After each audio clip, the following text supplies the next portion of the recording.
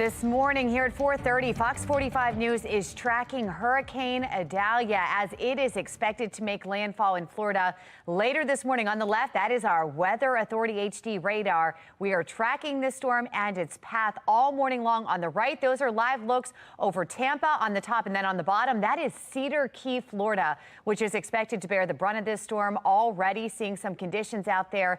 This is a Category 3 hurricane right now, and it is barreling towards the state. Thank you for waking up with us here. Live from WBFF in Baltimore, this is Fox 45 Early Edition. It's Wednesday, August 30th. I'm Megan Gilland. We've been talking about Hurricane Idalia. We want to bring in meteorologist Justin Chambers as he's been tracking that, and obviously a closer look at our forecast as well. Yeah, the latest update from the National Hurricane Center just released an update about 25 minutes ago.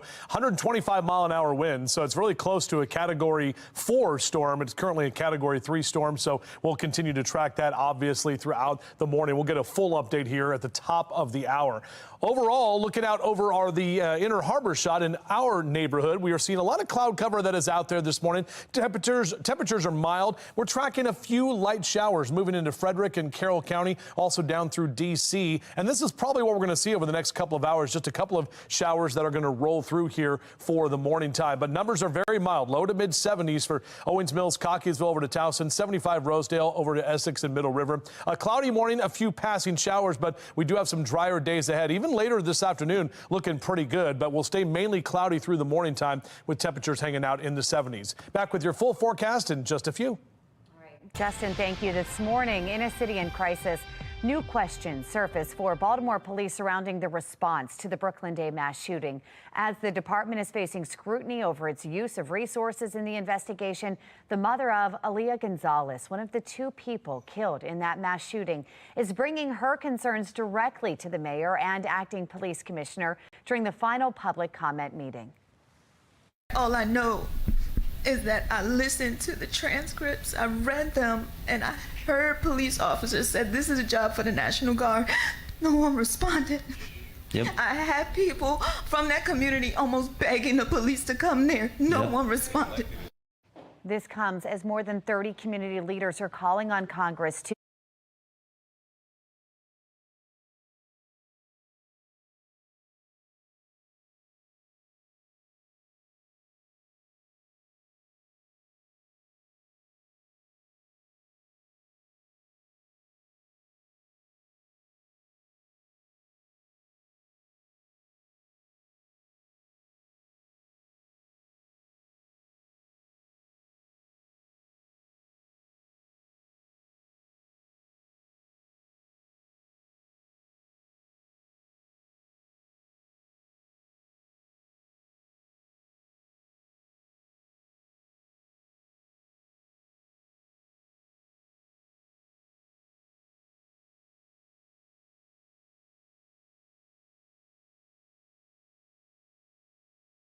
parents telling Fox 45 News that 20 bus routes were suddenly canceled around 11 p.m. Monday night. The county says their new out-of-state bus company doesn't have enough drivers to cover the routes. In a statement yesterday evening, County Executive Calvin Ball added his voice to the chorus of people calling for the transportation issues to be solved. He pointed out that over the last 4 years, Howard County has increased how much money it gives to the school system for transportation. Calvin Ball also noting the school system has exclusive and sole authority over student transportation, and parents should direct their questions and concerns to them. This morning, we're continuing to track Hurricane Idalia as it is expected to make landfall this morning. Still to come, one Florida mayor speaking out on the preparations underway. Look at those current conditions. Here at home, though, we're going to see the clouds move out today. We've got temperatures in the 80s coming up. Meteorologist Justin Chambers is tracking how the holiday weekend forecast is shaping up. It's 4:38 now, and you're watching Fox 45 Early Edition, all local.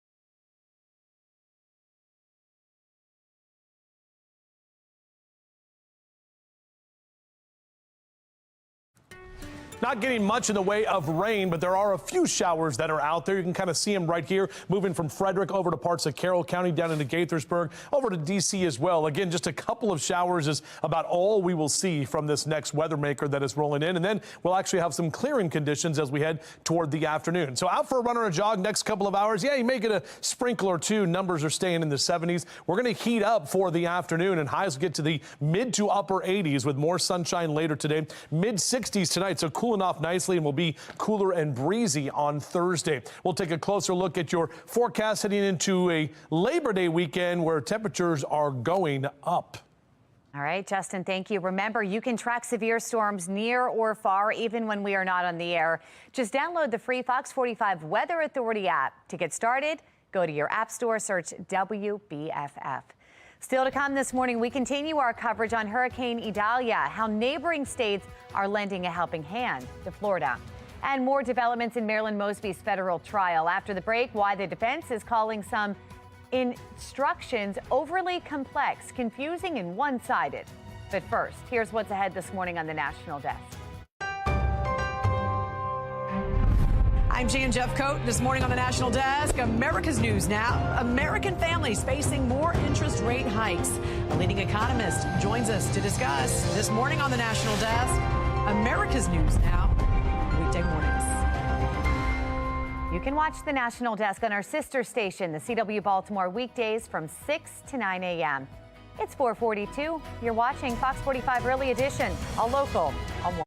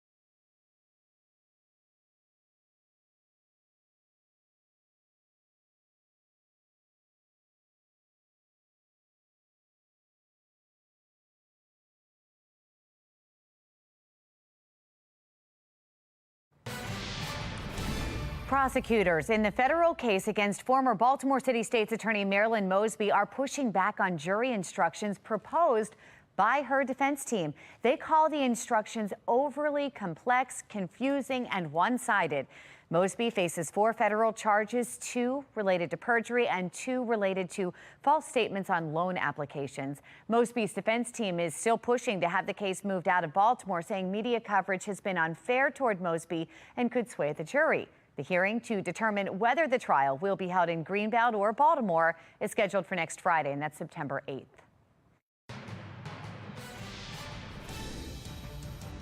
We prepare for these events every year. We have every City of Tampa employee on deck, but we also need our residents and our visitors to understand your level of responsibility. Tampa's mayor urging people to be as careful as possible as Hurricane Idalia is expected to make landfall here this morning. On the left, that is a live look at our Weather Authority HD radar. We are tracking the storm and its path all morning long. On the right, some live looks from Florida. You've got Tampa on the top, looking a little overcast there, and then the bottom.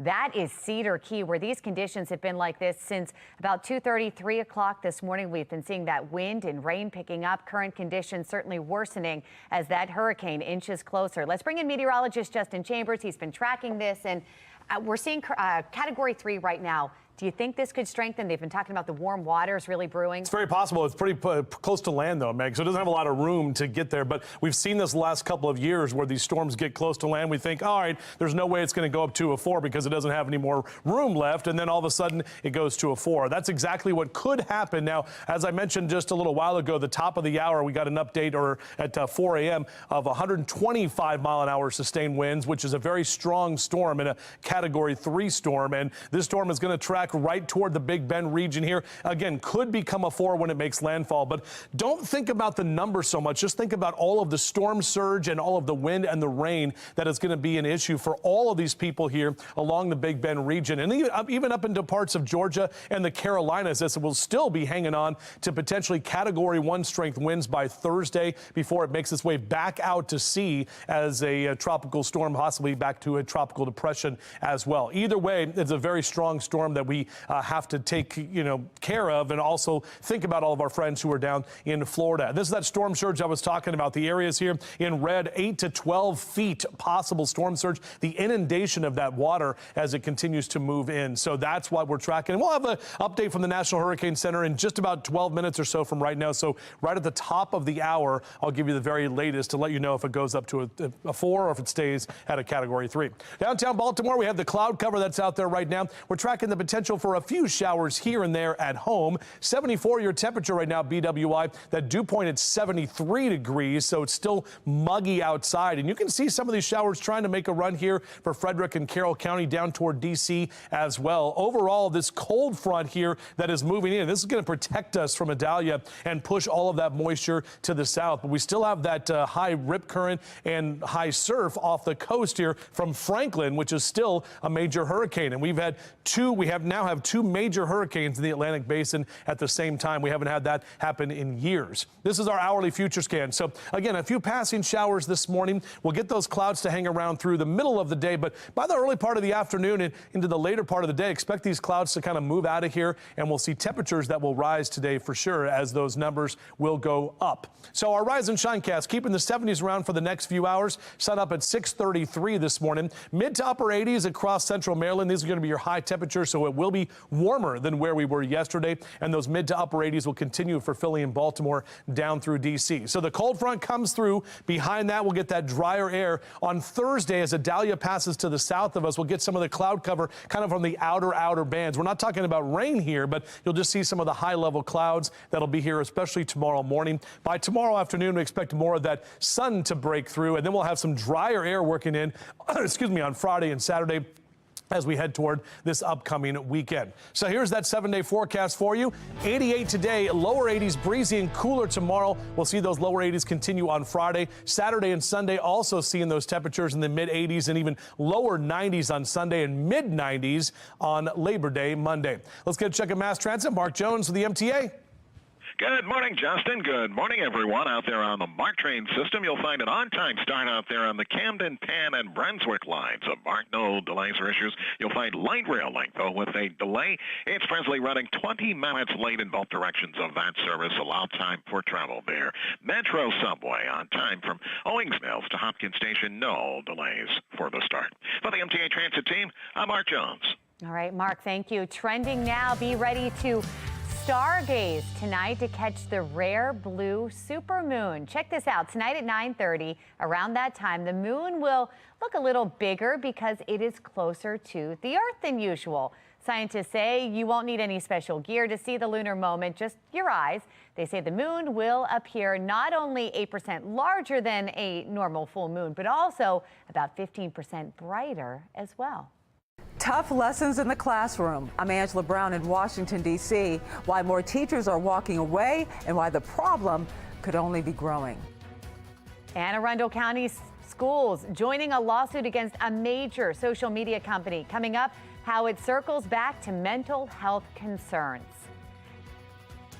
It's 4:51 as we continue to track Hurricane Idalia.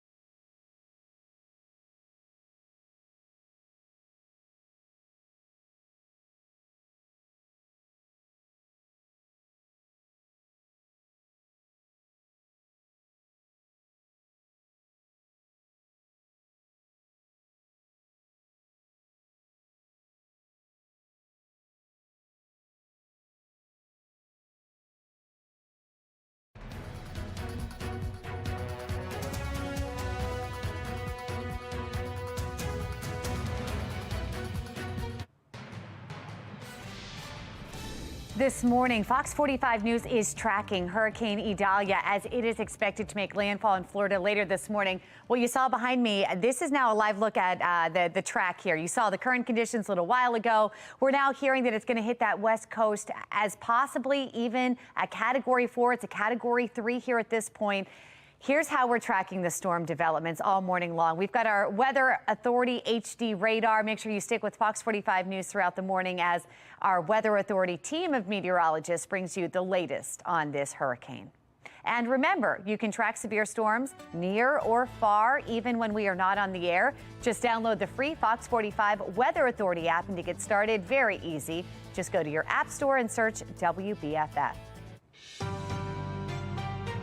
Now to the crisis in the classroom as the Anne Arundel County school system joins a lawsuit against major social media companies. The lawsuit is about the impact that sites like Facebook, Instagram, and TikTok have on students' mental health. It claims those companies are doing whatever it takes to keep users on their site without thinking about mental health. Philip Frederico is the attorney representing the school system, and he says once children are addicted, there can be serious consequences. They produce likes hearts and get really these children to spend an enormous amount of time on social media. The addiction really leads to mental health issues like anxiety, like depression, self-image problems, even suicide and suicidal ideation. So the medical community is really up in arms, and certainly the mental health community in our schools are begging for help. Federico says parents should talk to their children about social media safety, but he emphasizes that parents can't be around their kids 24/7, so it's important for the social media companies to understand the impact they're having on children. Now taking a look inside the classroom as experts warn a nationwide teacher shortage could be getting worse after an acceleration during the pandemic. The National Desk's Angela Brown reports which states are seeing the biggest problem. Angela? The Florida Department of Ed says the state has over 4,700 open teaching vacancies. In North Carolina, more than 5,000. One reason? Pay. Our team of reporters talking to educators nationwide, including Shayna Pill in North Carolina, who left the classroom after a decade. I don't receive enough pay to put food on my table and clothe my children, and they're on Medicaid and we receive food stamps. New information from the National Education Association says nationwide over 314,000 job openings still exist in our schools, and over 286,000 of our educators in our schools are not certified for the subject they are teaching. And we also know that when we do not have a carified, qualified, certified teacher in front of students, it impacts their ability to learn. Some say the teacher shortage is getting worse. Take Pennsylvania. Nearly 9,600 teachers leaving their jobs, the largest increase in the past decade. In Maine, more than 2,000 teachers and other educators quit or retired last year, the most in the past 7 years. Michelle Cook, College of Education, Clemson University. One of the reasons why there is a teacher shortage is that sometimes folks leave pretty quickly once they become teachers. So there's an attrition rate, especially in the first 3 to 5 years. In Washington, D.C., I'm Angela Brown. Well, Towson University is welcoming its largest ever incoming class, nearly 5,300 students walking on campus for the first time. Towson's new students hail from 25 states and 25 countries. Good luck to all of them. And Fox 45 News is your back-to-school headquarters. We've done extensive reporting on the staff shortages and other school issues happening here in Maryland. Just scan the QR code right there on your screen to check out all of the stories we've posted so far, or go to foxbaltimore.com/back-to-school-HQ.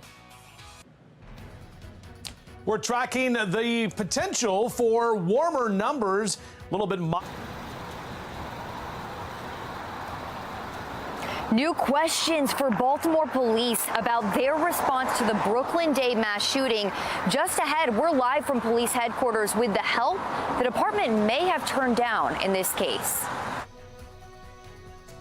Top prosecutors across the state say that the current juvenile justice laws aren't working. I'm Olivia Danson. Coming up next, we press Senator Jill Carter on the laws that she helped to create. Live from WBFF in Baltimore, this is Fox 45 Early Edition. Good morning on this Wednesday, August 30th. I'm Patrice Sanders. I'm Tom Rogers, and it's all about Idalia. It is. We need to get over to meteorologist Justin Chambers, take a look at what's happening for us and follow what's happening there. Yeah, and just it did go to a Category 4, 130-mile-an-hour winds. That's the very latest update from the National Hurricane Center. The storm rapidly intensifying as it makes its way to the Big Bend region there in Florida. They're talking about potential 10 to 12 feet of storm surge in that area. Now, we live by the water. We all know this is what it looks like here at the Inner Harbor, and you have those low-lying areas that get inundated with the flooding. So that's what we're watching for with those strong winds as well. Meanwhile, here at home, calm conditions this morning. We got some cloud cover that is out there and even tracking a few light showers at this time. You can see a few of those here on our Weather Authority HD radar moving into Frederick and into parts of Carroll County. A few showers down toward D.C. as well. Statewide, 60s in western Maryland. Most of us in the mid-70s for Westminster and Bel Air down through Baltimore City. 76 in Annapolis right now. A cloudy morning with a few passing showers. We do have drier days ahead and hotter days as well. Mr. Bo says we're good to go. Maybe a stray shower or two again on your drive into work or school in the next couple of hours. But overall, we're drying out nicely for the second half of the day. Back with your full forecast in just a few. Well, let's take a look at your Lens Solar traffic network here and some of the cameras around the region. And there is a disabled vehicle. The bottom right, you can see that right before you head into the Fort McHenry Tunnel. And you see some flashing lights there. No delays to start off your Wednesday morning commute. And it's clear y'all did nothing. All of y'all dropped the ball. This morning, we are continuing our coverage of the Brooklyn Day mass shooting investigation. There are claims the department turned down federal help to catch suspects. It was first reported by the Baltimore Brew. Shannon Lilly joins us live from police headquarters now with the claims against the department. Shannon. Yeah, these reports, like you said, Patrice and Tom, are accusing the city of turning down federal help to try to catch the suspects. And here we are nearly 2 months later, and officers here at the department are still working to try to solve this case. In fact, take a look at this quote from a top-level source at the Justice Department published in the Baltimore Brew. That source saying the city has actually shunned the help of the FBI and the ATF, saying, quote, "There is a strong, puzzling culture at the Baltimore Police Department that circles a wagon and says, this is our business. We can take care of it. Thank you, but we got it. Unfortunately, they didn't have it," end quote. So now many community leaders are calling on Congress to step in, and they're asking the feds to take over this investigation. And it's clear y'all did nothing. All of y'all dropped the ball. Every agency that could have done something did something wrong or left out something they should have done. And I'm saying, let's clean this up. Let's bring the feds in, FBI, ATF, let them investigate the case. Neighborhood President Doc Cheatham there and more than 30 other community leaders are calling for that congressional inquiry into the mass shooting. The shooting happened back in early July, leaving 2 dead and 28 injured. So far, police have made 2 arrests, but no one has been directly linked to the shootings of the 30 victims. And police's investigation of this case, you'll remember, has been riddled with criticism and questions about officers' failure to secure the crime scene and the sweeping away of possible evidence before it could be properly processed. And that is why Cheatham and other community leaders, Tom and Patrice, believe that the feds need to step in and take over this investigation. So, Shannon, what is the mayor saying about this? Well, Patrice, he has said from the beginning that the federal agencies are assisting in this probe. In fact, take a listen to exactly what he said when we pressed him about this yesterday. You know that ATF and FBI have been there since day one. We're not going to go into deep detail about what our federal law enforcement agencies are doing in partnership with us. Again, though, the Baltimore Brew investigation says otherwise, and we were expecting to get a report on how police handled all of this last month. The mayor says that report should come soon, within the next few days. Reporting live from police headquarters, I'm Shannon Lilly, Fox 45 News, Early Edition. Thank you, Shannon. Well, the Brooklyn Day mass shooting was also a topic of discussion at the final public comment meeting with Mayor Brandon Scott and Acting Police Commissioner Richard Worley. Last night, the mother of one of the victims who was killed says city police were not there when residents needed them. All I know is that I listened to the transcripts, I read them, and I heard police officers said this is a job for the National Guard. No one responded. Yep. I had people from that community almost begging the police to come near. No one responded. Well, coming up in our next half hour, we continue our coverage of last night's meeting. Elsewhere, Baltimore police are offering a $4,000 reward for information about an armed carjacking in Upper Fells Point last month, one of several car-related crimes in recent weeks. Juvenile car thefts have lawmakers' attention. Over the past few weeks, over just this past week, actually, Fox 45 News reported on 2 11-year-olds involved in car thefts. Police say both are too young to be charged. Legal experts argue something needs to change. I think if there were better means of accountability and there were more consistent consistently applied accountability, we would see the numbers go down. Many lawmakers and prosecutors say the state's juvenile justice laws are to blame for an uptick in youth crime. State Senator Jill Carter authored some of those laws that are now in question. She's continuing to push back on those claims. Olivia Dance is joining us live this morning with both sides of the arguments. Olivia? Well, Tom, that's right. Police, prosecutors, and leaders across the state say that the current juvenile justice laws aren't working, but Senator Jill Carter is defending those laws that she helped to create. I think that police and prosecutors need to be better educated if they're believing that they can't do anything, which I don't know why they would believe that. Law enforcement tells us when kids get picked up for nonviolent crimes like stealing cars, there's nothing they can do to hold those kids accountable. The laws Carter helped create include not prosecuting kids under 13 with certain crimes and preventing questioning of juveniles without their parents' and attorneys' approval. Top prosecutors from counties all across the state disagree with Carter and are concerned that kids are just learning the laws and know that they won't face any consequences. There's nothing the law will allow us to do to hold them accountable, and they're doing whatever they want. They know that, nothing's really going to happen to them if they keep their crime in a certain limit of types of crimes. They come in, we can't detain them, they're back in the community the next day. They get picked up for the second one, can't detain them. They're back in the community again the next day. And lawmakers in Annapolis are scheduled to meet on September 13th to begin reviewing the current juvenile justice laws. For now, reporting live, I'm Olivia Dance, Fox 45, Early Edition. That brings us to our question of the day. Who is responsible for the juvenile crime crisis? Parents, lawmakers, both, or none? So far, 91% of people who voted say both. Head to foxbaltimore.com/vote to weigh in. We are now just hours away from Hurricane Idalia making landfall in Florida this morning. Straight ahead from our live center, why the National Weather Service is calling this storm an unprecedented event. We continue to track a few showers here at home as well. We'll break down your forecast coming up.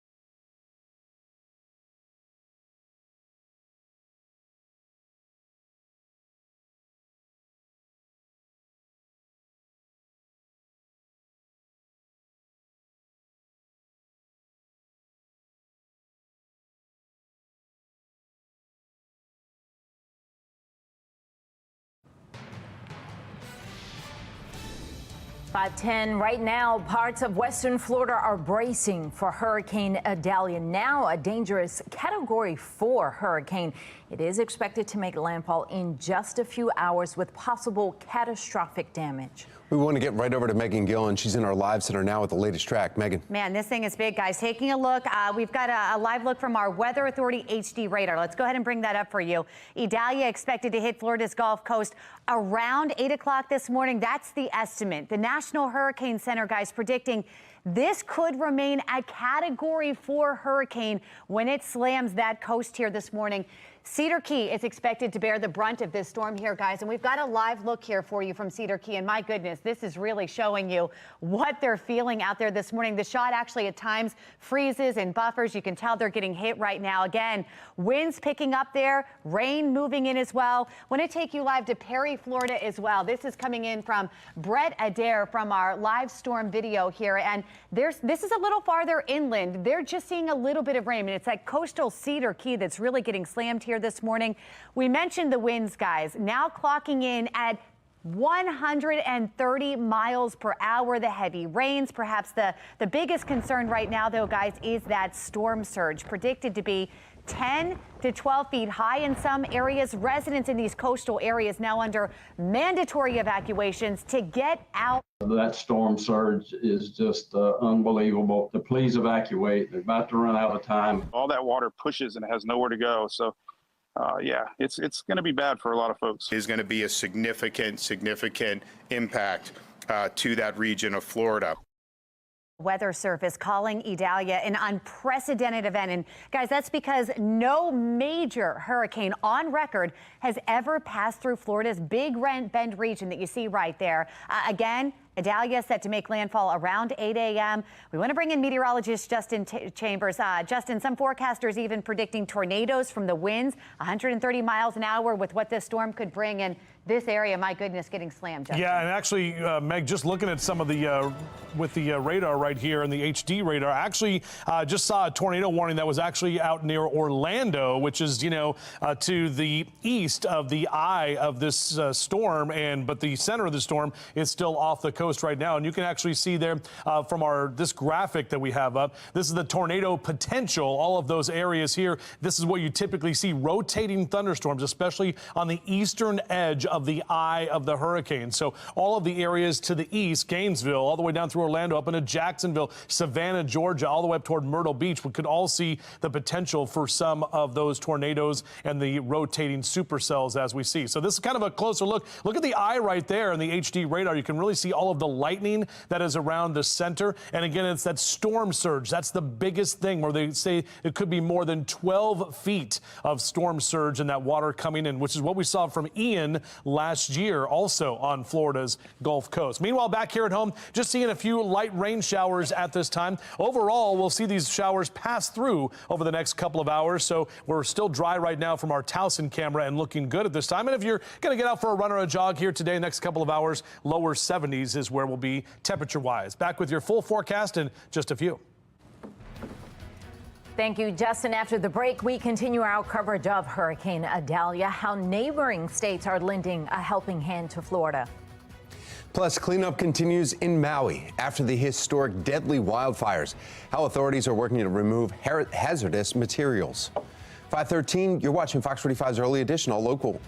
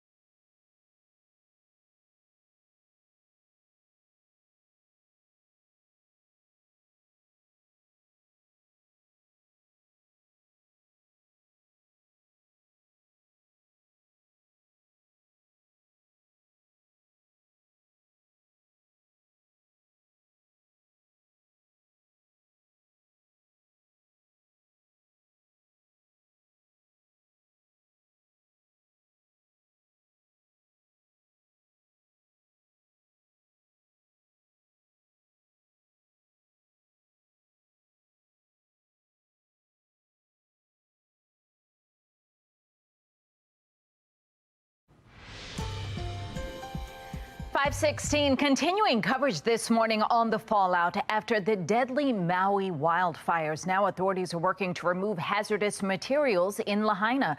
Bob Fenton is the chief federal response coordinator for the Maui wildfires. He says teams are working toward making the area safe for residents by analyzing structures and removing household hazardous materials. Officials will also remove fire damaged debris from impacted areas.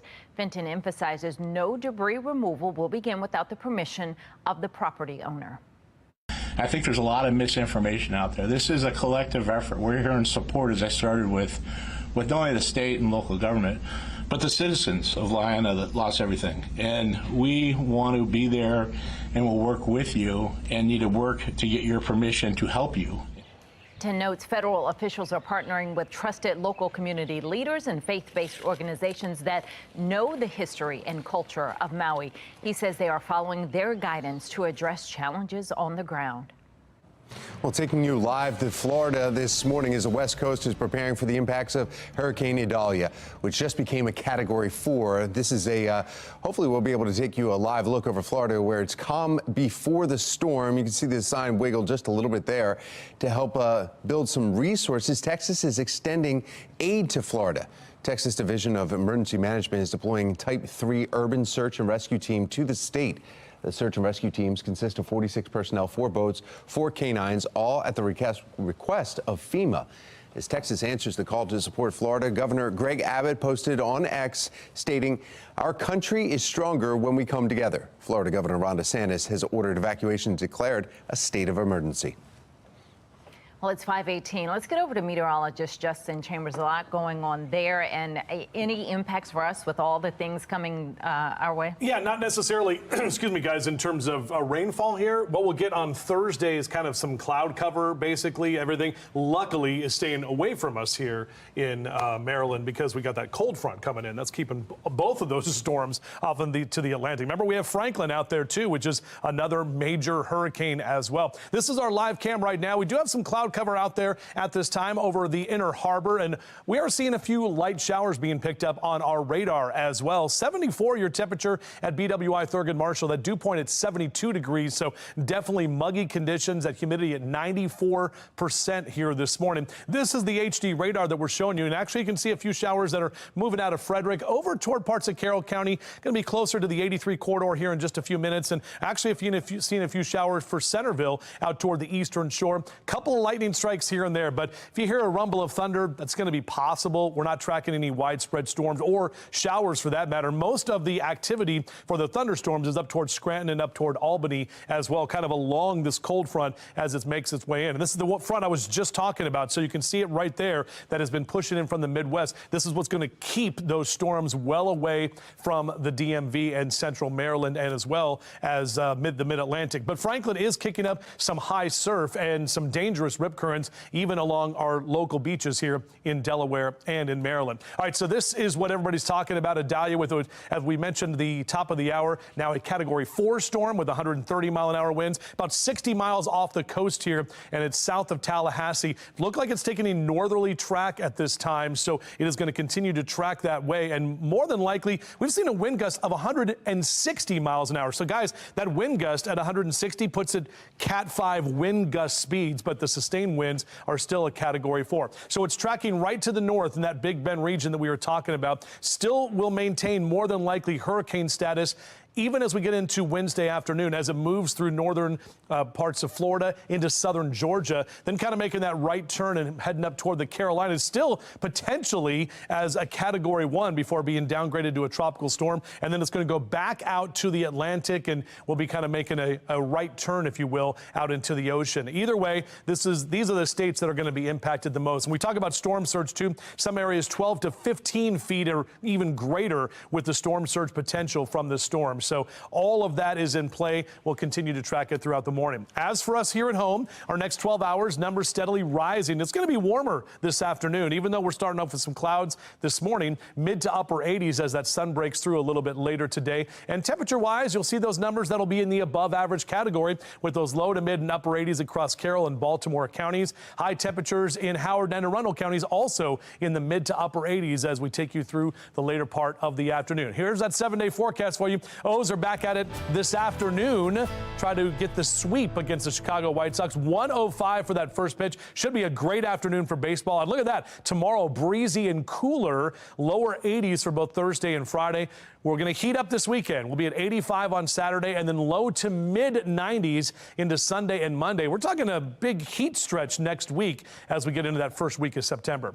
All right, let's get a check on mass transit. Mark Jones with the MTA. Good morning, Mark.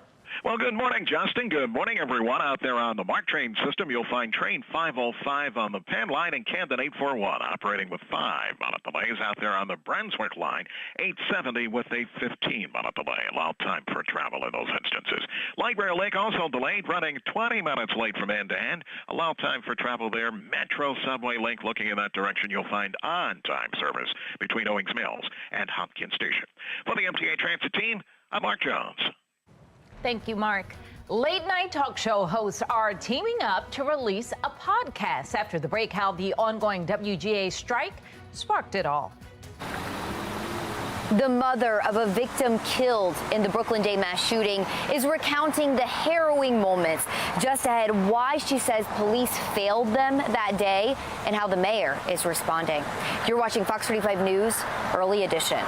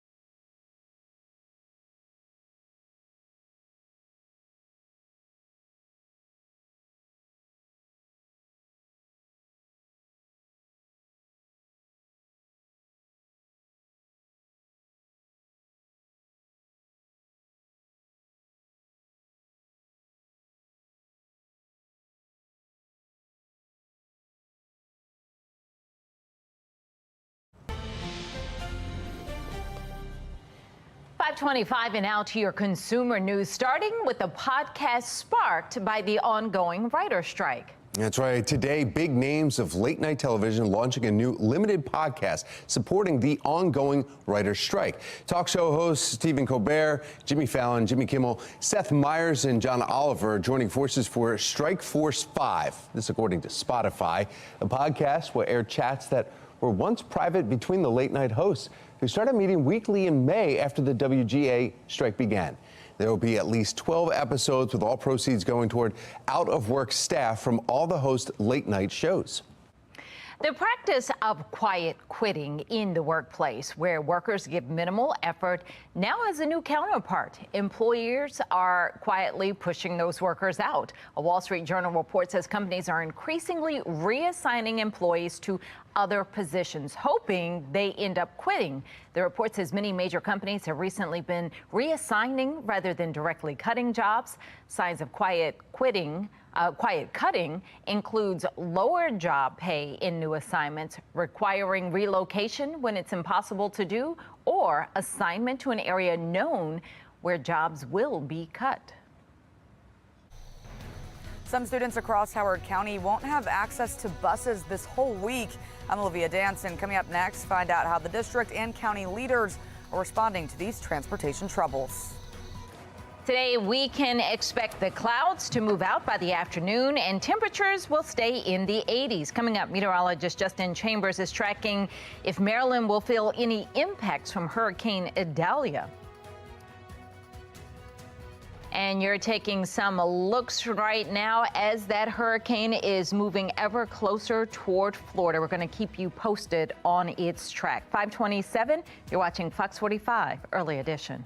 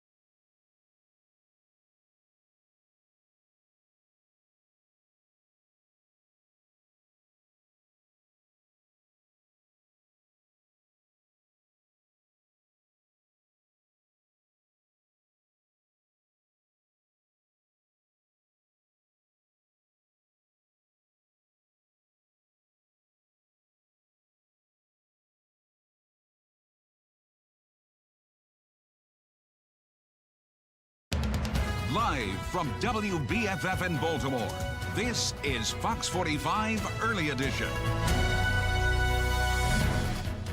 Welcome back on this Wednesday morning. 5:30 is the time. I'm Patrice Sanders. I'm Tom Rogers, and today it is going to be another warm one, but not as much sun as we've seen in the past.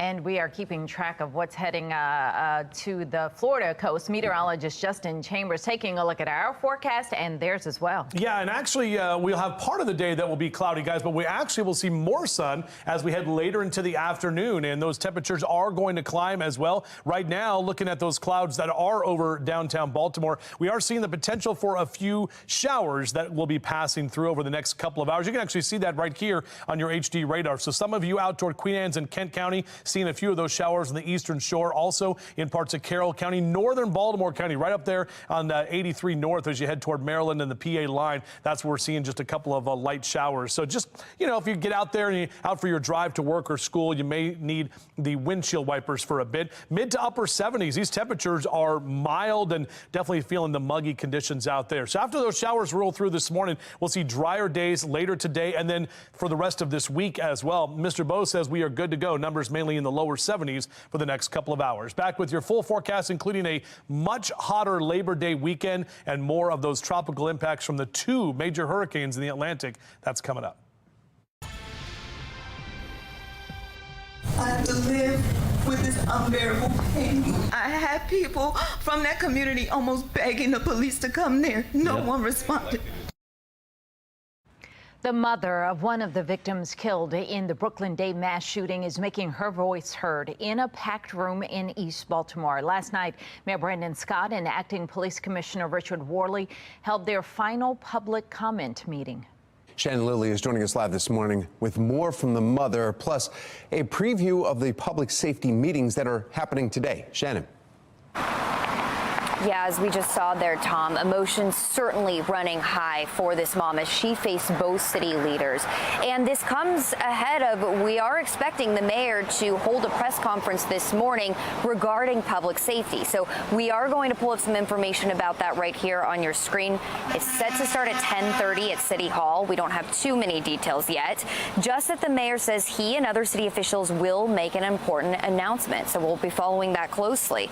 After that, this afternoon at 1 p.m., also at City Hall, the Public Safety and Government Operations Committee will hold a hearing with law enforcement regarding the citation docket initiative implemented by State's Attorney Ivan Bates. Now, that initiative requires the committee to hold hearings in September regarding the Brooklyn mass shooting. This all coming as the mayor and acting police commissioner wrapped up their final community meeting last night ahead of Richard Worley's confirmation. Residents at these meetings have stepped to the mic with a range of concerns, and violent crime has certainly been top of mind. At this particular meeting, though, we heard from the mother of 18-year-old Aaliyah Gonzalez. Gonzalez was one of the two people killed in the Brooklyn Day mass shooting in July, and this heartbroken mother is explaining how she believes police failed them that day. Take a listen. I had people from that community almost begging the police to come there. No one responded. Dispatch started begging police to send someone out there. Nobody responded. And then I heard you say, by the time we got here, the incident had already occurred, but it didn't. It did not have to occur. As I've said to you, we'll be there for you. I'll be there for you to help you guys through whatever that you need. Certainly a difficult exchange. The mayor offering his condolences there. As for what's next, we do know that Richard Worley's confirmation hearing is now set for September 21st. Reporting live from police headquarters, I'm Shannon Lilly, Fox 45 News, Early Edition.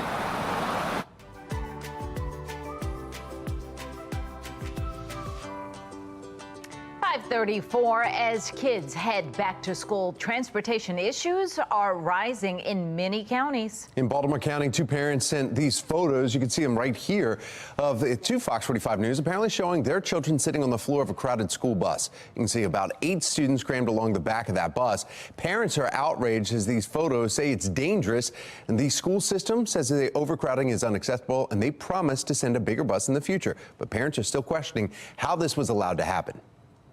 You know that that's wrong. So how could you drive off with these, 8 or 9 children sitting on a floor knowing that they are at risk? They knew at the beginning of this, of the school year, how many children were going to be on that bus. They should be prepared for how many children are going to be on that bus and provide the proper bus. In Howard County, parents also reporting issues with the school bus system. Some parents tell Fox 45 News their kids' buses arrived late on the first day of school, or in some cases just didn't show up at all. Those issues are expected to continue all week long. Olivia Dance is joining us now with an update. Olivia. Yeah, Patrice, that's right. Unfortunately, the transportation troubles will continue all week with 20 bus routes impacted across the county. Many of those buses impacted take students right here behind me to Atholton High School. The school district says their new bus contractor, Zoom Transportation, had driver call-outs and doesn't have the staffing to complete all the routes. Zoom is a California-based tech company that was awarded a 3-year, $27 million contract, accounting for more than half the school system's total bus budget. The contractor is working to address those vacancies, but in the meantime, families are left scrambling to find alternative arrangements to get their children to school. Yes, it's a huge stressful for kids. I mean, think about parents that have to go to work. Not everybody has the luxury of being able to stop and drive their kids to school, to and from school.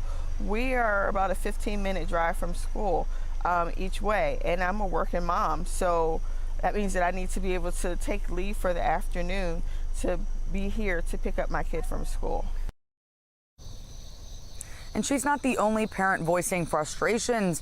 The complaints continue to pour in on social media, and now there's an online petition demanding that Superintendent Michael Martirano resign. The petition has almost 400 signatures.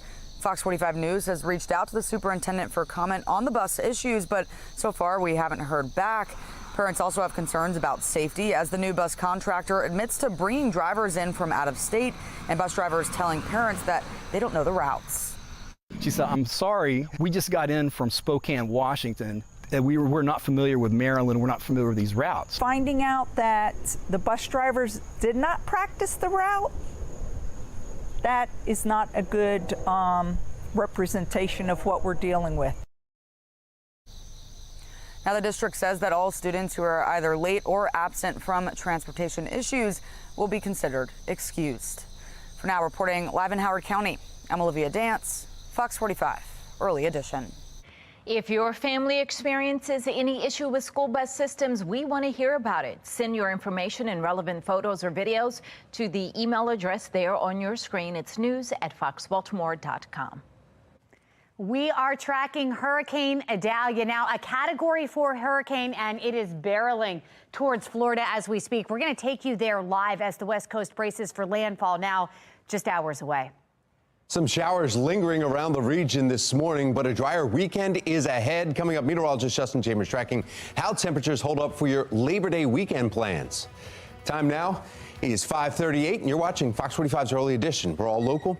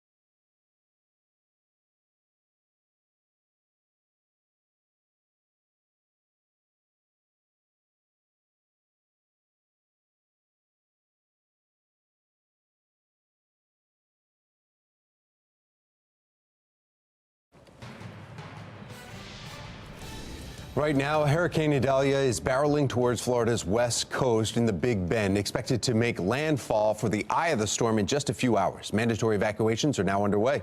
But a lot of them are already feeling it. Let's get over to Megan Gillen in the Live Center with a look at the current conditions. Megan. It's almost too late if you haven't already left here, guys. We're taking you live, and of course, it just froze. This is the Cedar Key area. This is actually Levy County getting slammed right now. This video has been coming in and out all morning as the rain and the winds have been beating down here. I've got another image to show you. This is coming in from Brett Adair from Live Storm Video here, and he is in the Perry, Florida area. Justin was telling us it's a little inland right here. See if we can make this a little bigger for you. They're now seeing some rain coming through that area and some wind. He's been kind of driving through that area, giving us a glimpse of that storm pushing through here. And guys, so many residents now taking to social media, showing us what they're seeing right now. Let's bring in this one here. This is coming from Andrew. Strong winds coming in with outer bands of Idalia moving through Cape Coral. Look at those images here. Those winds now sustained at 120 miles per hour here, guys. We're talking about a Category 4 hurricane at this point. Another image. Wow, here comes the storm surge seen just now on midnight past Florida. This is a live cam intensifying there. This is in the Tampa Bay area, and this came in around 3 o'clock in the morning here. They were already seeing that storm surge, and that's a huge concern with this hurricane here, guys. Some areas could see 12 to even 15 feet in some areas. Another person writing in saying conditions are beginning to deteriorate. This is right near Keaton Beach as the very dangerous major hurricane barrels closer into the Big Bend area here in Florida. Again, as we see some of these images here, one more for you. Look at this. Vehicles trying to cross Howard Franklin Bridge at 3:50 in the morning, and you can see that water now pushing onto the roadways, and this is just hours before landfall is expected to happen. Again, looking at the timing of all of this, we've been watching the National Hurricane Center showing landfall in Florida around 8 o'clock this morning. And then this is expected to push across the state into Georgia and South Carolina, reemerging in the Atlantic there by tomorrow night. So what does that mean for us? Let's bring in meteorologist Justin Chambers. He's, of course, tracking what it means for Florida. But any impacts here, Justin, on the East Coast? Yeah, the good news is, Megan, we're not going to see anything here for us locally. In fact, most of the mid-Atlantic is going to stay away from Idalia because we've got a big cold front coming in. But there's that eye of the storm, about 60 miles off the coast, just south of Tallahassee, tracking to the north right now. But what Meg was talking about, you can see on this picture here with all of that surge, and on the right side of the storms, that's what we typically see the worst weather, which is why folks in Tampa and Cedar Key and all those areas are already seeing that storm surge. And then once that eye makes landfall, we'll continue to track into those other states that Meg was talking about as well. Now, we have a few light rain showers that we're seeing moving through here. Eastern Shore, you're getting a few of those moderate showers out toward Chestertown and Denton up into Aberdeen, even over toward areas north of Cockeysville, right around northern Baltimore County. But really no lightning strikes, thankfully. Just a few passing showers here this morning. Mid-70s for Cockeysville and Towson, straight down the JFX to Baltimore City right now. And if you're getting some yard work and gardening done, do it in the morning time, especially with the watering, because we're going to heat up for the afternoon. Back with your full forecast in just a few minutes. This morning, new questions surface over the Brooklyn mass shooting investigation, the controversy surrounding federal help with the investigation, and what some community leaders are calling for. A new era of COVID ushering fears old policies may be coming back. I'm Christine Frizzell in Washington with that story ahead. 5:45 right now on this Wednesday morning. You're taking a live look over the Inner Harbor. You're watching Fox 45's Early Edition. We're all local, all morning.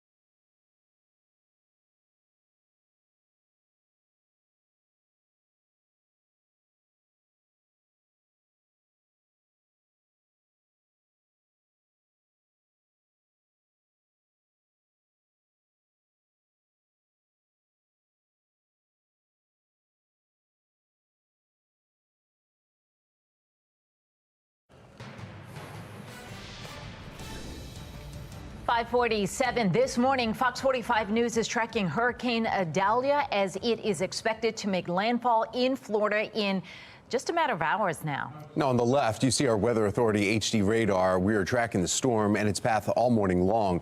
On the right, live looks over certain areas in Florida showing current conditions. Well, let's get over to meteorologist Justin Chambers now. He's been hard at work in the Weather Authority Center looking at the track of that storm and what, if any, impacts it will have on us here and all the things we should be looking out for. Yeah, exactly right, guys. I mean, we're looking here very calm conditions in Taos. We have to start with our local forecast, obviously, because we need to talk about what's going on here at home. And we actually are seeing a few showers for some of us that have been moving through. So you may encounter a few of those rain showers if you're heading out to work or school. The sun's still not up quite yet, but that's what it looks like here in Towson. And you can actually see on our HD radar a line of showers moving from Westminster out to Manchester, up into New Freedom here, just about crossing the Carroll and Baltimore County lines up toward the northern part there of 83 and the northern sections of Baltimore County. Also seeing a few showers for you out toward APG, moving up toward Perryville and Elkton, also into Centerville and Churchill on the eastern shore. A couple of those light to moderate showers. Not much in the way of actual lightning. Most of the activity for the thunderstorms are well to the north of us, but this is along that cold front. And this is that cold front we keep talking about, at least in the weather department, about how it's keeping all of the storms away from us because of this front. This is perfect timing with the fact that we've got Franklin out in the Atlantic and we've got Idalia in the Gulf of Mexico, both major hurricanes at this time. So that cold front helping to keep those away from us. Here's the eye of the storm. You can see all of the lightning right here, and this is south of Tallahassee, the center of the eye wall that is going to be continuing to track toward the north and the northeast as well over the next couple of hours. So that's why we have all of the issues that they're seeing there. And let me put the track on this. So again, this is a Cat 4 with 130-mile-an-hour winds, but wind gust at 160, making landfall more than likely in the next couple of hours. Still potentially holding on to hurricane strength winds as it gets into southern Georgia and then moving up toward the Carolinas by this evening into Thursday, mainly South Carolina, parts of North Carolina could also be impacted with this as well. And then it's going to head back out to the Atlantic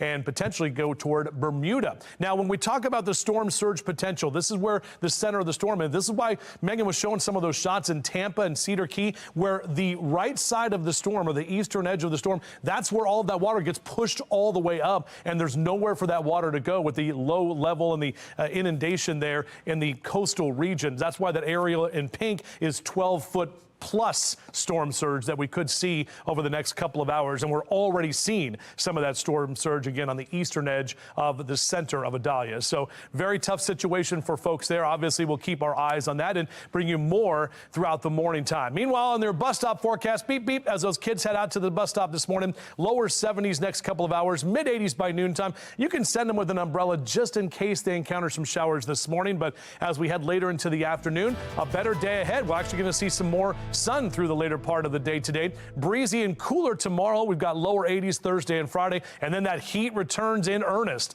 We're talking about low to mid 90s for Sunday, Monday, and Tuesday of next week. Well, parents often turn to secondhand stores, consignment shops, even online exchanges devoted exclusively to used baby gear.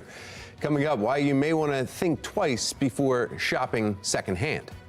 And make sure you stay with Fox 45 News all morning long as we are continuing to track Hurricane Idalia and its developments. 5:51, you're watching Fox 45 Early Edition, all local.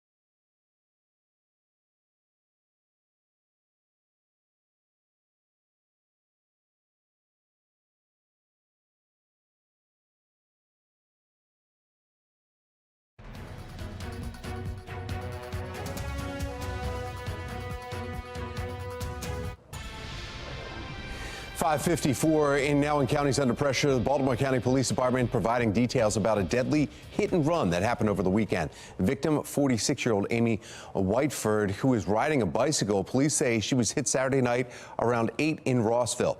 They say it appears she was crossing Rossville Boulevard at the time, and the driver left the scene. If you have any information, you're asked to contact police. A 26-year-old man pleads guilty in an alleged drug operation out of Baltimore County. Prosecutors say over a 6-month period in 2020, Dennis Drake and others operated a stash house in Pikesville. Police say people sold the drugs at various locations in West Baltimore. The U.S. Attorney for Maryland says a search warrant at the Pikesville home led to the seizure of fentanyl and other drugs. Drake will be sentenced in November.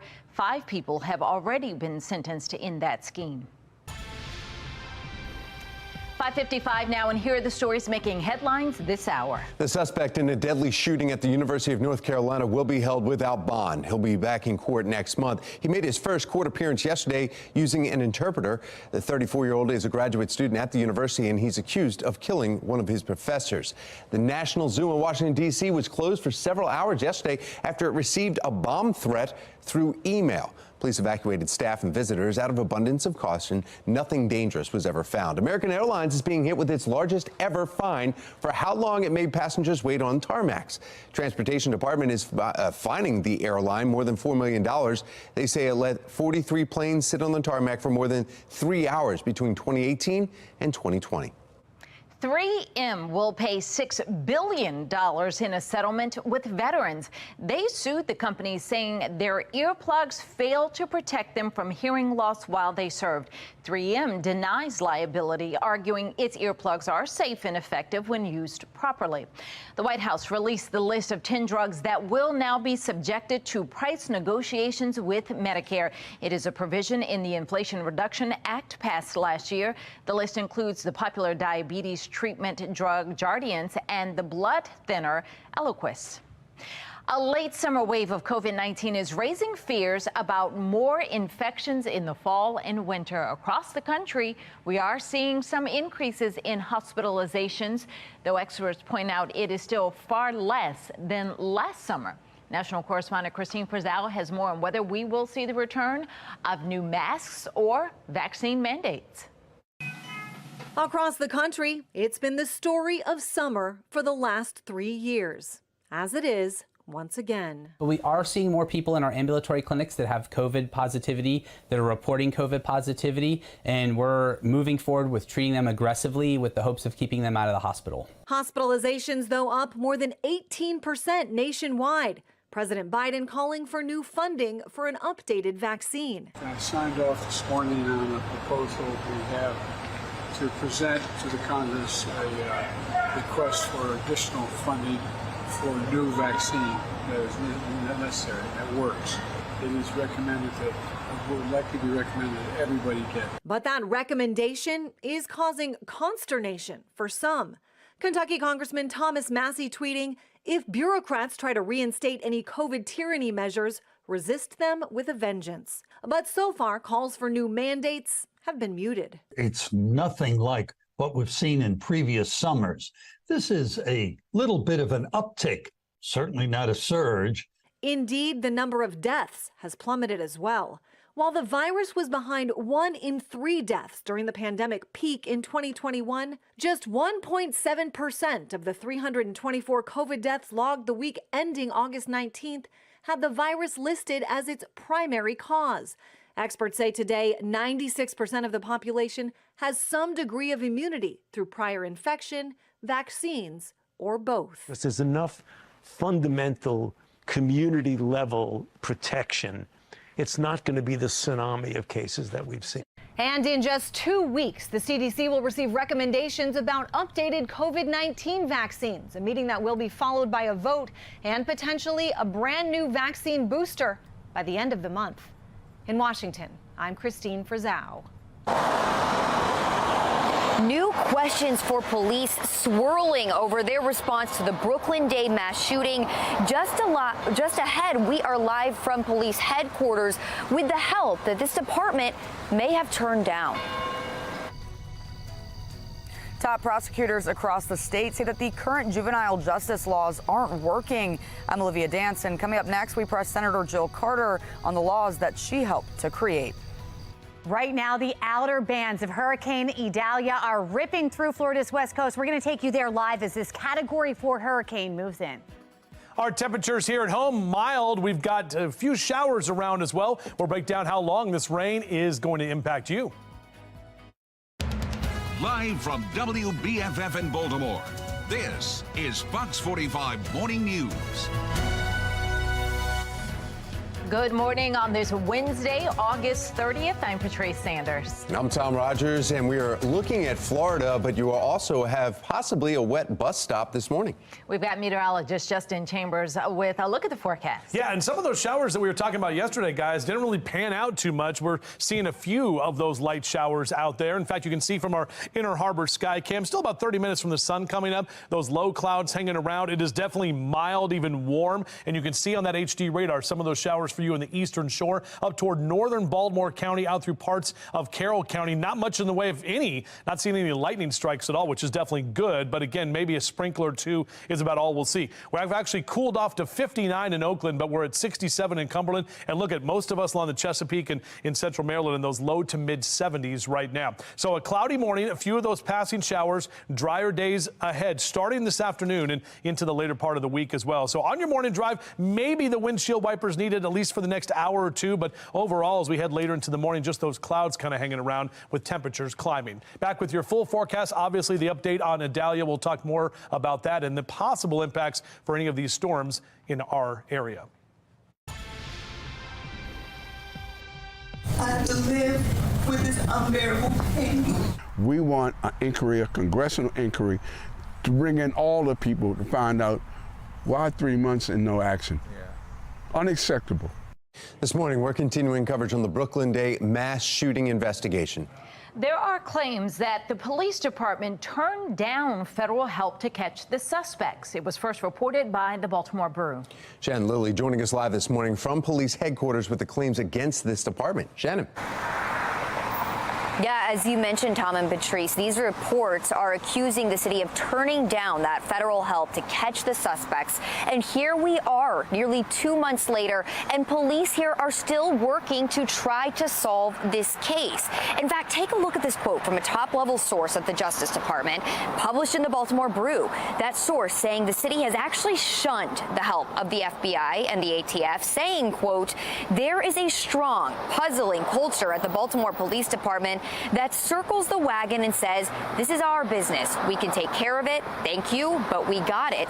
Unfortunately, they didn't have it, end quote. So many community leaders now are calling on Congress to step in and asking the feds to take over this investigation. And it's clear, y'all did nothing. All of y'all dropped the ball. Every agency that could have done something did something wrong or left out something they should have done. And I'm saying, let's clean this up. Let's bring the feds in, FBI, ATF, let them investigate the case. Neighborhood President Doc Cheatham there and more than 30 other community leaders are calling for that congressional inquiry into the mass shooting. The shooting happened back in early July, leaving 2 dead and 28 injured. So far, police have made 2 arrests, but no one has been directly linked to the shooting of the 30 victims. And the police investigation of this case, you'll remember, has been riddled with criticism and questions about officers' failure to secure the crime scene and the sweeping away of possible evidence before it could be properly processed. And that is why Cheatham and other community leaders, Tom and Patrice, say it is important and critical that an outside agency look into this and do their own investigation. So, Shannon, what is the mayor saying about it? Well, the mayor has said from the beginning, Patrice, that federal agencies are assisting in this probe. In fact, we questioned him about this just yesterday. Take a listen to his response when we pushed him. You know that ATF and FBI have been there since day one. We're not going to go into deep detail about what our federal law enforcement agencies are doing in partnership with us. That investigation from the Baltimore Brew, though, again, indicating that that's not, in fact, the case. And we also were expecting to get a report on how police handled this probe last month. We still have not received it. The mayor says we should be getting that report within the next few days. Reporting live from police headquarters, I'm Shannon Lilly, Fox 45 Morning News. Thank you, Shannon. The acting commissioner's confirmation hearing set for September 21st, same day as acting Baltimore Fire Chief James Wallace has his confirmation hearing. Elsewhere, Baltimore police are offering a $4,000 reward for information about an armed carjacking in Upper Fells Point last month, one of several car-related crimes in recent weeks.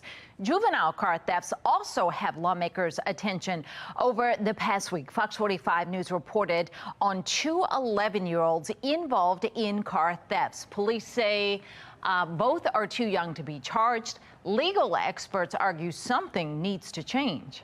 I think if there were better means of accountability and there were more consistently applied accountability, we would see the numbers go down. Well, many lawmakers and prosecutors say the state's juvenile justice laws are to blame for an uptick in youth crime. State Senator Jill Carter authored some of those laws that are now in question. She's continuing to push back on those claims. Olivia Dance joining us live this morning with both sides of these arguments. Olivia. Well, Tom, that's right. Police, prosecutors, and leaders across the state said that the current juvenile justice laws aren't working. But Senator Jill Carter is defending those laws that she helped to create. I think that police and prosecutors need to be better educated if they're believing that they can't do anything, which I don't know why they would believe that. Law enforcement tell us when kids get picked up for nonviolent crimes like stealing cars, there's nothing they can do to hold those kids accountable. The laws Carter helped create include not prosecuting kids under 13 with certain crimes and preventing questioning of juveniles without their parents' and attorneys' approval.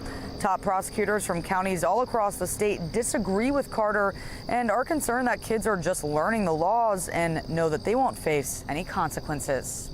There's nothing the law will allow us to do to hold them accountable, and they're doing whatever they want. They know that, nothing's really going to happen to them if they keep their crime in a certain limit of types of crimes. They come in, we can't detain them, they're back in the community the next day. And lawmakers in Annapolis are scheduled to meet on September 13th to begin reviewing the current juvenile justice laws. For now, reporting live, I'm Olivia Dance, Fox 45 Morning News. That brings us to our question of the day. Who is responsible for the juvenile crime crisis? Parents, lawmakers, both, or none? So far, 88% of people who voted say both. Head to foxbaltimore.com/vote to weigh in. I had people from that community almost begging the police to come there. No one responded. The mother of one of the victims killed in the Brooklyn Day mass shooting confronting the mayor and the acting police commissioner. Coming up in our next half hour, we continue our coverage on the final public comment meeting. It's very unacceptable. We got the email saying that the route was canceled. Howard County parents reporting issues with the school bus system on the first days of school. Still ahead, how Howard County leaders are responding to the transportation issues. And we're starting off with cloudy skies, a few showers here and there as well this morning. We'll talk about when that rain moves on and just how hot we get for Labor Day weekend. All coming up on Fox 45 Morning News, all local, all morning.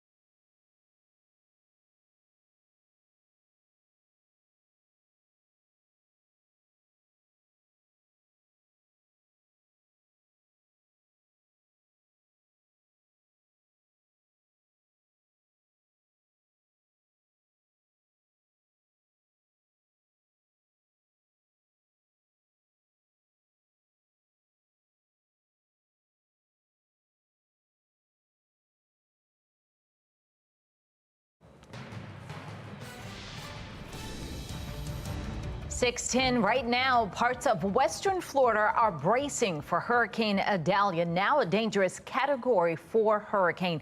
It is expected to make landfall in just a couple of hours with possible catastrophic damage. We want to get right over to Megan Gillen in our live center with the latest track. Megan. Guys, this is big. We're seeing extremely dangerous Category 4 coming down from the National Hurricane Center. We've got a live look right now from our Weather Authority HD radar. Take a look at this here. Idalia is expected to hit Florida's Gulf Coast around 8 o'clock this morning, less than 2 hours from now, guys. The National Hurricane Center predicting this could remain a Category 4 when it slams the coast this morning. Let's get right to it. We've got some live looks coming in. This is from St. Petersburg, Florida, where we've been watching this throughout the morning as this renders here. We're seeing those waves, the water getting a little rougher out there this morning. Also seeing a lot of video freezing, just like we're seeing right here. We'll get you another one now. We've got Clearwater, Florida as well coming in. You can see the winds picking up now, that camera shaking. Sustained winds through that area, guys, now looking at 130 miles per hour. Another live look for you. This is a little bit inland. This is from Brett Adair from Live Storm Video. He's in Perry, Florida right now. That rain now becoming an issue out there this morning. That just happened in about the last 45 minutes or so. We've been seeing the conditions deteriorate out there. The biggest concern, guys, is the storm surge, predicted to be 12 to 15 feet high in some areas. Residents in these coastal areas now under mandatory evacuations to get out now. That storm surge is just unbelievable. To please evacuate. They're about to run out of time. All that water pushes and has nowhere to go. So, yeah, it's going to be bad for a lot of folks. Is going to be a significant impact to that region of Florida. Going back to that Perry live look, that shot has now frozen. If you look at the radar, Justin actually has Perry circled on the map right there. You can see those outer bands now hitting this area, maybe an indication of why this shot went down. Guys, the National Weather Service calling Idalia an unprecedented event, and that is because as you look at this here, no major hurricane on record has ever passed through Florida's Big Bend region right there, and that's right where those outer bands are ripping through as we speak. Again, landfall set for 8 o'clock this morning around that time. Let's bring in meteorologist Justin Chambers. Justin, there are some forecasters even saying tornadoes from the winds that this storm could bring are possible throughout Florida. Always see that, Meg. On the eastern side of the storms is where we pick up those tornadoes. And yeah, that tornado potential is absolutely there. We'll show you this map right here. All of the areas here in yellow, obviously the Big Bend region, but all the way down to Tampa and Orlando and all the way up the Carolinas into southern Georgia as well. In fact, we already have tornado warnings. Look where the tornado warning is. You can see it. It's to the south and east of Tampa. So that is where a tropical storm warning is. That's what's highlighted there, but there's actually that red box is a tornado warning there. So that is far away from the storm, but those outer bands are where we typically see those tornadoes and that potential for the rotating supercell thunderstorms. But this storm, the center is about 55 miles northwest or west of Cedar Key and about 95 miles south of Tallahassee right now.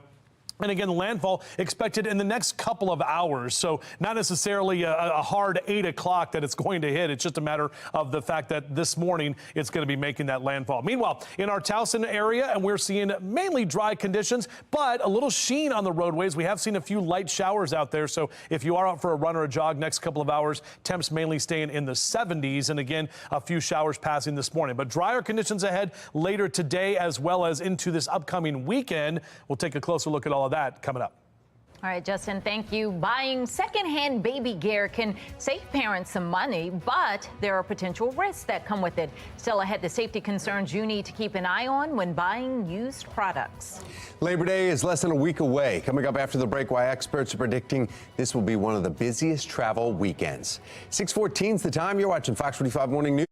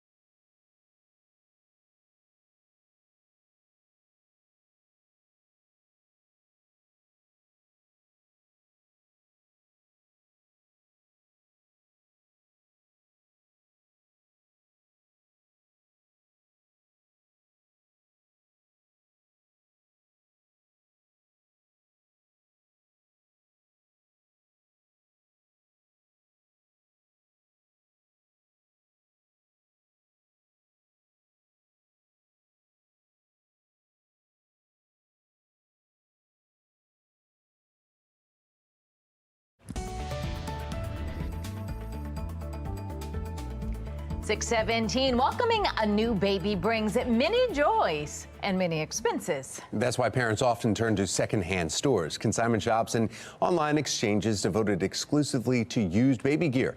Consumer Reports has an important warning about the risks of buying secondhand. We've done it before, so it's a little scary going back to the newborn phase again, especially with 3 other kids at home. With the due date of baby boy number 4 fast approaching, Sarah Peterson is making sure she has everything ready.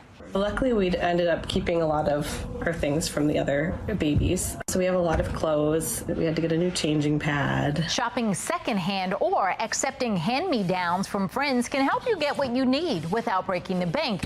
But you still have to be careful that the gear you get for your baby is safe. While it's illegal to sell recalled products, including on the secondhand market, people might not be aware of the law, or may not even realize that the product they're selling has been recalled. And it's not uncommon to find recalled infant sleepers or other products. The CPSC recently sent a letter to Meta asking it to strengthen efforts to prevent the posting of banned and recalled consumer products for sale. Cribs with drop-down sides are another dangerous item to never buy. These have been linked to dozens of infant deaths and were banned in 2011. Even parents planning on using newer cribs still need to be careful. Sometimes a used crib may be passed on to you disassembled.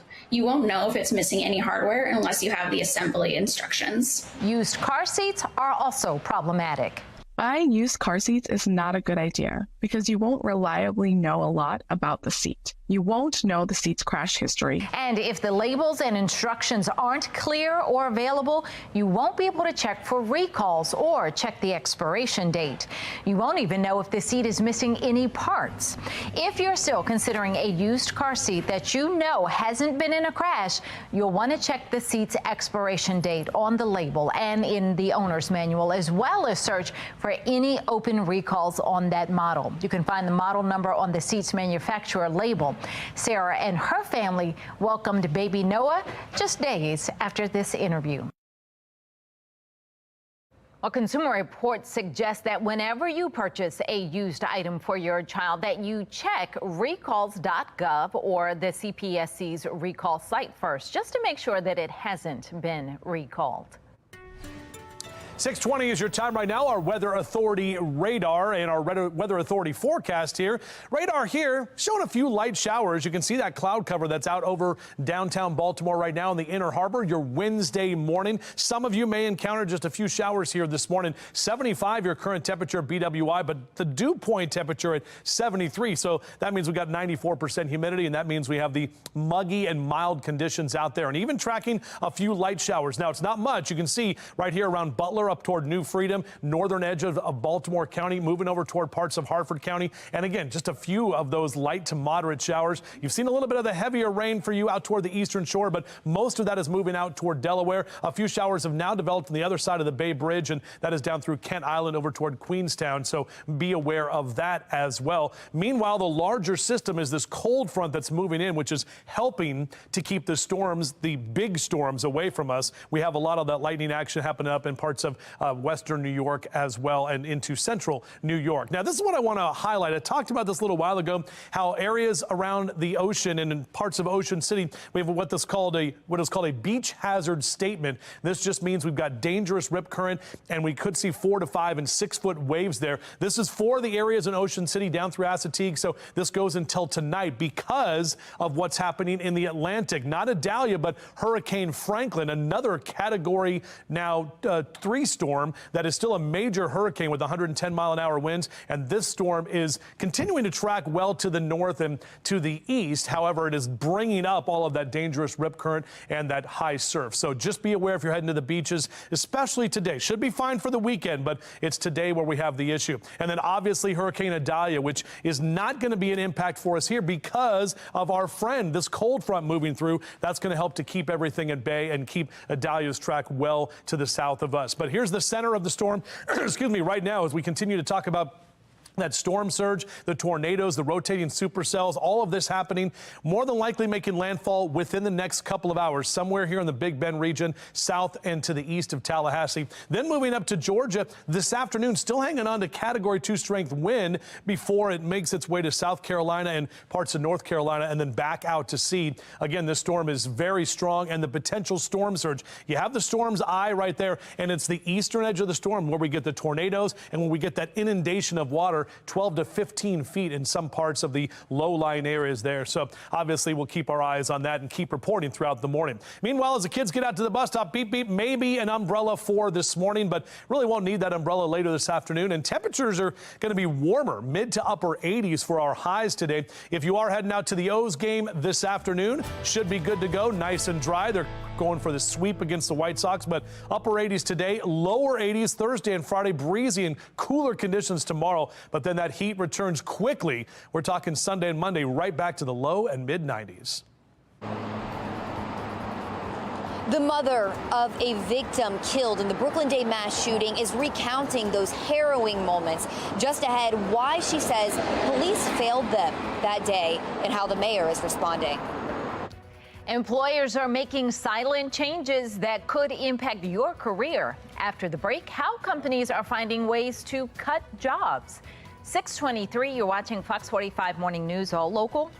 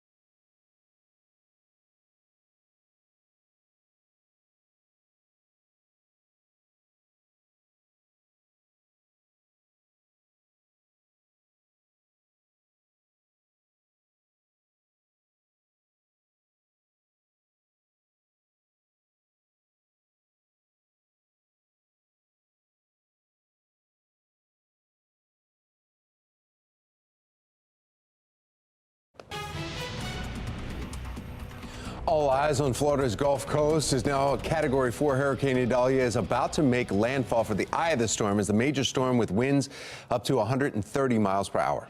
Governor Ron DeSantis declaring a state of emergency for 46 Florida counties in the Big Bend region, including Alachua County. Danny Travis from our Sinclair sister station in West Palm Beach has more on the safety precautions being taken. Well, we're certainly taking all safety precautions where we are right outside of the cone, and where we are in Gainesville, we are certainly still feeling some effects of Hurricane Idalia, meaning we're still getting some pretty gusty winds here and some pretty light rain, which is something. But even though we are now more inland, we still saw firsthand how one coastal community is preparing for more direct impacts. As part of the state of emergency order, mandatory evacuations had to be completed Tuesday for residents of Cedar Key, an island 2 hours north of Tampa. We saw evacuation signs, residents boarding up, sandbags in front of businesses, and residents getting gas before leaving. But it's not the triple-digit wind speeds they're worried about, rather the storm surge that comes along with it. Many locals now questioning if they'll even have a home to come back to. If we get more than a 7-foot storm surge, there's going to be water in it. If we get 10 or 12, then it's probably going to wash it away. I'm exhausted, but yeah, we're inherently very concerned. I don't have a warm, fuzzy feeling about this one. We're boarding up windows, we're tying down boats, everything that we can get off the island in time, we are. Despite those concerns, hashtag Cedar Key Strong could be seen written around town. Again, you just saw preparations yesterday, all leading up for landfall here this morning. And again, conditions here in Gainesville are pretty slight right now. We got some light wind gusts and definitely some light rain, but conditions are expected to pick up throughout the morning. Reporting in Gainesville, I'm Danny Travis. Highs will be in the 80s today here in the Baltimore area. Meteorologist Justin Chambers letting us know when we can expect cooler temperatures to come our way.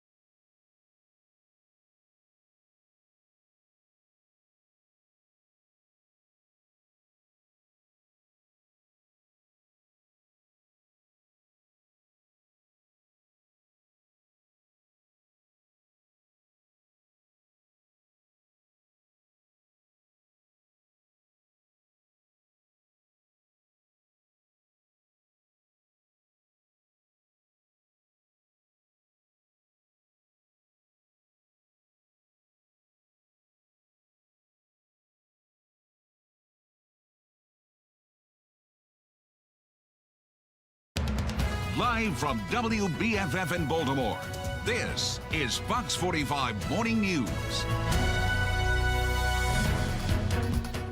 Welcome back on this Wednesday morning. 6:31 is the time. I'm Patrice Sanders. I'm Tom Rogers, and it is inching closer to Florida's shoreline there along the Big Bend. That's right. Hurricane Idalia, Category 4. Meteorologist Justin Chambers here tracking what's coming their way. Yeah, good morning, guys. Obviously very active in the Atlantic Basin right now. 2 major hurricanes that are out there, and even some impacts felt in Maryland from some of these storms. As we look outside right now, we definitely have cloud cover, and some of you seen a few light rain showers at this time. These are not outer bands from Idalia. This is just from the cold front, which is moving in from the west, which is actually going to protect us from Idalia's wrath. You can see some of those showers from Laurel up into Baltimore City and County, kind of crossing over toward the bay at this time. Really not much in the way of lightning strikes, but just a few of those passing showers we're encountering. Mid-70s for your temperatures. Cockeysville still in Towson, straight down the JFX to Baltimore City. 75 in Dundalk, 76 for you in Essex and Middle River. So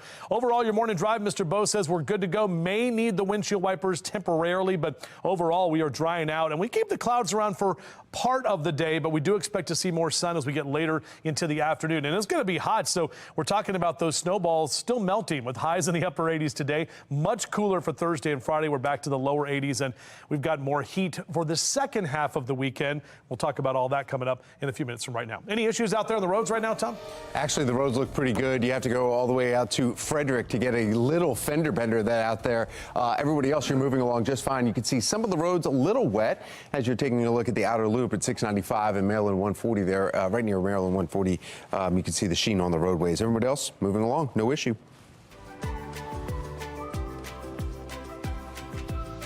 6:32 now. As kids head back to school, transportation issues are rising in many counties. In Baltimore County, 2 parents sent these photos that you see here to Fox 45 News, apparently showing their children sitting on the floor of a crowded school bus. You can see about 8 students were crammed along the back of that bus. You can see it was almost looked like it was for a handicap bus in the back half of it. Parents are outraged at these photos and say it's dangerous. The school system says the overcrowding is unacceptable, and they promise to send a bigger bus in the future. But parents are still questioning how this would be allowed to happen. You know that that's wrong. So how could you drive off with these, 8 or 9 children sitting on a floor knowing that they are at risk? They knew at the beginning of the school year how many children were going to be on that bus. They should be prepared for how many children are going to be on that bus and provide the proper bus. Reports saying Baltimore City Police turned down federal aid in the Brooklyn mass shooting investigation. Topping our next half hour, how the mayor is responding. Many lawmakers blaming the state's juvenile justice laws for the rise in juvenile crime. What we can expect to happen at the special meeting scheduled for September 13th.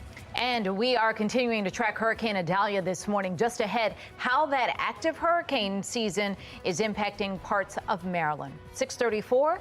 You're watching Fox 45 Morning News, all local, all morning. Weather Window, presented by the National Weather Desk. Idalia tops this week's weather news, but here's another event for skywatchers this evening, the super blue moon. Having 2 supermoons in the same month is pretty rare.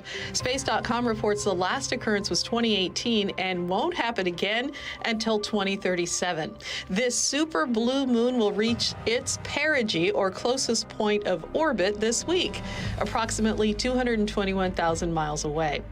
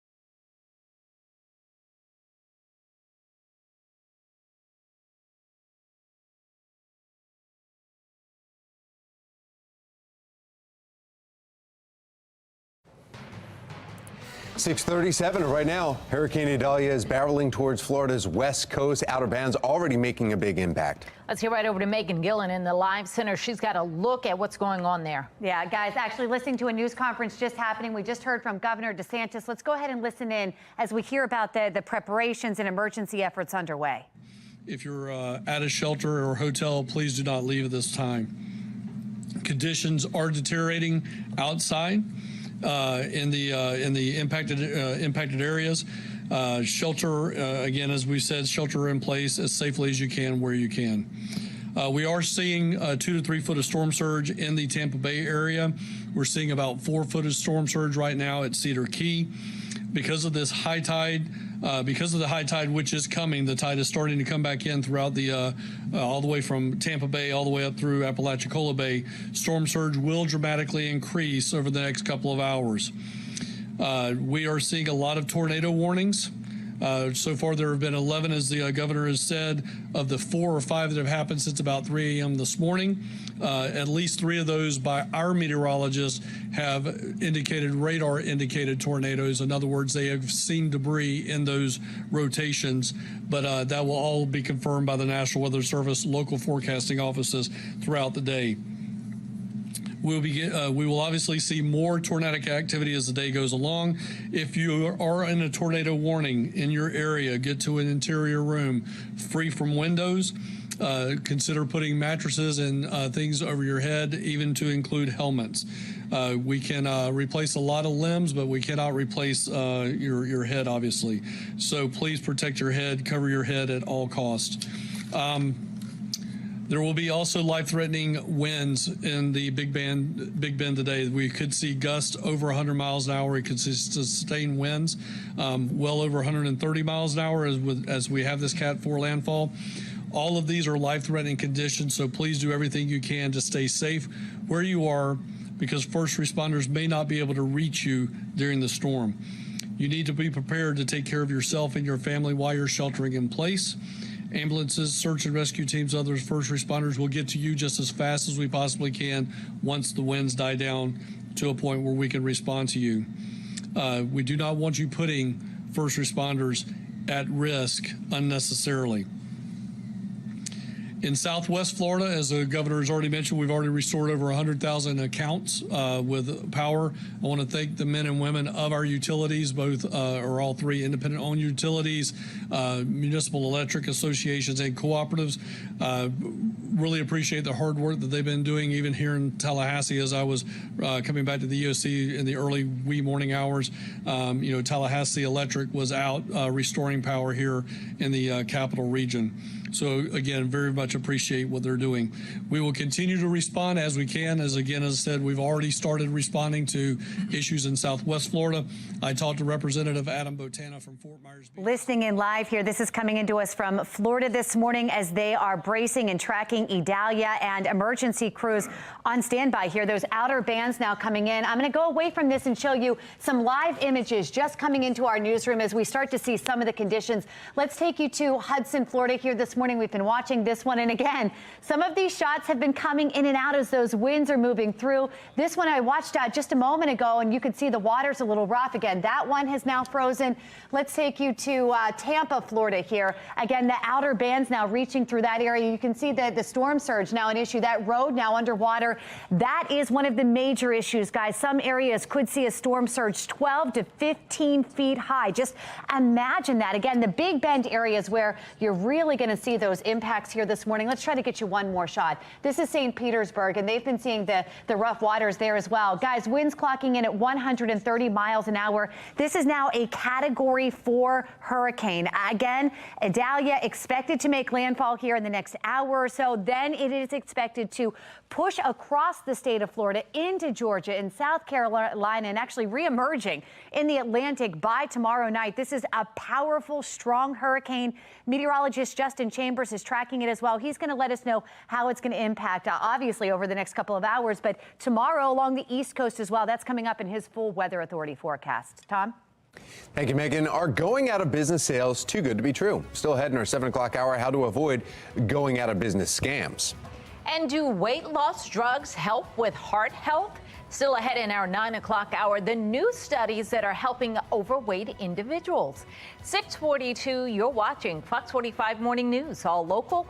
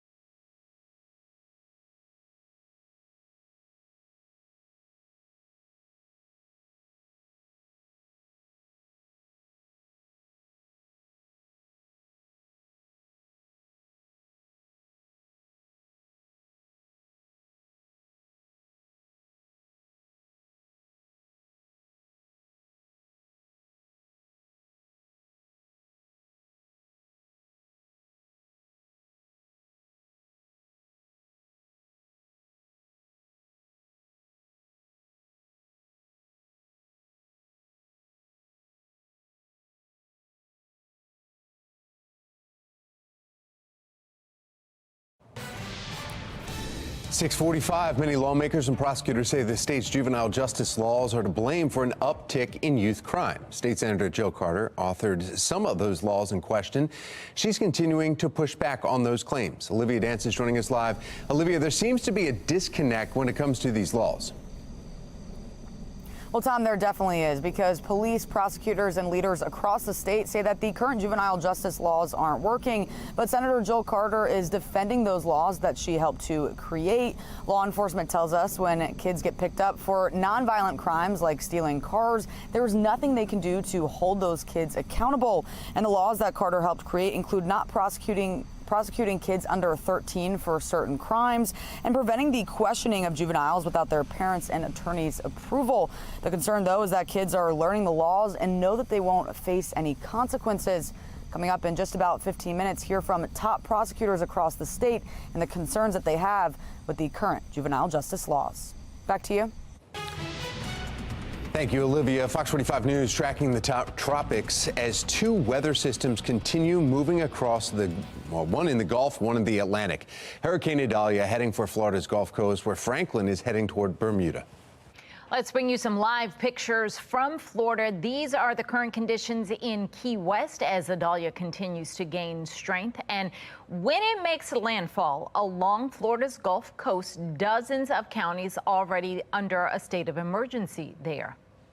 We want to bring in meteorologist Justin Chambers, who's been checking this and following, obviously, these two massive systems. Yeah, exactly right, guys. So we talked about this is the Atlantic basin. So when we say, two storms in the Atlantic, obviously Idalia is in the Gulf of Mexico, but it's the entire Atlantic basin where we had for a bit two major hurricanes. Franklin down to a Category 2 with 110-mile-an-hour winds, and then Idalia, which is 130-mile-an-hour winds, which is stronger gusts as well, and that is putting it at a Category 4. But Franklin is the one that is actually impacting us here in Maryland. And let me show you why. We actually have what we call a beach hazard statement. This is for Ocean City, and this takes you all the way through 8 o'clock tonight down there in Worcester County, down to the south. And this is on the other side of the inlet there from Assateague Island, where we have that potential of the storm, not the storm surge, but the high surf and also dangerous rip currents up and down the East Coast. So anywhere along the beaches, even if you're not on that beach hazard statement, just have to be aware of that, especially today. Should improve tomorrow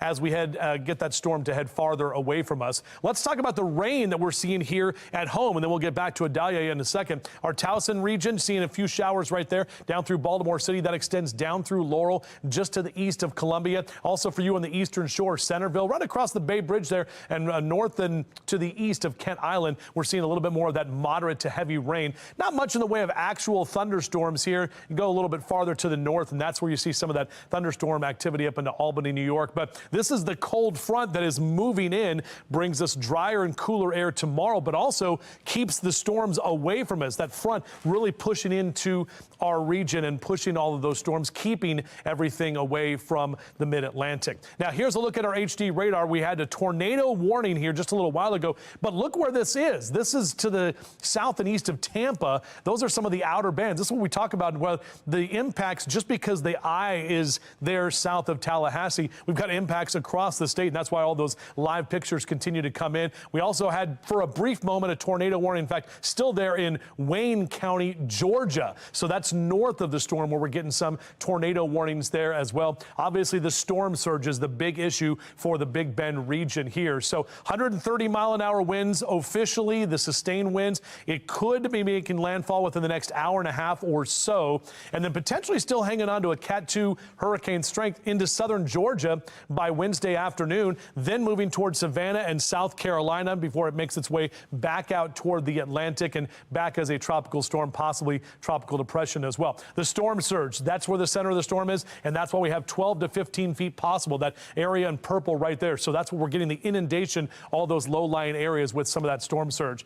Camera's a little whited out there for a bit, but trying to show you what's going on outside. Our bus stop forecast, beep, beep, as those kids get back to school this morning, possibly a shower or two. Some of you seeing those showers right now, but by the afternoon, will not need the umbrellas. Temperatures are going to heat up as well. Mid to upper 80s is what we'll see across central Maryland. And if you're heading to the O's game this afternoon, the final game against the White Sox, 105 for that first pitch with temps in the mid 80s, upper 80s for the rest of the afternoon and into the later part of the evening. So again, it'll be a warm day at Camden Yards. But look what happens tomorrow.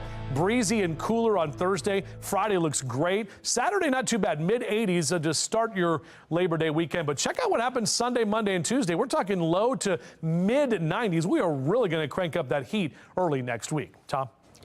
Thank you, Justin. Now let's take a look at your Lynn Solar Traffic Network. We're seeing some backups on the outer loop right near 70 there. And taking a look at the cameras as the rain's moving through here, it may just be because of the volume.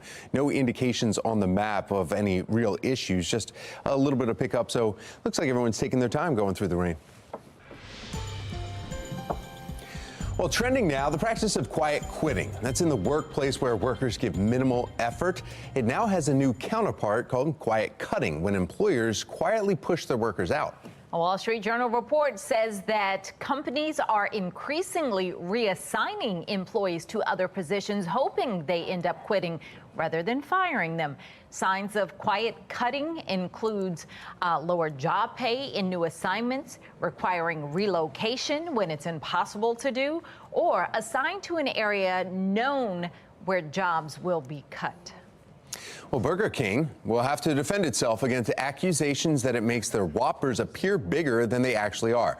Reuters reports a judge in Miami has rejected Burger King's bid to get a lawsuit against the company just tossed out. Customers claim in a class action suit, Burger King makes the Whopper appear 35% larger than it actually is in their ads. The judge rejected Burger King's claim it did not have to sell a burger that appeared exactly as it does in the picture. Kick back and enjoy some locally distilled spirits and cocktails.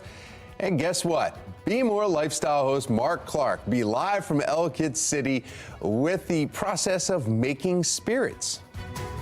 The Maryland State Fair Milkshake Contest is back. Still ahead in our 9 o'clock hour. Lady T will join us in studio with how her and Tom are getting ready for the Milkshake Showdown. Wow. No spirits in ours. No spirits? No spirits. Any but coffee? I mean, yeah, that's what. Well, last year we went with coffee and it didn't do well for us. Okay. So we're changing it up this year. All right. Well, I'll just stick to my regular.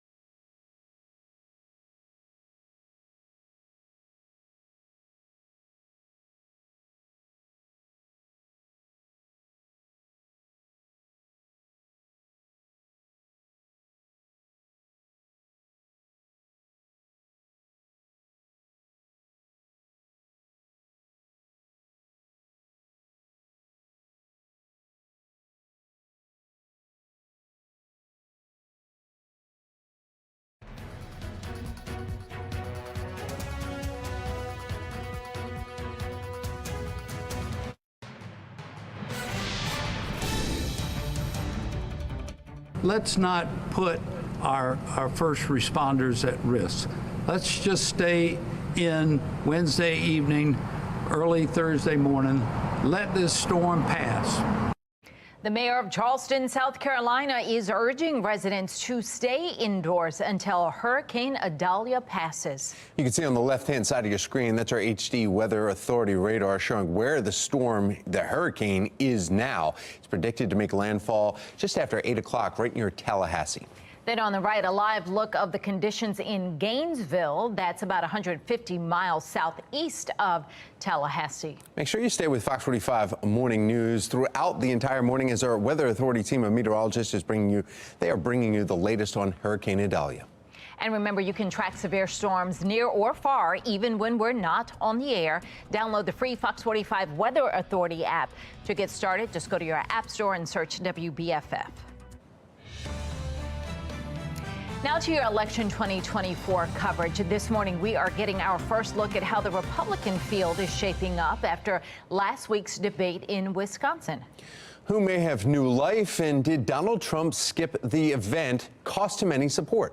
St. Clair's chief political correspondent Scott Thuman takes a look. Scott.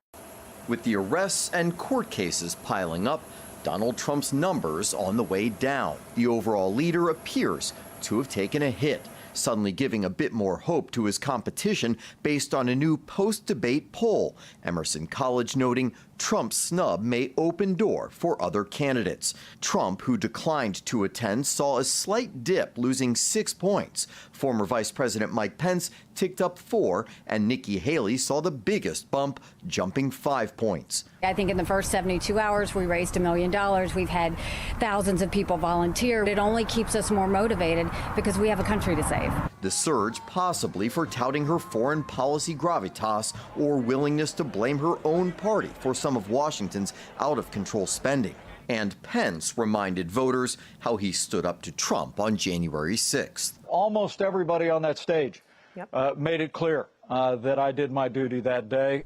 Even though they all still trail Trump by a large margin, they could see this as a first step, that if Trump's not going to dominate the debates, they'll take that time to build name recognition and with it, momentum.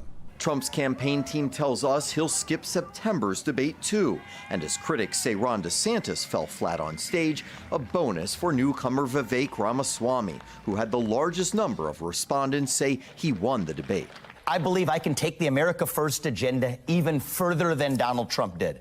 Though Democrats believe the more exposure these candidates have, the more ironically it will hurt them. The party that used to wrap themselves in the flag is a party that's talking about banning books, changing the voting age from 18 to 25. They are talking about all of these things that are extreme, and that's not where the mainstream of the American people are. But for GOP contenders, they see even the slightest change as a chance to shake up all those political predictions. In Washington, I'm Scott Thuman. Well, in the meantime, Republican presidential candidate Francis Suarez has announced he is suspending his campaign. The current mayor of Miami believes the next president must play a crucial role in getting America's cities back on track. Suarez says that he wants to continue to amplify the voices of the Hispanic community and that he remains committed to making America a better nation. The action report just released regarding the Brooklyn Day mass shooting. Just ahead, I am live with that breaking update. Right now, the outer bands of Hurricane Idalia are slamming Florida's west coast. We are taking you there live this morning as this Category 4 hurricane inches closer. Tracking rain showers in our region right now. We'll talk about how long the rain sticks around and what we can expect for the weekend. Live from WBFF in Baltimore, this is Fox 45 Morning News.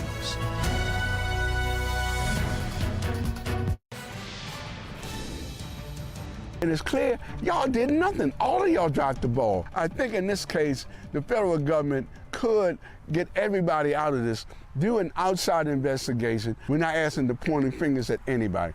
We want an inquiry, a congressional inquiry, to bring in all the people to find out why 3 months and no action. Breaking news this morning, the after-action report from the Brooklyn Day mass shooting has just been released. Shannon Lilly joining us live now with the latest. I know, Shannon, you just got this minutes ago. What have you been able to learn?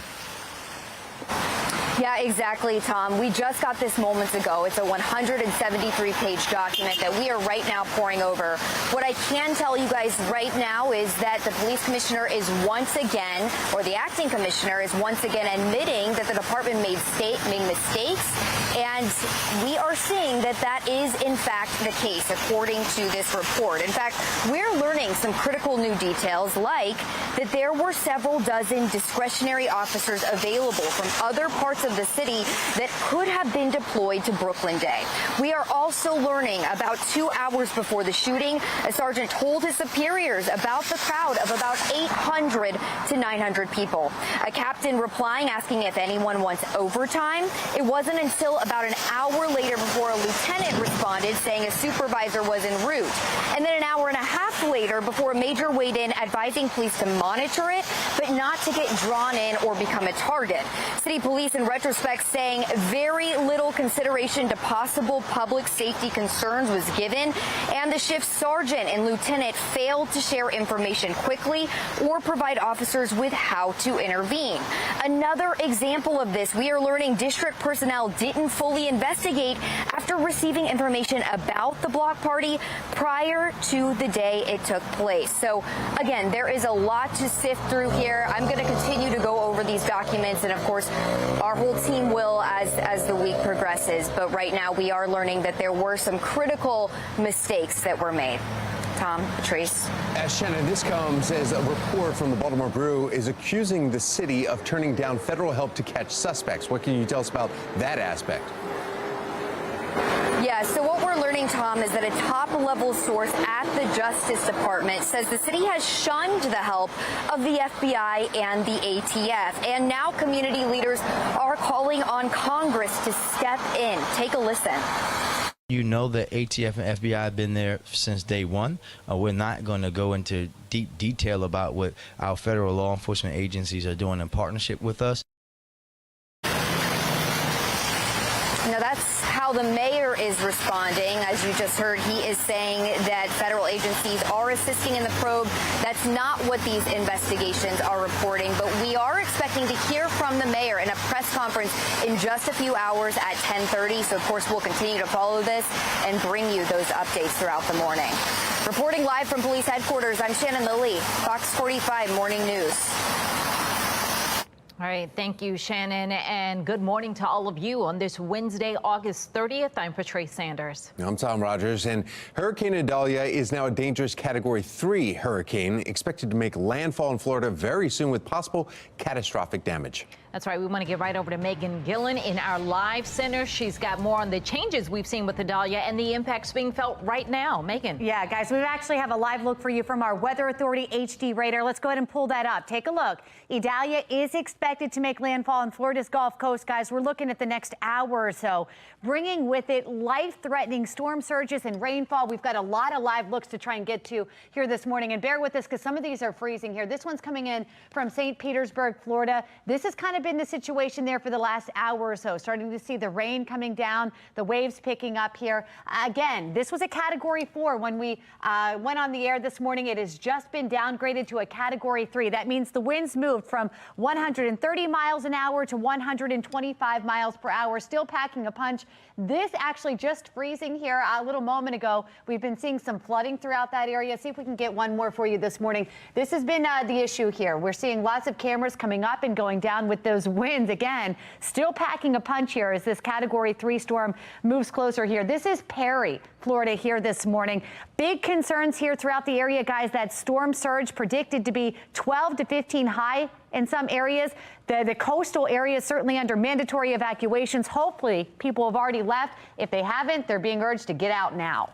That storm surge is just unbelievable. To please evacuate. They're about to run out of time. All that water pushes and it has nowhere to go. So, yeah, it's going to be bad for a lot of folks. Is going to be a significant impact to that region of Florida. The National Weather Service calling Idalia an unprecedented event, guys, and that is because no major hurricane on record has ever passed through Florida's Big Bend region that you see there as you take a look at the track. Idalia is set to make landfall again very soon. We want to bring in meteorologist Justin Chambers because, Justin, we've already seen tornado warnings from this storm. Yeah. Nowhere near the center, just showing you how expansive this is. That's what I'm looking at right now. Ocala, Florida, there's a tornado warning there. There's one in Georgia that is well north of the storm. Also, south of Orlando, near Sebring, Florida. That's in Hardee County, Florida. That's where we're seeing that. Right now, you can see on our HD radar, those showers and thunderstorms continue along some of the outer bands. Guys, in the back, can we pull up weather too and just let me kind of roll that real quick? I don't know, it's kind of on the fly, but I want to show kind of what's going on with that. So look at this, what I was talking about. This is here in Sebring, and this is the tornado warning. Let me push this thing into motion here. There's the latest lapse. So let's put that right there. And no lapse on that. There we go. So we had a tornado warning there. Now here's this one in Ocala. So that's the one I was talking about. That's at 7:30 when it expires this morning. Then look at this. This is north. This is up in Georgia, and this is near Jessup, so Wayne County, Georgia. So that is well north of the eye. This is where the eye of the storm is right now. In fact, you can actually see the circle that I'm showing you there. And when I zoom in a little bit closer to where kind of the center of this, we've been talking about Perry, Florida. There's Tallahassee right there. there. There's Perry, there's Cross City, and then you can see this is the areas basically to the west of Perry. This is where the eye of this system is, and now we'll put this thing into motion to show you exactly just how this thing is spinning around. And I want to let everybody know, just because it's downgraded to a Category 3, that does not mean the storm is not catastrophic and could cause some major damage, as we are already seeing that storm surge Meg was talking about could be 12 to 15 feet, and the tornadoes, all of that, just because that wind speed, everybody kind of focuses on that. Oh, it's not 130, it's only 125. Still have to think about those winds and just how strong they are. So we'll talk more about Idalia and more about our local forecast as well coming up in a few.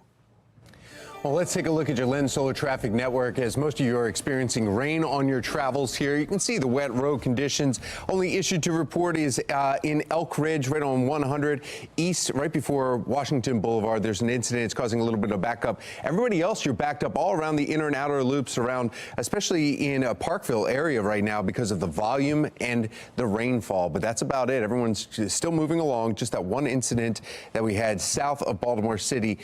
There was one right in Elk Ridge, but most major roads are moving along smoothly.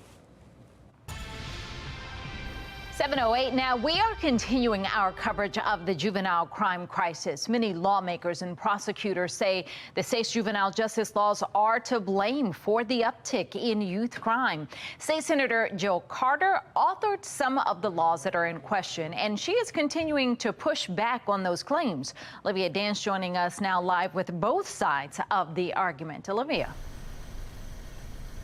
Well, Patrice, police, prosecutors, and leaders across the state are saying that the current juvenile justice laws aren't working, but Senator Jill Carter is defending those laws that she helped to create.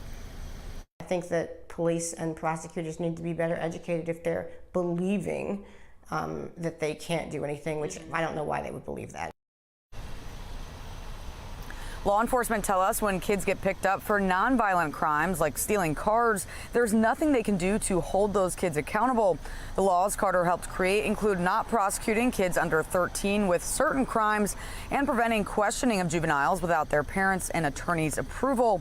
Top prosecutors from counties all across the state disagree with Carter and are concerned that kids are just learning the laws and know that they won't face any consequences. There's nothing the law will allow us to do to hold them accountable. And they're doing whatever they want. They know that, nothing's really going to happen to them if they keep their crime in a certain limit of types of crimes. They come in, we can't detain them. They're back in the community the next day. They get picked up for the second one. Can't detain them. They're back in the community again the next day. And lawmakers in Annapolis are scheduled to meet on September 13th to begin reviewing the current juvenile justice laws. For now, reporting live, I'm Olivia Dance, Fox 45 Morning News. 7:09 now. Our coverage of Hurricane Idalia continues. The storm expected to make landfall this morning, but even without making landfall, the hurricane has caused many roads to be flooded in Florida beach towns. This is video showing flooded streets in Treasure Island right near the city hall. Now, Treasure Island's about 40 minutes west of Tampa. Luckily, no vehicles out on those roads.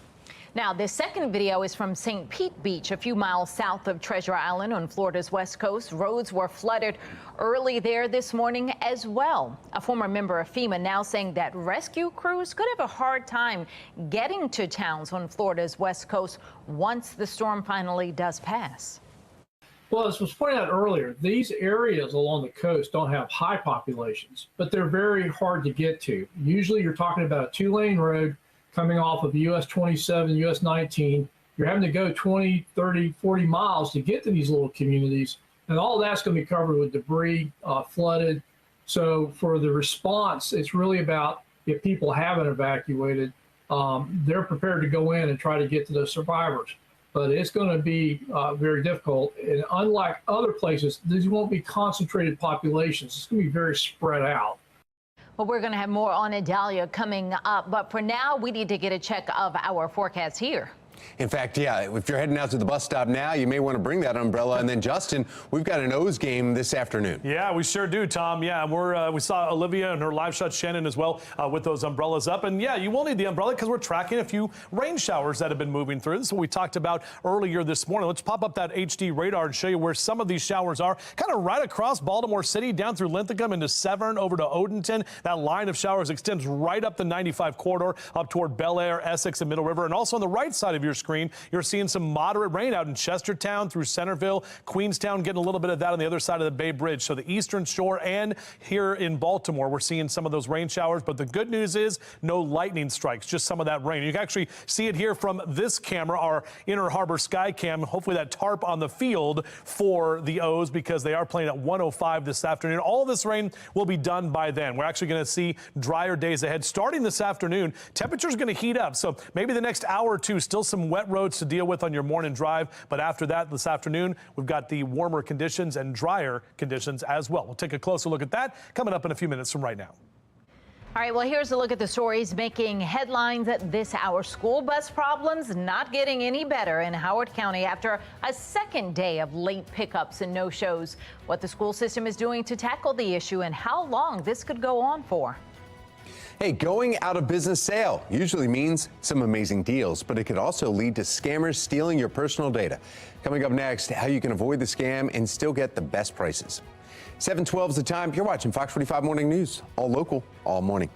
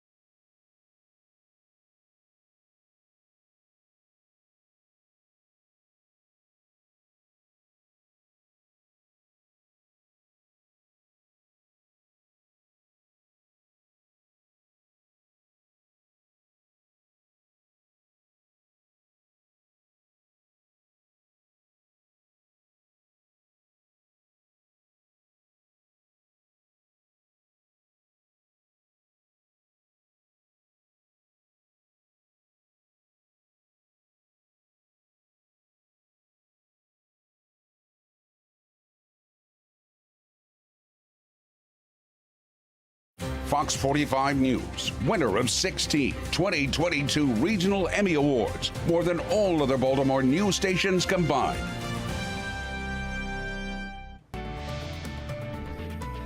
7:15. When you see signs that say going out of business sale, total liquidation, everything must go, you might think that you're about to get the deal of a lifetime. But buyer beware. Scam artists know how we like to jump at a deal, and sometimes what you end up with is either doesn't actually exist or it just doesn't live up to the hype that you thought it would. Exactly. Angie Barnett with the Better Business Bureau is joining us with some tips on how not to be scammed. And I love a good sale.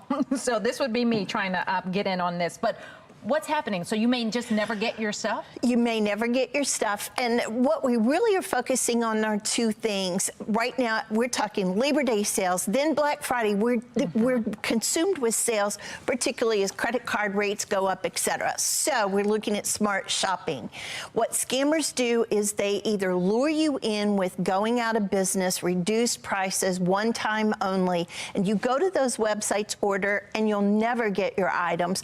Or we're actually seeing in some cases, people are reporting to our scam tracker, they're getting inferior products that are actually coming from overseas. They're never getting what they thought they would order. I've seen that happen. You thought you were getting luxury and you get something Mm-hmm. that is far from luxury. All right, so let's talk about tips. If you see this great sale, you think it's wonderful, you want to go forward, what do? You say one of the first things always to come to you guys. Absolutely. You want to check out your retailer you're doing business. When they say going out of business, liquidation, you're thinking automatically reduced prices. Make sure it's a legitimate business. You want to look at that website, at your cart. You want to make sure it's secured, encrypted, that you're protecting your credit card. Use a credit card, never a debit card. But here's something to think about. If there's businesses in your community, and we think about a large retailer that recently went out of business, how long do they market this? If you market that you're going out of business for a year, right, you're not going out of business. It's deceptive advertising practices, period. BBB says we give people about 90 days. We need to be asking for a legitimate sale. If they use a liquidator, somebody who's going to take their product and get rid of it, it's really easy for the business, but we see liquidators actually jacking the prices up and then lowering it. It's better for the business because they get more money. It's not good for you because you actually never paid a reduced price. Those are the things to look for. Does the price go up or down? So know your price, know the quality you're looking for, know your retailer, use your credit card, and remember, when you order from large sales like this, the restrictions on returns, refunds, warranties, they are completely different than what you expect. All right. Just be smart when you're shopping. Thank you so much. Thank there you go. Angie. I didn't say don't shop, just be smart. Yeah. Fox 45 Morning News continues our coverage of Hurricane Idalia.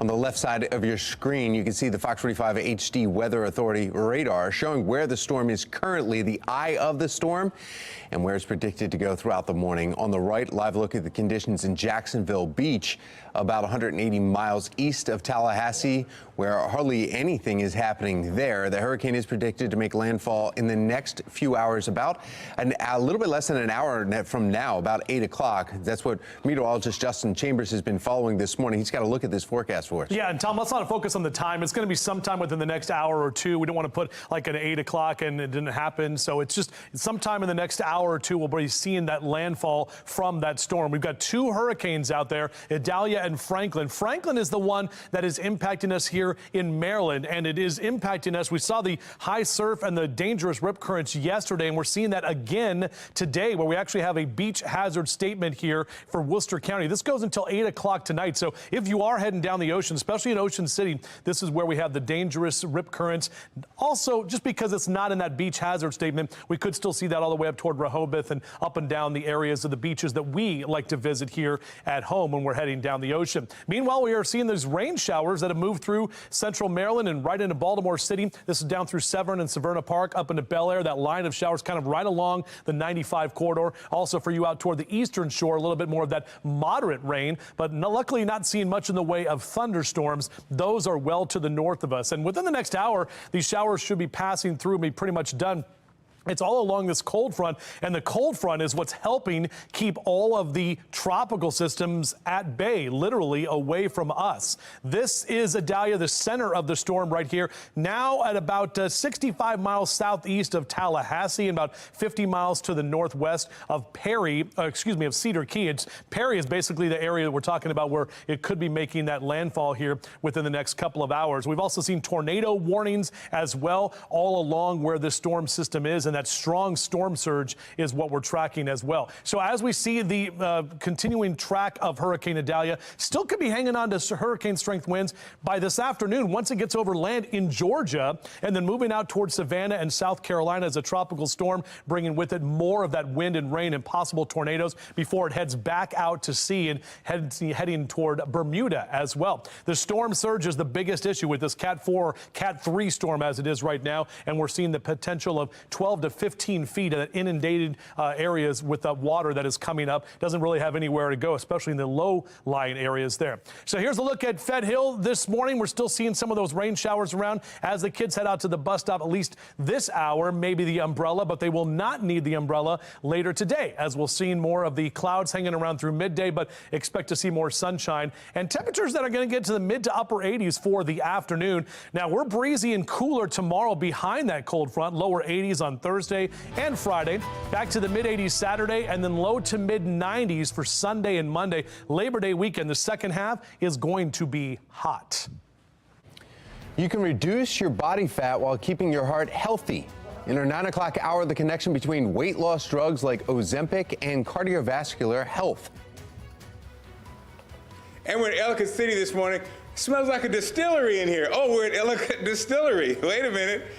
We'll go tell you all about it coming up on Fox 45 Morning News. All local, all morning long. That looks delicious.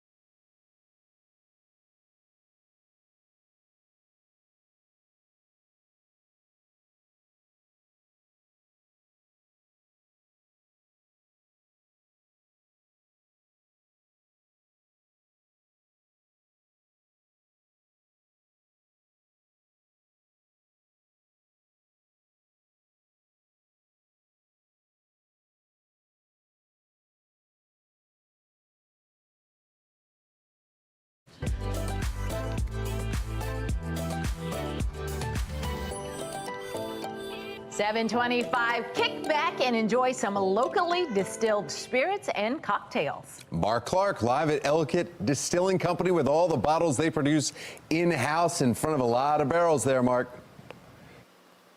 That's right. RKD is the man, the distiller. Is it the distiller? It is the distiller, yeah. He's RKD, the distiller. And man, tell us about your process and all that you have. Sure. So we're a micro distillery. We make about 20 different spirits. Here's some of our best sellers. These are some liqueurs, blueberry, some vodkas. We have 3 different kinds, 2 different kinds of gins. We have 3 whiskeys, a Maryland style rye, part of the Maryland rye comeback.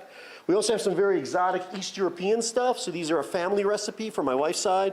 So this is a brandy made out of plums and pears. It's very strong. It's like an East European moonshine kind of thing. Well, it's so funny. It does smell like a distillery, right? It absolutely does. I get it, guys. The whole saying. Now I know what it feels like. That's how we draw them in from the street. And you know what? And it does. It makes you curious because you do smell. You're like, okay, now let me get into some of these, right? Absolutely. So what do we have here? Are they, is this where the magic's made? Yeah, very much like you make beer, right? So you ferment all the alcohols in here with the yeast. You take them out of here, the beer. You put them in this still, right? You heat it up right below the point where water boils, and the alcohol comes up like a gas, goes through these pipes, gets cooled back down, and we catch it right there. We're actually making some vodka. You can see the temperature is about 141 inside the tank now. So we're actually making some vodka. Depending on what kind of spirit we're making, you do some stuff afterwards. If it's whiskey, you put it in the barrel. If it's a liqueur, you kind of put some fruit into it, that kind of thing. Well, we can't be here at the distillery and not taste the flavor, ladies and gentlemen. So coming up, of course, we're gonna have to, we don't expect anything less from you, Mark. All right. It's 7:30 in the morning somewhere. Right, it's 5:30 somewhere. Good. All right, if you want more information, get out there, you can go to our website, foxbaltimore.com/newslinks. Clouds will be moving out by this afternoon as temperatures warm back up to the mid and even upper 80s. Meteorologist Justin Chambers tracking a brief taste of fall, then a big taste of summer. That's all ahead in his full Weather Authority forecast. And stay with Fox 45 Morning News after the break. Our coverage of Hurricane Idalia continues. 7:27, you're watching Fox 45 Morning News, all local, all morning.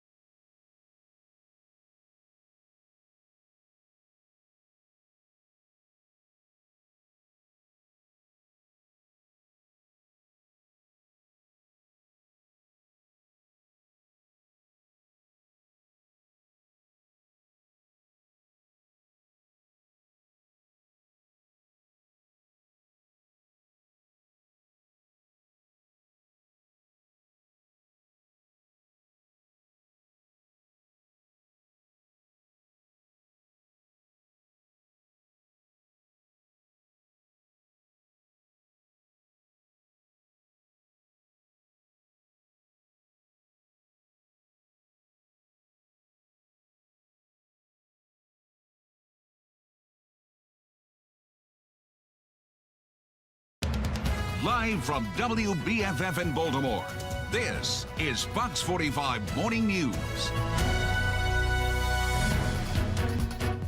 Welcome back on this Wednesday morning. 7:30 is the time. I'm Patrice Sanders. I'm Tom Rogers, and right now, Hurricane Idalia is barreling towards Florida's west coast. The outer bands already making a big impact this morning. Let's get over to Megan Gillen. She's in our live center. She's got a look at the current conditions. Megan. Wow, have things changed, guys. I want to take you live to Tampa Bay here this morning. Look at this. You can see where the ocean is and where that storm surge is now pushing over the wall right here. This is a highway right here. We're seeing 6 to even 12 inches of water now flooding over that area right there. Again, Tampa Bay feeling the outer bands of this. It's a Category 3 right now. It was downgraded from the 4, but really that's just a drop from 140 mile an hour winds to 135 mile an hour winds, or actually 130 to 125. We'll get that right. 130 to 125 is what we're seeing now here this morning. The storm surge is really the main concern here, guys. And when you see video like this, you understand why. This is minor compared to what could happen later, possibly 12 to 15 feet high in some areas.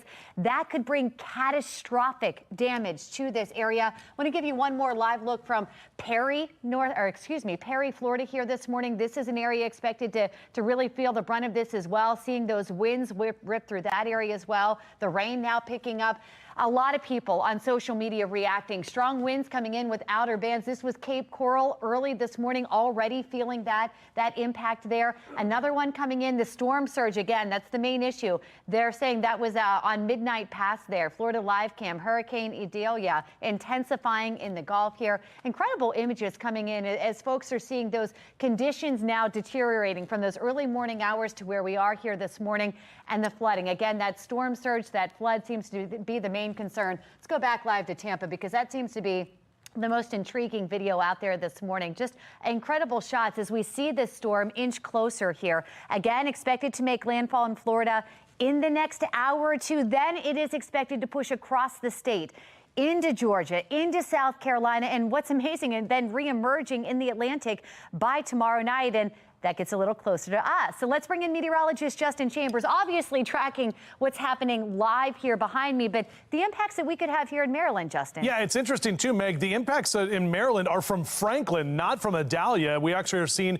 the high surf and those dangerous rip currents down the ocean, the eastern shore. That was what we're going to see today and into tonight as well. Luckily, Idalia stays way to the south, well to the south of us, and the only impact we'll have tomorrow is some high clouds. We're actually seeing some clouds out there right now, not from that storm, and we saw a few rain showers that just pushed through a little while ago. In fact, you can see on our HD radar, those showers have moved out of Baltimore City down into northern Anne Arundel County, also out toward the eastern shore, getting some light to moderate rain at this time. So if you're out for a run or a jog next couple of hours, maybe a little bit wet, but overall, the rain will continue to move out of here, and we'll top out in the upper 80s today. We'll be drier and cooler and breezy tomorrow with lower 80s for both Thursday and Friday. We've got a hot weekend in front of us. We'll take a closer look at that as well in just a few.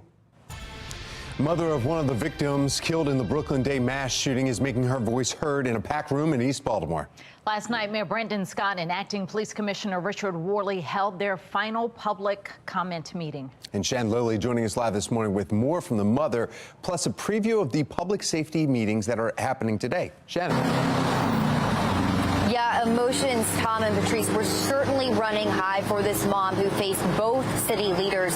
This comes as the after-action report regarding the Brooklyn Day mass shooting has just been released, and the mayor is set to hold a press conference in just a few hours at 10:30 this morning. We're going to pull up some information right here about that press conference. It's happening at City Hall again at 10:30. The mayor not announcing many details yet, just that he says he and other city officials will make an important announcement.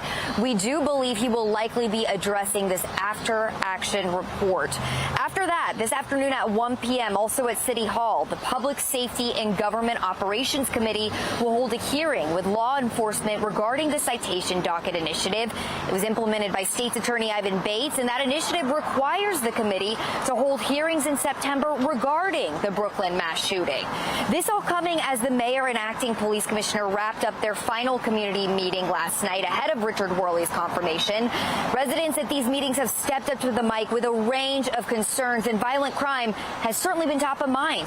At this meeting, we heard from the mother of 18-year-old Idalia Gonzalez. Gonzalez was one of the 2 people killed in the Brooklyn Day mass shooting in July, and this heartbroken mother is explaining how she believes police failed them that day. Let's take a listen. I had people from that community almost begging the police to come there. No one responded. Dispatch started begging police to send someone out there. Nobody responded. And then I heard you say, by the time we got here, the incident had already occurred, but it didn't. It did not have to occur. As I said to you, we'll be there for you. I'll be there for you to help you guys through whatever that you need. Such a heartbreaking exchange to hear. And again, that after action report is detailing in more detail where those mistakes were made by police. And so we'll have more on that coming up in the next 30 minutes. As for what's next, we do know that confirmation hearing for Acting Commissioner Worley is set for September 21st. And that press conference with the mayor, again, is set for this morning at 10:30. We'll keep you posted. Reporting live from police headquarters, I'm Shannon Lilly, Fox 45 Morning News.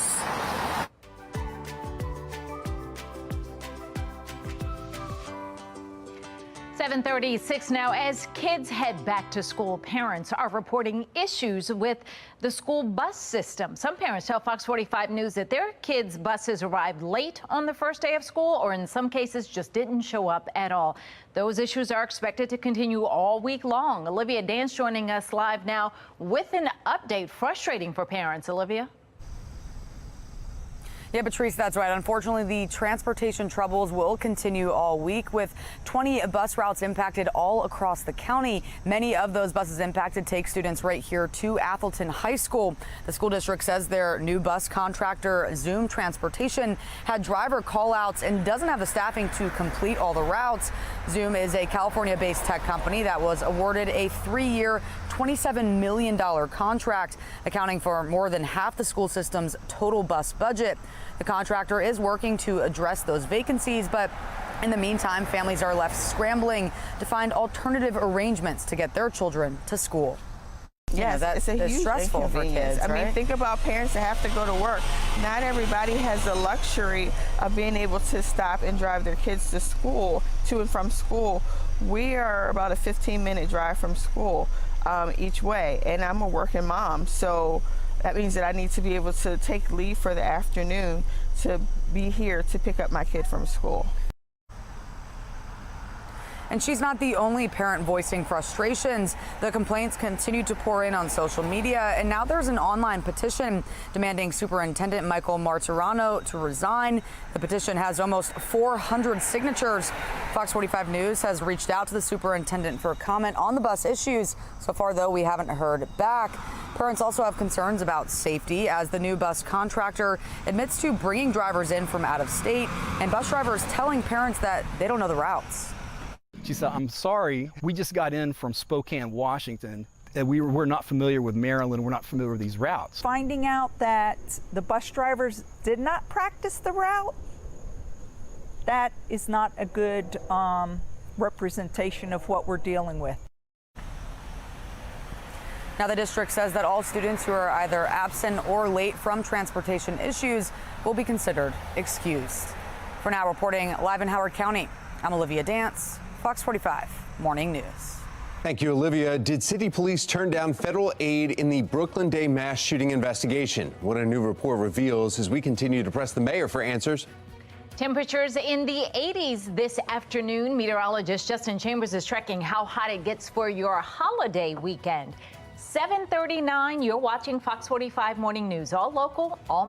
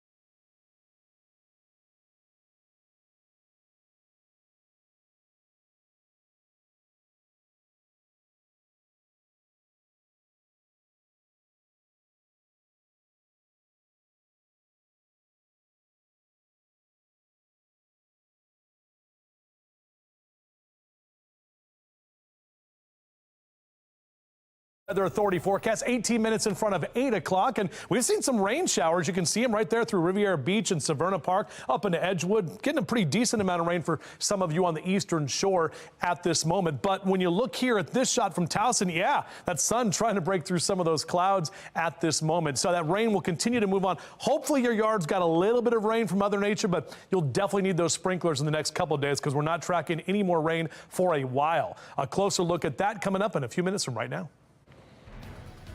Hurricane Idalia is expected to make landfall sometime this morning.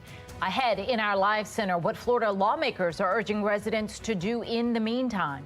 Major disconnect between a state lawmaker and several top prosecutors. Why legislation sponsored by State Senator Jill Carter raising some concerns. 7:43, you're watching Fox 45 Morning News, all local, all morning.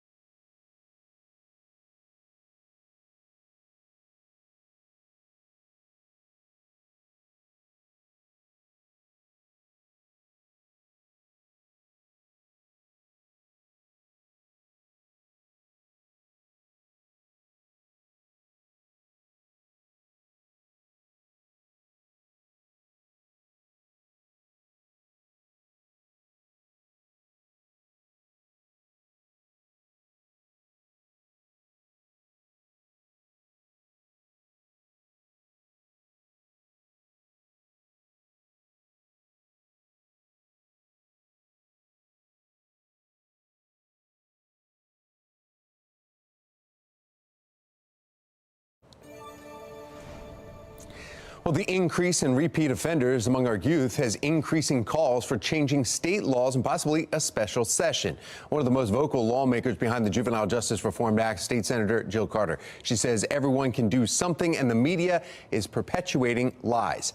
And joining us now to get the facts about Senator Carter's response and the Juvenile Justice Reform Act, State Senator Justin Reedy. Good morning, Senator Reedy. Thank you for having me. You responded. There was on Twitter, there was some talk, and our own Mackenzie Frost quoted something from State Senator Jill Carter, and you responded in there, a little bit of sarcasm. You said, oh, yeah, something can be done. The officers can talk to the young men nicely, maybe even sternly, and also talk to parents and guardians about voluntarily going through a legal process to have the young man entered into diversion. See, I don't know why everyone's complaining. You said that, though, tongue-in-cheek, but you're kind of pointing out some of the holes that a lot of other people are saying. Can you go into that a little bit deeper?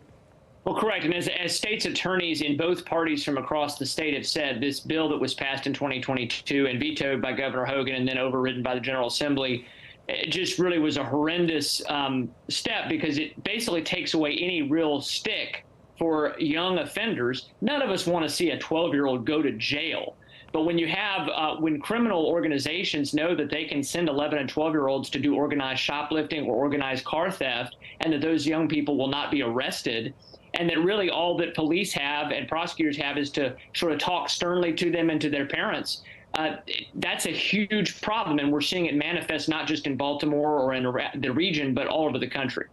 Well, Senator Carter is saying that, Senator Reedy, that we, the media, are perpetuating this because we're not explaining it well. She pointed out the SINs, child in need of supervision, and that is that's a system that you can go in there. You kind of touched on that when you said voluntarily. Explain that. Yeah, we can't force. I don't believe law enforcement can force that. I think that has to be something. That has to be something negotiated and done where parents are willing to engage in that. It's not. Again, it's not a law enforcement or process that would allow for swift and certain accountability. What we want is for young people that do things that are wrong and make mistakes, or however you want to phrase it. You can phrase it as gently as you want or as firmly as you want. A kid that's tried to steal a car 10 or 11 times is not just making mistakes. They're making willful choices, and obviously there's some breakdown in their support system, sure, but there has to be accountability to where there is a juvenile, perhaps juvenile detention possibility, or certainly mandatory diversion that can happen so that somebody can get the services they need, because we actually want these young people to have a productive life. We don't want them to just enter the prison system, of course, but we also can't just keep turning kids loose. And that's exactly what's happening right now with young, like 11. And Senator Reedy, Senator Carter said that that's law enforcement. They're turning them away. They can be doing something. They're turning them away. So there's confusion here. Do we need a special session? Well, I think we need a special session to address a lot of things going on with crime. And I agree. Governor Moore's actually been speaking out more lately, saying we should do something about repeat violent offenders, of which I say, hey, all for it. We've been trying for about 2 or 3 years now to address that. We actually need a comprehensive look at what's going on with crime in the Baltimore region and really all over the state. And these are a couple of issues. Repeat violent offenders and how we're handling juvenile crime are two huge areas that are big blind spots right now. A lot of our state's attorneys are doing the best they can, but they do not have the resources. And if law enforcement is that confused, we need to step in and make the law more clear. That's what the lawmakers need to take responsibility to clarify the law and make it much more clear. State Senator Justin Reedy, thank you. Thank you. 7:49 now. Fox 45 Morning News is continuing our coverage of Hurricane Idalia. Right behind me, you're taking a look. It's frozen now, but these are conditions over the Chattahoochee River at 14th Street in Georgia. The river forms the southern half of the Alabama-Georgia border, as well as a portion of the Florida-Georgia border. We know they're being impacted as well.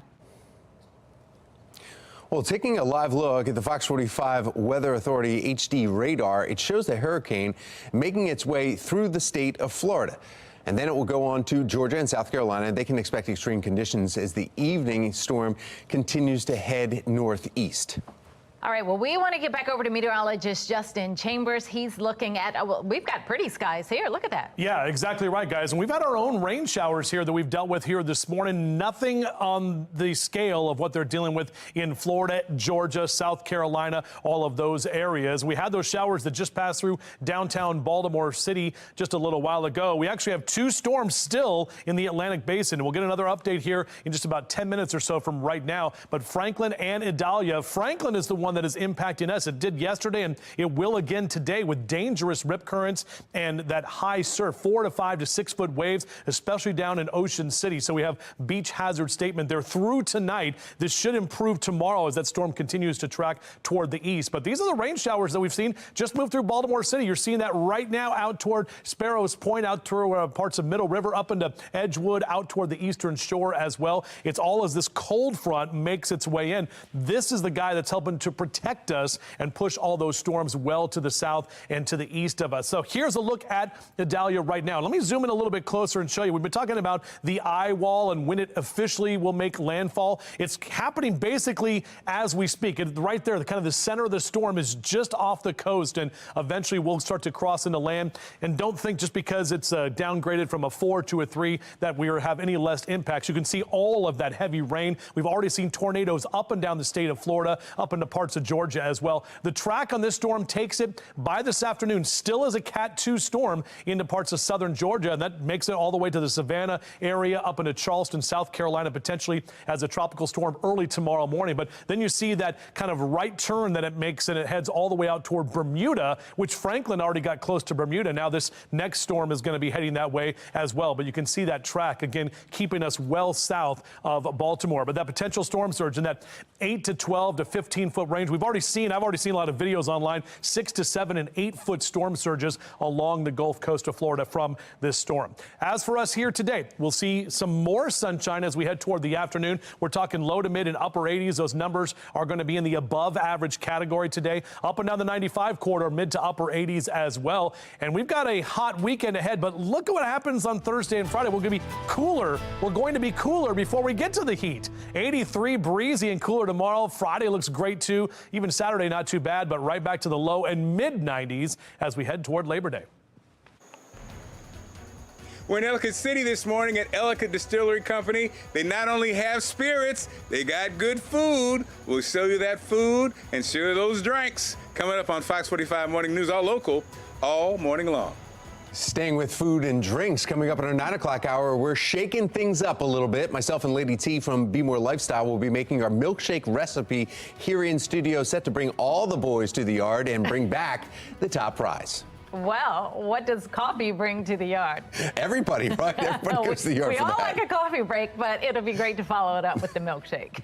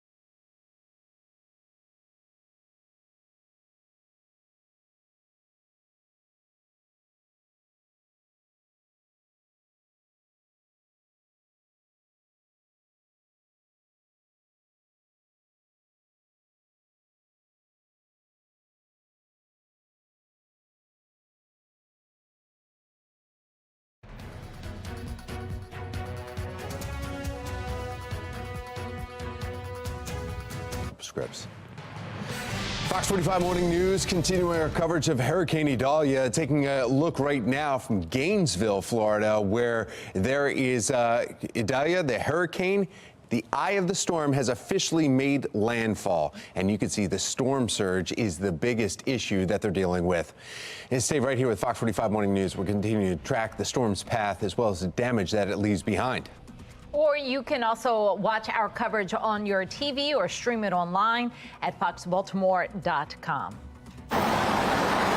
The after-action report now out regarding the police department's handling of the Brooklyn Day mass shooting. Just ahead, we are taking a closer look at the mistakes that were made and when we expect to hear from city leaders on this.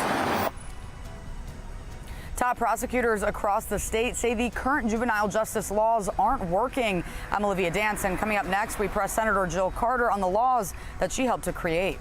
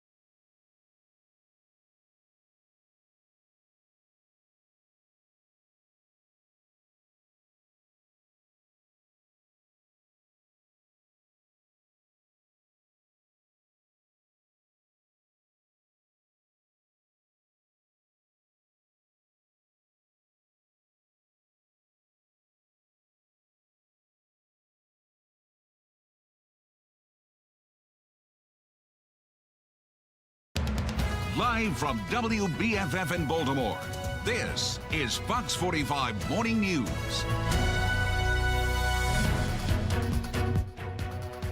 We are tracking Hurricane Idalia this morning as it officially makes landfall. This happened just minutes ago. Tom Rogers will have more on Hurricane Idalia from our live center in just a little bit as some of those conditions worsen elsewhere.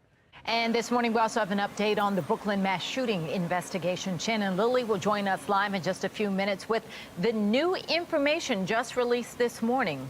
Good morning to all of you on this Wednesday, August 30th. I'm Patrice Sanders. I'm Megan Gillen. Just incredible images as that storm surge moves over Florida right now. We'll get to those in just a moment.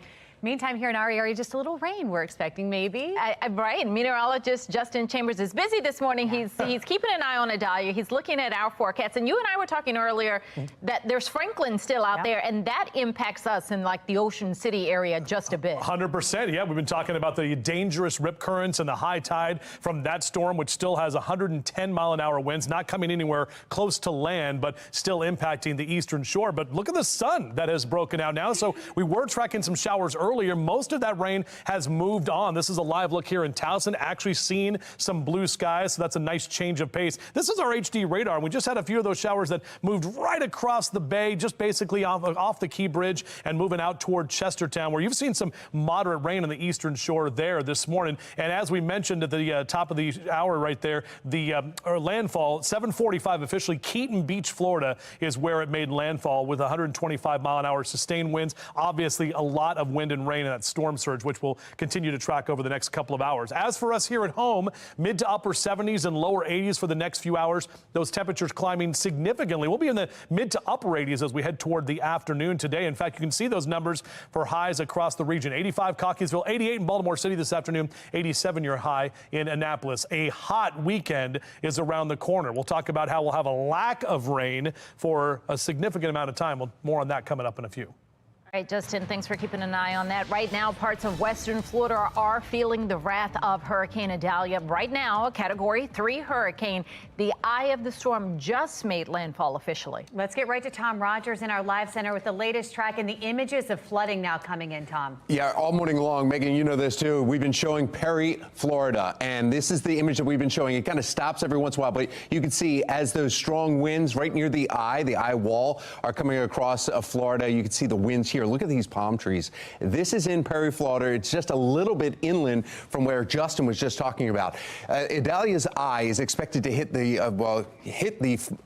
actual coast. It did that just minutes ago, just crossing over the line there. The eye really doesn't matter because for hours now, Florida has been getting hit with those strong winds and those bands of rain and now lightning coming through. National Hurricane Center predicting this could remain a Category 3 when it slams the coast, as it did, taking you live now, though, to another area again. This is a different shots that we're showing you again in Perry, Florida. Now, let me take you to another one where you can see the differences here as we've been showing you some different ones. Now, there's reporters that are coming into these shots. This is the worst part of it right there. And you can see another angle in Perry, Florida, as you see the reporter trying to walk out there, getting pushed from those winds. Sustained winds, 125 miles an hour.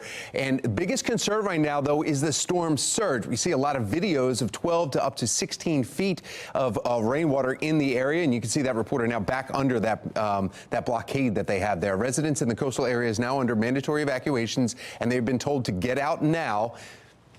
That storm surge is just unbelievable. To please evacuate. They're about to run out of time. All that water pushes and it has nowhere to go. So, yeah, it's going to be bad for a lot of folks. There's going to be a significant impact to that region of Florida.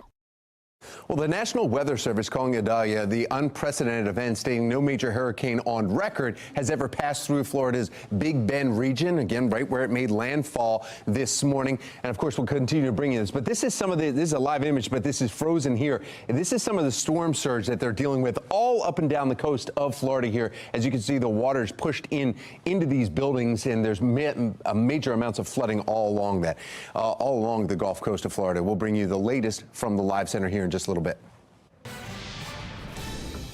Well, breaking news this morning as we switch gears here. The after-action report from the Brooklyn Day mass shooting has just been released. Shannon Lilly joining us live now with the very latest on this. Shannon, what are we learning?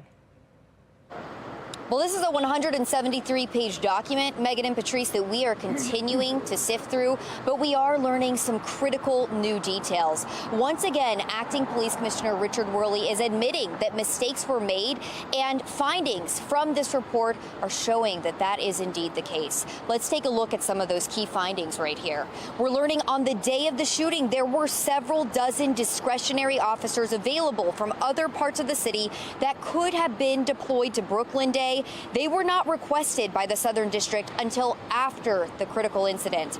We're also learning some limited intelligence was received about the upcoming block party 3 days beforehand. It was not thoroughly investigated. Another key piece of this, city police in retrospect say amid this crowd building the day of the block party, very little consideration to possible public safety concerns was given, and the shift's sergeants and lieutenant failed to share information quickly or provide officers with how to intervene. For instance, about 2 hours before the shooting, a sergeant told his superiors about the crowd of about 800 to 900 people. A captain replying, asking if anyone wants overtime. It wasn't until about an hour later before a lieutenant responded saying a supervisor was en route, and an hour and a half later before a major weighed in advising police to monitor it, but not to get drawn in and become a target.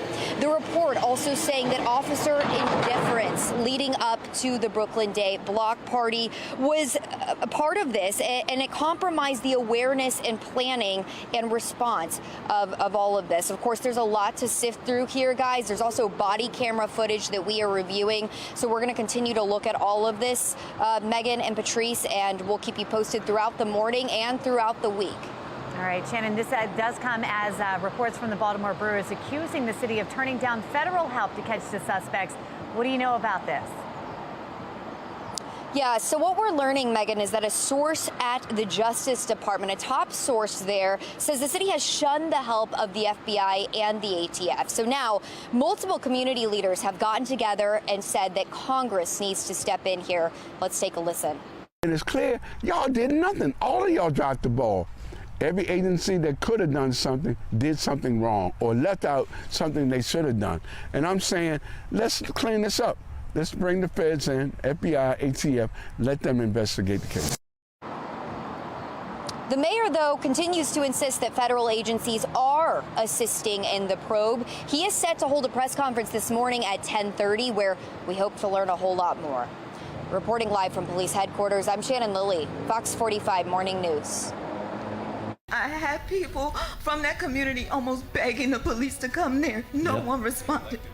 The mother of one of the victims killed in the Brooklyn mass shooting confronting the mayor and acting police commissioner. Coming up in our next half hour, we continue our coverage on the final public comment meeting. It's very unacceptable. We got the email saying that the route was canceled. Howard County parents reporting issues with the school bus system on the second day of school. Still ahead, how Howard County leaders are responding to the transportation issues. Hey, we haven't seen that sun for a while, so it's nice to see the drier air that's starting to work in as those showers moved through a little while ago. We'll break down what we can expect for the rest of your afternoon and the weekend ahead coming up on Fox 45 Morning News. All local, all morning.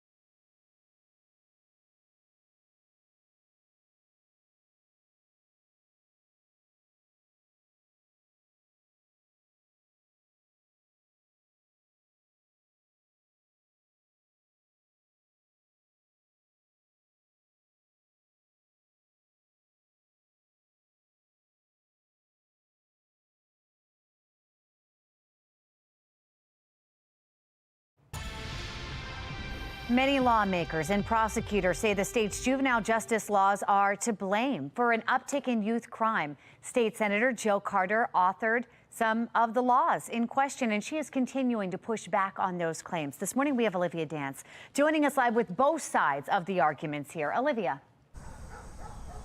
Yeah, Megan, that's right. Police, prosecutors, and leaders all across the state say that the current juvenile justice laws aren't working, but Senator Jill Carter is defending those laws that she helped create. I think that police and prosecutors need to be better educated if they're believing that they can't do anything, which I don't know why they would believe that. Law enforcement tells us when kids get picked up for nonviolent crimes like stealing cars, there's nothing they can do to hold those kids accountable. The laws that Carter helped create include not prosecuting kids under 13 with certain crimes and preventing questioning of juveniles without their parents' and attorneys' approval. Top prosecutors from counties all across the state disagree with Carter and are concerned that kids are just learning the laws and know that they won't face any consequences. There's nothing the law will allow us to do to hold them accountable, and they're doing whatever they want. They know that, nothing's really going to happen to them if they keep their crime in a certain limit of types of crimes. They come in, we can't detain them, they're back in the community the next day. They get picked up for the second one, can't detain them, they're back in the community again the next day.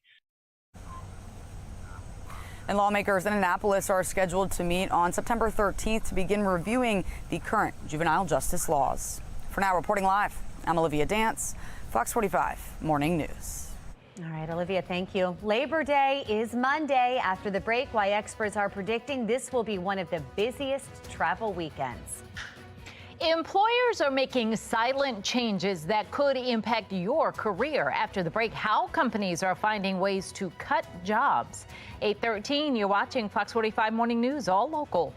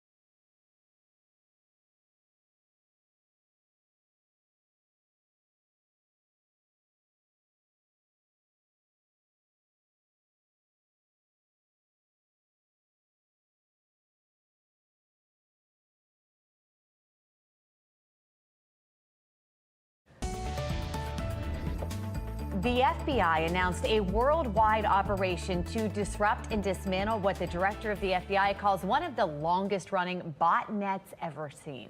National correspondent Didi Gatton has a look at the effort to infect computers and the massive U.S.-led enforcement actions. Experts say this operation marks one of the largest U.S.-led enforcement actions against a botnet ever. The FBI and European law enforcement agencies have taken down a massive network of hacked computers used to defraud victims out of hundreds of millions of dollars. The Justice Department also seized more than $8 million in cryptocurrency from the hackers. The DOJ removed the malicious code from an unspecified number of infected computers, not only in the U.S., but around the world. The current version that we know was initially discovered in 2008, and that's actually CakeBot. And the fact that it's been active, truly active in what we know it today since 2008, you're looking at 15 years of that particular incarnation operationalizing worldwide. Well, that particular viral agent, I will tell you, is already on somebody's computer and being altered again. As George Washington University cybersecurity expert Dr. Scott White notes, this is like a viral agent in the physical world. In the cybersecurity world, these viral agents, they also replicate and they want to survive. White encourages you to make sure you have an up-to-date antiviral package and that your operating system is constantly updating on your computer. Reporting for the National Desk, I'm Dee Dee Gatton. All right, thanks, Dee Dee. 8:18 is your time right now. Our weather authority forecast. Yeah, we actually are seeing some brighter skies out there. We had the cloud cover around this morning. It is definitely muggy when you step outside. We had some of that rain that rolled through, so lots of humidity that's hanging around at this time. Obviously, very active conditions with two hurricanes that are in the Atlantic Basin. Idalia, which made landfall about a half an hour ago in Florida, and now Hurricane Franklin, which is still a 110-mile-an-hour storm, which is a high end of the Category 2 storm. That storm actually continuing to bring dangerous rip currents and also the high surf to Ocean City. So if you are heading down the ocean today, you are going to be dealing with the beach hazard state, which basically just means you need to be careful for some of those rip currents out there.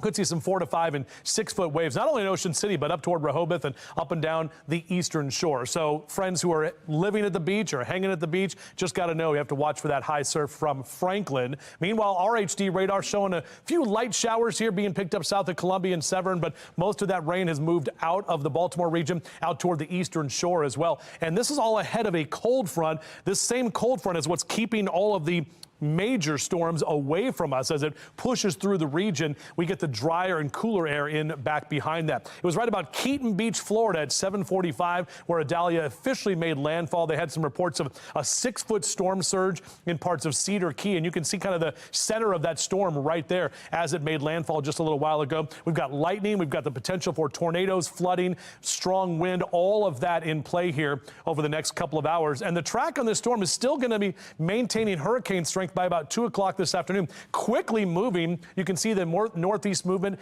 You can see the movement to the northeast at about 18 to 20 miles an hour with 120-mile-an-hour winds, even expected to still be a Category 2 in southern Georgia this afternoon.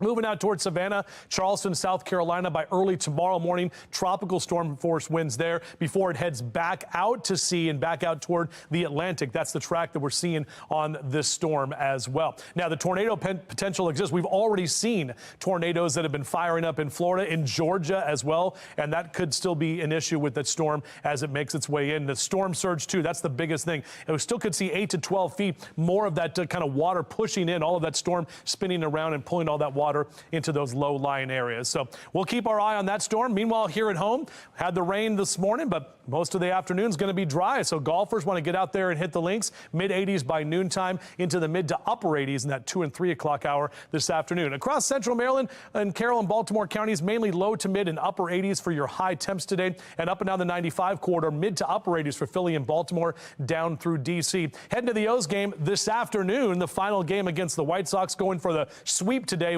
105 for that first pitch. It's going to be a little warm one out there and definitely still muggy, but should get some wind moving in the afternoon. Temperatures, however, will still climb to the mid to upper 80s. We get a pretty nice day tomorrow. Breezy and cooler, lower 80s for our highs. And then we're going to wake up in the 50s and 60s Friday morning. That will be a little bit of a taste of fall. Right back to the lower 80s Friday afternoon. And then summer, it's not done because 91 on Sunday, 94 on Monday, even 96 by Tuesday of next week. All right, Justin, thank you. Do weight loss drugs help with heart health? Still ahead in our 9 o'clock hour, the new studies that are helping overweight individuals. And we're in old Ellicott City, of course, historic Ellicott City, at, of course, the Ellicott Distilling Company. Coming up, we'll talk about the food and we'll talk about the drinks. Have you ever had a Thor's Hammer? Woo-hoo-hoo! Coming up on Fox 45 Morning News, all local, all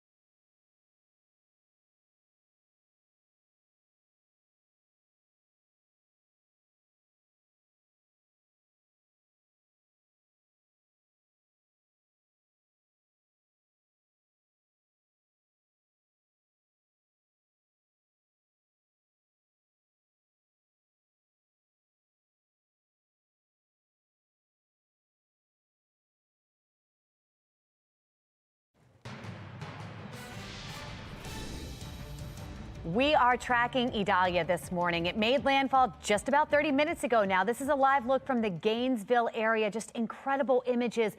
We were concerned about this storm surge, and that seems to be the main factor here. We're going to get an update in just a moment, but again, Gainesville seeing significant flooding here at this point.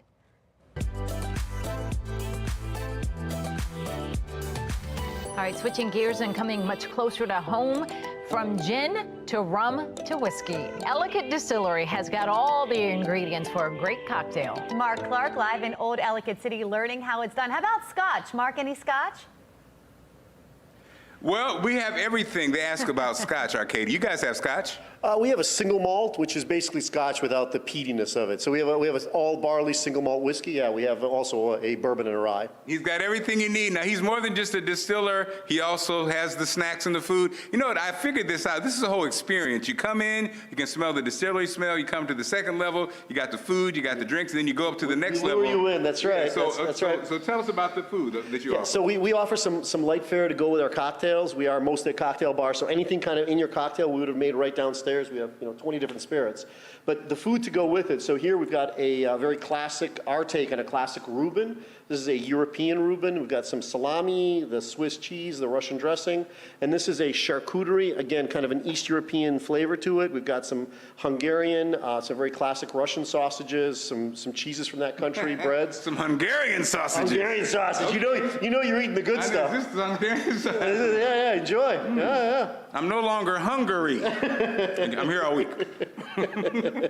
So we also have dips, charcuteries, everything to go with the cocktails you're ordering.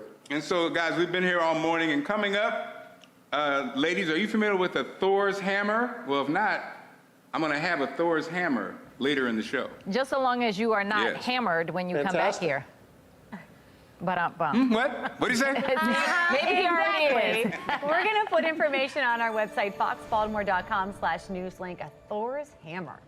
All right, well, now that the rain has moved on, we expect drier conditions and warmer temperatures for us. Meteorologist Justin Chambers letting us know when we can expect more fall-like temperatures, and then a peek ahead to the holiday weekend. Some students across Howard County won't have access to buses this whole week. I'm Olivia Danson. Coming up next, find out how the district is responding to these transportation troubles. You're watching Fox 45 Morning News, all local, all morning.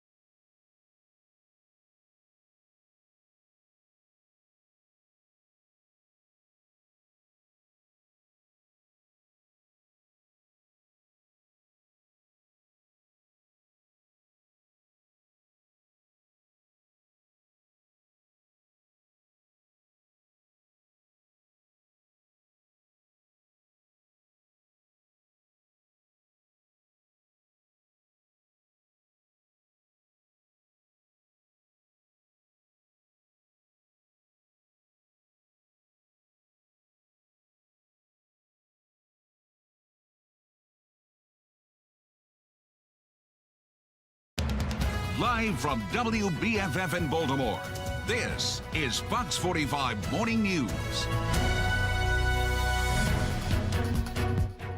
We are tracking Hurricane Idalia this morning. It made landfall just minutes before 8 o'clock this morning.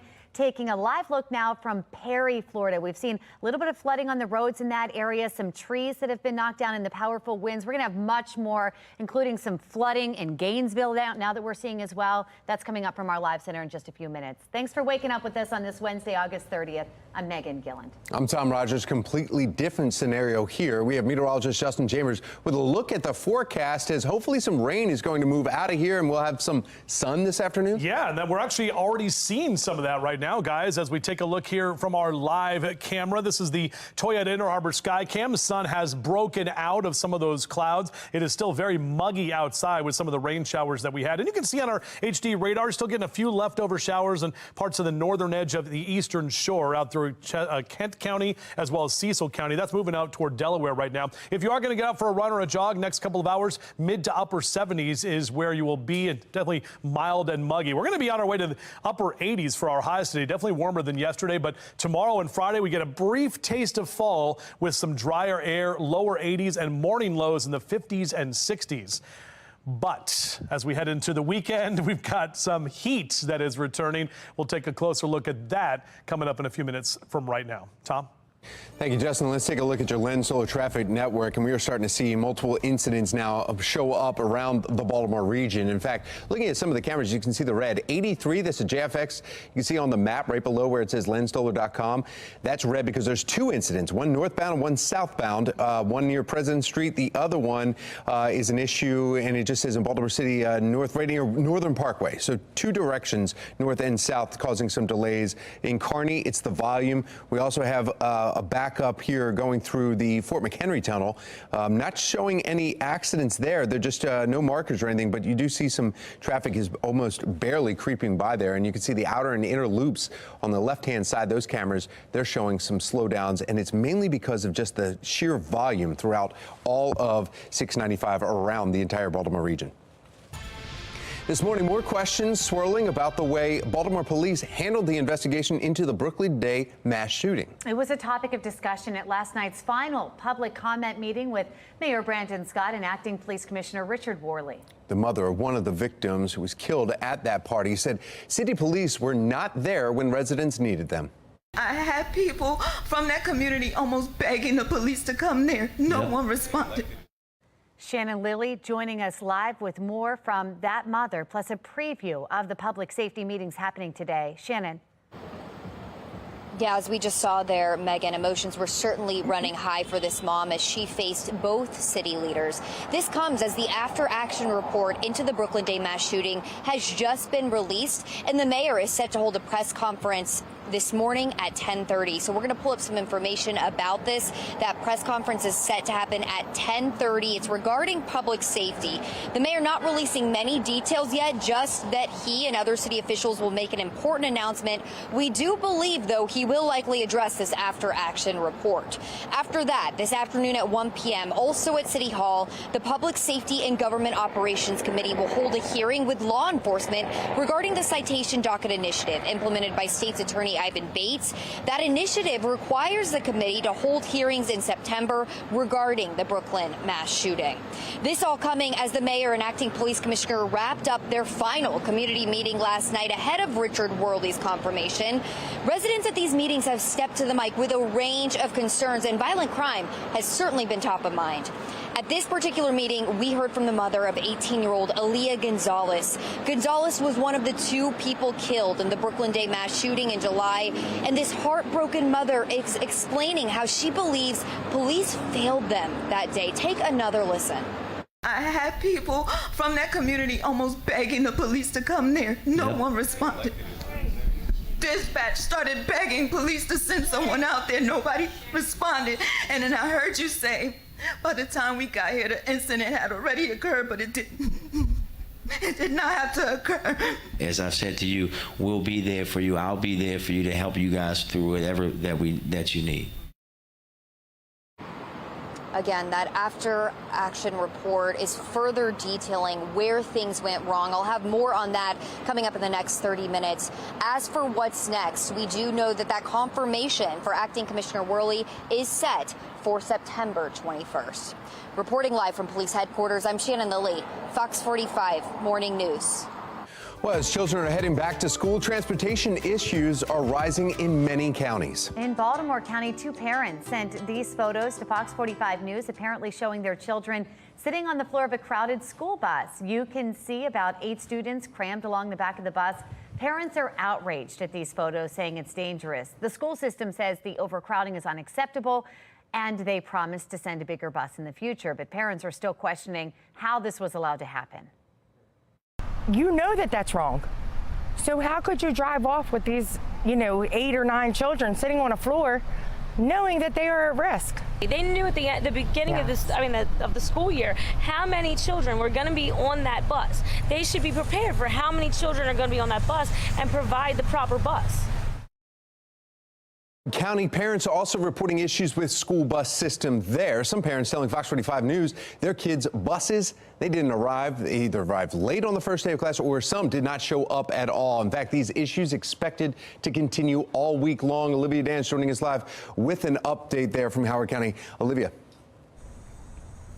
Well, Tom, that's right. Unfortunately, the transportation troubles will continue all week with 20 bus routes across the county impacted. And many of those buses that are impacted take students right here to Atholton High School. Even this morning, we saw buses dropping students off after 8, which is when school is supposed to start.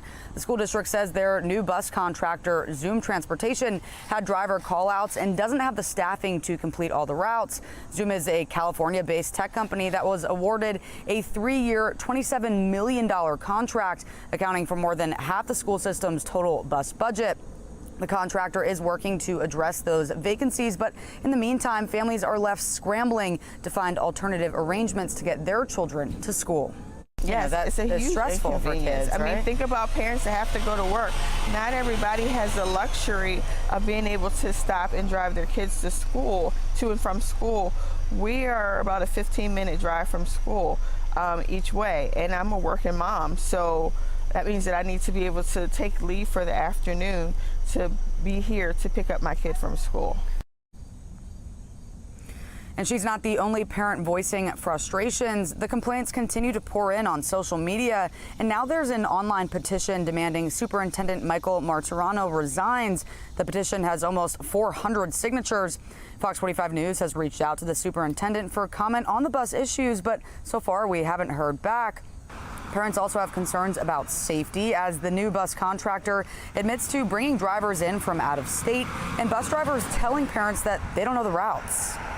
She said, "I'm sorry, we just got in from Spokane, Washington, and we're not familiar with Maryland, we're not familiar with these routes." Finding out that the bus drivers did not practice the route, that is not a good representation of what we're dealing with. Now, the district says that all students who are either absent or late from transportation issues will be considered excused. For now, reporting live in Howard County, I'm Olivia Dance, Fox 45 Morning News. All right, Olivia, thank you. A new report has been released this morning about the Brooklyn Day mass shooting. Topping our next half hour, the new details we're learning about the day that shook a whole community. We are tracking Hurricane Idalia this morning. Just ahead, how the active hurricane season is impacting parts of Maryland. 8:38, you're watching Fox 45's Morning News, all local, all morning.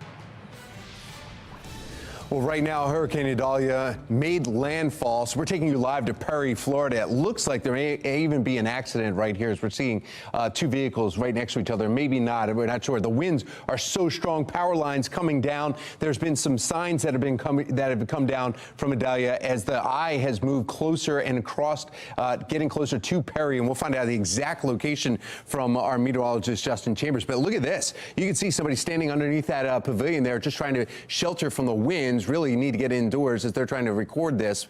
But we have reporters that we've been checking in with Perry, Florida, as we're seeing winds. Justin was just saying they're about 110 miles an hour, but then you can see gusts are up above that here as both the front of the eye and the back end, those two walls, come back and forth. So you'll have winds going one direction, and then say 20 minutes later, as this thing's moving about 17 miles an hour, you'll see winds going the other direction as it's whipping around that city of Perry. A little bit of light coming through there. Now, the difference, though, I want to show you the contrast here, because earlier we were showing you Tampa and a flooded road there. Look, everyone's out and about now walking around the Tampa area, so that's kind of Idalia's left there. That entire roadway was blocked earlier from all the storm surge, but you can see people out there with strollers, their little kids jumping in puddles. Completely different scenario there in Tampa than if you just travel north into the Big Bend, as residents are dealing with completely different areas. Now that Idalia has passed the Tampa and that surge is gone, now it's going inland and is moving up. And of course, you know, this track is going to continue moving up and through, let me keep taking you some shots here. It's going to keep moving inland and through not only Florida, but also is supposed to hit Georgia and the Carolinas. So we'll continue to update you as soon as we follow Idalia moving through, as we're taking all these different camera angles for you to see the storm surge and what it's left behind. Many lawmakers blaming the state's juvenile justice laws for the rise in juvenile crime. What we can expect to happen at the special meeting scheduled for September 13th. But first, Howard County parents reporting issues with the school bus system on the second day of school. After the break, we're speaking with an associate director from the American Federation for Children on this situation. It's 8:43. You're watching Fox 45 Morning News, all local, all morning.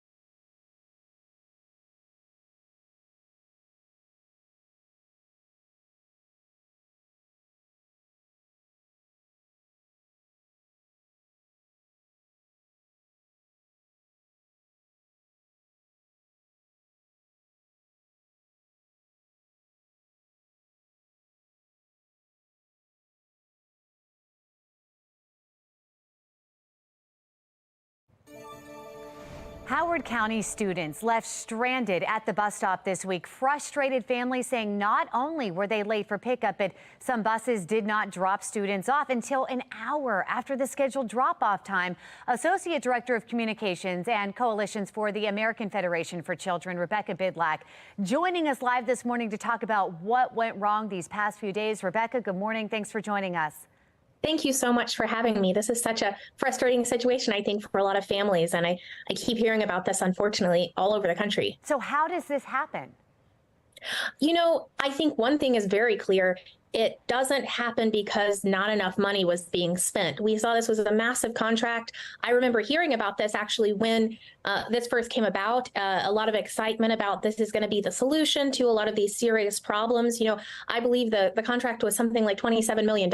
And there's often this idea in a lot of public education that if we just spend a little bit more money, that will solve everything. We're not quite there and we just need a little bit more. And we're seeing with this situation right here, clearly there was a lack of preparation. I've been hearing claims that drivers didn't even know where they were supposed to go in the city. Right. And so this is not school district money, it's parents' taxpayer money. They should demand answers. And beyond that, we heard the county executive saying, yes, you know, it is the taxpayer money and they've given a lot to the school system. And he also noted that the school system has exclusive and sole authority over student transportation.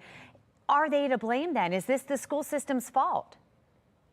I think we have to ask if they're not accountable, then who is? And that's often the problem is that, you know, we've seen these issues, whether it's in Baltimore City or even as far away as there was an issue in Kentucky just last week with similar issues. And often there is a lot of finger pointing and there's a lot of claims that, well, we just don't know how this happened. But I can tell you who isn't involved. It's the parents who just want reliable options for their children. Right. You know, the school district, you know, is responding saying their new bus contractor had driver call-outs, doesn't have the staffing actually to complete the routes. Is that a trend that we're seeing, that this is really just a staffing issue, not just here, but across the country? I think there's a lot of claims that you see about this that, well, you know, we tried, but there are just staffing issues. But really, I think parents should ask why this is happening when there are staffing issues industry-wide and economy-wide. Parents are expecting to have safety for their children. They're expecting that the children will get from point A to point B and to school and get home.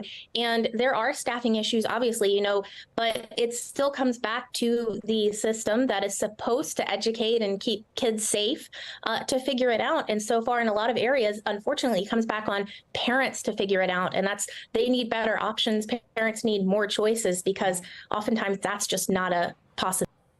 All right, Rebecca, thanks for weighing in. We appreciate it. Thank you so much for having me. 8:49 and Fox 45 News continuing the coverage of Hurricane Idalia, which made landfall at just almost an hour ago, taking you live right here. This is in a place called Steinhatchee, Florida, which is about 40 miles south of Perry, Florida, where we've been focused on some conditions there. Perry inland, this right on the coast. You see, that's a restaurant bar that is probably about 5 foot underwater. And that's that roof that you're looking at right there. And you can still see the winds coming in really strong here and the flooding conditions, the storm surge, and water's going well past this camera shot, moving inland. Let me take you inland to Perry, and this is the other camera that we've been showing you, the high winds that are happening in Perry. They're sitting outside of a hotel right in front when you pull up and drive in the hotel there. That's where the reporter's been all morning long. About 2 hours ago, it looked like there was a little bit of wind, and you can see some palm trees swaying. It has really intensified over the last hour here. So our Fox 45 Weather Authority radar showing where the storm is exactly now, and you can start seeing the lightning there and where it's predicted to go this morning. If you want to check out the storm's path for yourself, you can head to our website, foxbaltimore.com, and just click on the weather tab.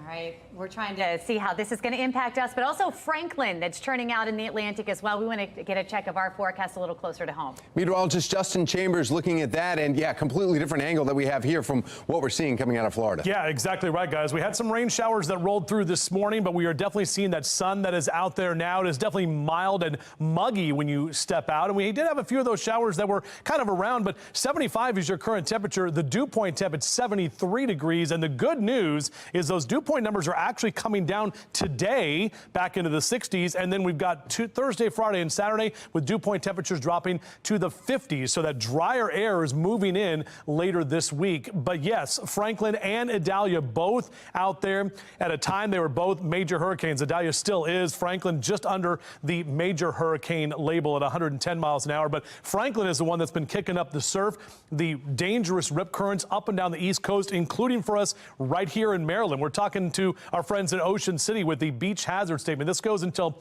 8 o'clock tonight. So if you are heading down the ocean or if you got friends or family there, just tell them don't go in the water today. Let's wait another day for things to get a little bit calmer because you get those dangerous rip currents. You do not want to have you or the kids in the water when that is taking place. This is a look at our HD radar. Some of those showers that have moved out of the region as of right now. And here's the cold front. This is what's protecting us and keeping these storms away. So that's why when Idalia makes a run at the Carolinas tomorrow, the front is going to basically prevent it from heading here. It's going to push it back out to sea. So excellent timing with this cold front to keep the storm away from the mid-Atlantic. Obviously, as we talked about, it made landfall at 7:45 right around Keaton Beach. And you can see that shot that Tom was talking about. There's just you can't even discern where the actual shoreline is because there's so much water that continues to be pushed in here. That's what we're seeing with that center of the storm. Lots of lightning. Right now, no tornado warnings. We've already had those earlier this morning. And this track is going to take it through southern Georgia through this afternoon, potentially still as a Category 2 storm with 100-mile-an-hour winds moving right up toward the Carolina coast by Thursday into Charleston and then back out to sea as we head into late Thursday afternoon. But that tornado potential, as I mentioned, we've already seen some warnings there. And then that huge storm surge, which we are witnessing as we speak with a lot of those cameras and a lot of those shots, all of that moisture just being flushed right up into the Big Bend region. For us here at home, maybe a little wet on some of the grass out there if you are hanging out this afternoon outside playing a round of golf or whatever you might be doing. 84 by noon, into the mid to upper 80s in that 2 and 3 o'clock hour this afternoon, and we'll keep those 80s going again, warmer today than what we saw yesterday. If you are heading out to the O's game, should be drying out nicely with that first pitch at 1:05 this afternoon, and then breezy and cooler tomorrow, back to the mid 80s Saturday, and then low to mid 90s for Sunday and Monday, approaching Labor Day weekend. All right, Justin, thank you. The Maryland State Fair Milkshake Contest is back. Still ahead in our next hour, Lady T will be joining us live in studio with how she and Tom are getting ready for the Milkshake Showdown.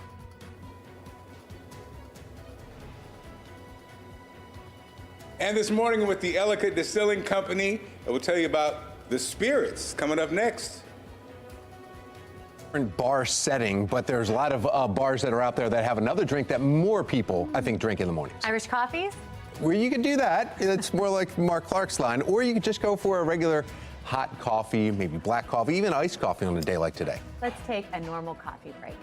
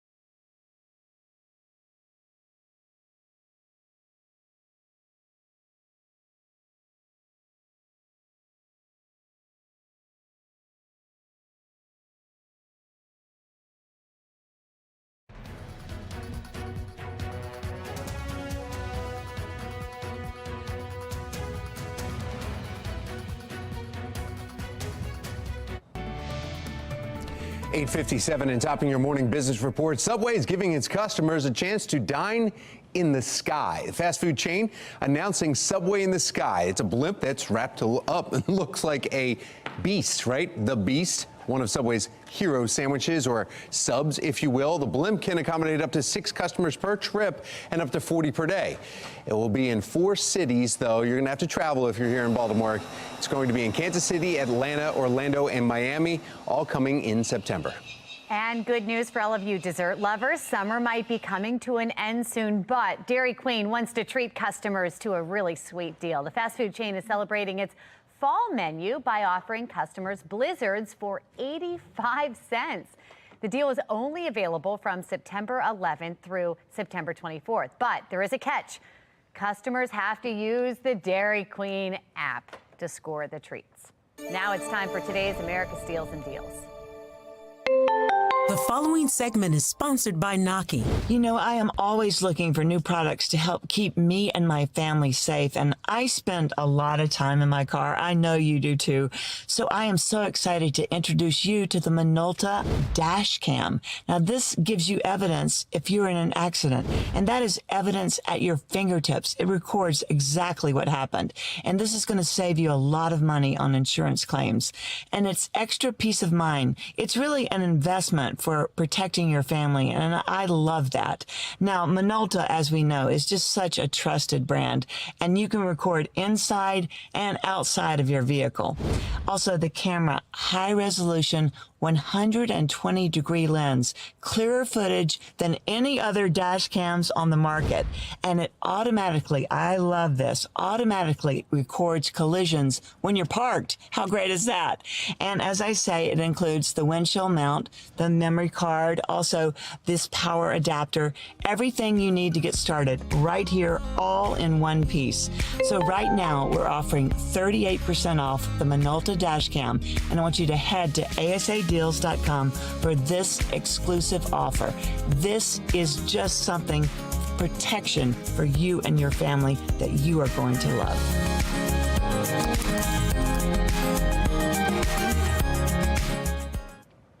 We are taking you into the news right now on Good Day Baltimore. It is 9 a.m. and here are today's top stories. Safety first. We don't want to lose any lives.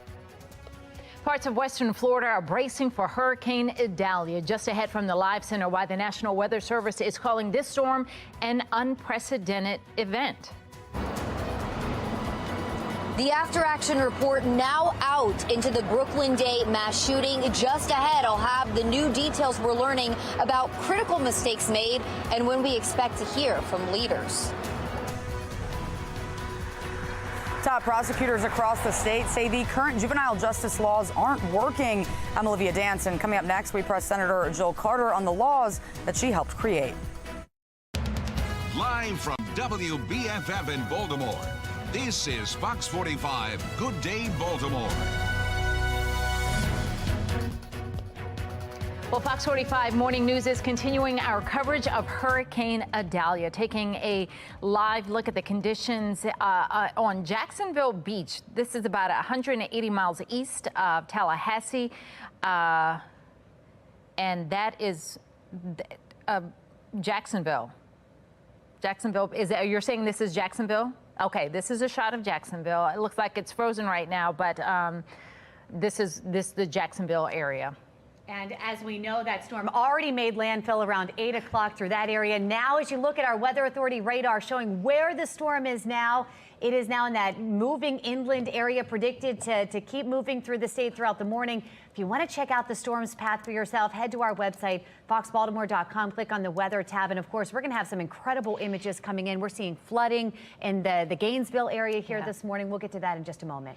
Well, good Wednesday morning to all of you. It's August 30th. I'm Patrice Sanders. I'm Megan Gillen. Let's bring in meteorologist Justin Chambers. It's been a busy morning for you. Where are things standing right now in this, Justin? Yeah, made landfall 7:45 Keaton Beach, Florida. That's what happened there. 125-mile-an-hour winds when it made landfall. Still hanging on to about 120-mile-an-hour winds officially at the eye. But we're seeing a lot of sunshine that is here in Baltimore and in the Towson region, even though we started off with those cloudy skies and the rain that rolled through. So drying out nicely. And you can see see on that HD radar here locally where most of that rain is well off to the east and out toward parts of Delaware and New Jersey. So next couple of hours, numbers staying in the 70s and 80s, eventually climbing to the mid to upper 80s. So we've got a warmer day on hand with the afternoon clearing, and that sun will be up until 7:41 tonight. We've got some nice conditions in terms of some fall-like mornings ahead for the next couple of days. We'll talk about that and the return to summer by the weekend coming up in a few. Every agency that could have done something did something wrong. This morning, we are continuing our coverage on the Brooklyn Day mass shooting investigation.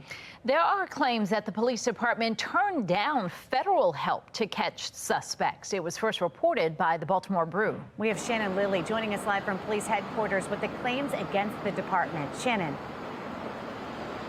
Yeah, and right now, guys, we just got that after-action report into this shooting. This is a 173-page document that we are continuing to sift through. We are learning some critical new details into this mass shooting. Acting Commissioner Richard Worley is continuing to reiterate that mistakes were made, and based off of these findings, that is certainly the case. Let's take a look at some of the key findings here from what we've learned from the after-action report.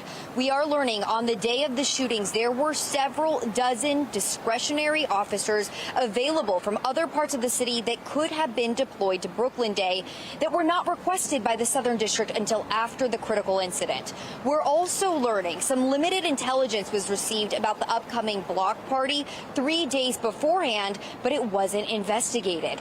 Another key piece of this, city police in retrospect say amid this crowd building the day of the block party, very little consideration to possible public safety concerns was given, and the shift sergeants and lieutenant failed to share information quickly or provide officers with how to intervene.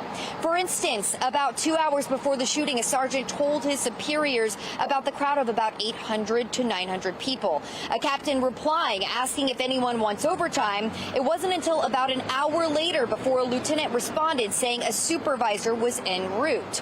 And an hour and a half later before a major weighed in, advising police to monitor it, but not to get drawn in and become a target. Now, we should note, though, that this report does detail some heroic actions from the officers who responded, some life-saving actions. There's also body camera footage that we're reviewing right now that demonstrates that as well. So again, Megan and Patrice, there's a lot to sort through here. We're going to continue to look at all of this and provide updates throughout the morning and throughout the week.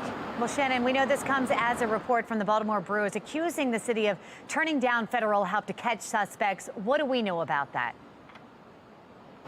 So, Megan, a top-level source at the Justice Department says the city has shunned the help of the FBI and the ATF, and now community leaders are coming together, and they're calling on Congress to step in. Take a listen.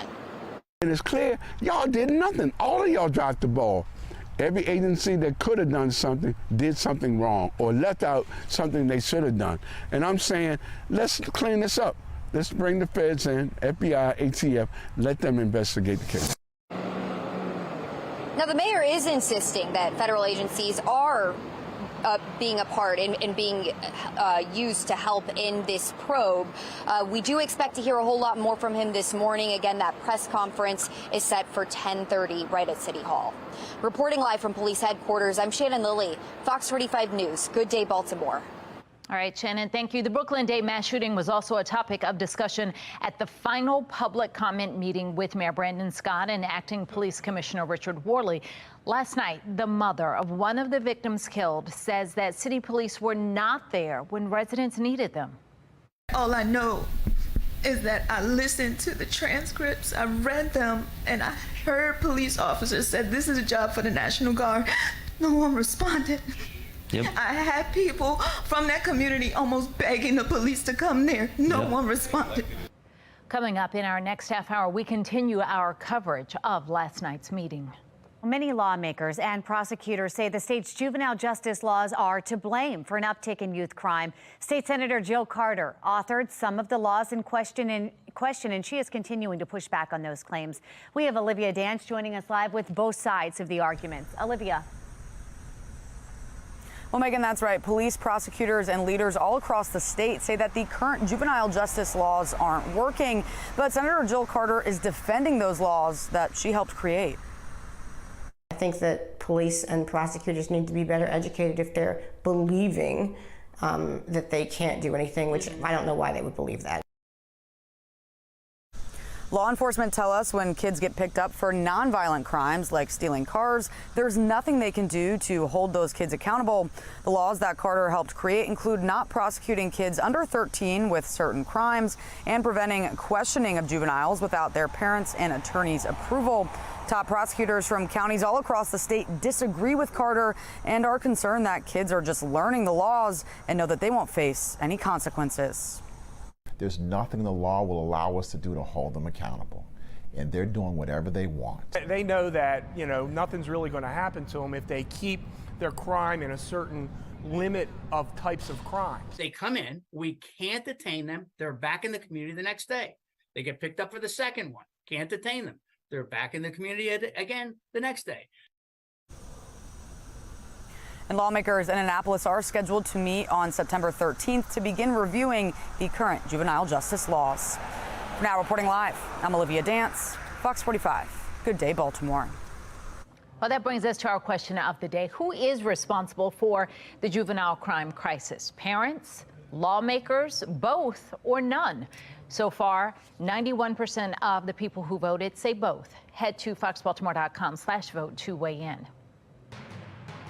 9:08 right now, parts of western Florida are flooded as Hurricane Idalia made landfall as a Category 3. We want to get right over to Tom Rogers in our live center with the latest track and some of the images now coming in, Tom. Yeah, this is pretty amazing. Yesterday, if you were joining us about this time, we were showing you Steinhatchee, and this is a pier, and I pointed out, oh, it's sunny, it looks nice, and there's no boats in the water. You can see some of the piers moving a little bit, but the flooding. Now, these piers go up and down, and they can handle up to 10 to 12 feet of a surge there. If they move this camera back around, you'll see flooded at the bar that was sitting out where the camera sits atop of is completely underwater. I mean, it's the roof you can see, and probably about 6 foot of water has broken through here. And this is at Steinhatchee, which is south of Perry, where we heard Justin Chambers, our meteorologist, talking about how the hurricane came in and has now been downgraded to a 2, but still moving over land. And you can see the track right here on an HD radar. You see it in the middle there. That's the lightning strikes. That's the eye of the storm. But this area was getting hit for hours overnight because of all the winds that were coming through and then the storm surges moving through the area. So bear with me as I go to try and find another camera that may actually look better here. It looks like somebody has taken over my board here. So let me see if I can get a different angle and show you some areas. Well, it doesn't look like it's cooperating right now. But yeah, so if we can get off one touch and go back to it, I'll be able to find out another camera and maybe just as well, a little frozen right there. There we go. All right, so let's see. We can show you a different angle here. This is also inland a little bit in that town. There was a pool area at a hotel, and you can see the debris now, the water right through those trees. That's where the surges are happening, so there's some flooding. This is all still wreaking havoc as it's moving across land, headed now to Georgia, South Carolina. And we'll get exact places where this is happening when we talk to Justin Chambers here in just a little bit. That's the latest from the Live Center. Megan and Patrice, back to you.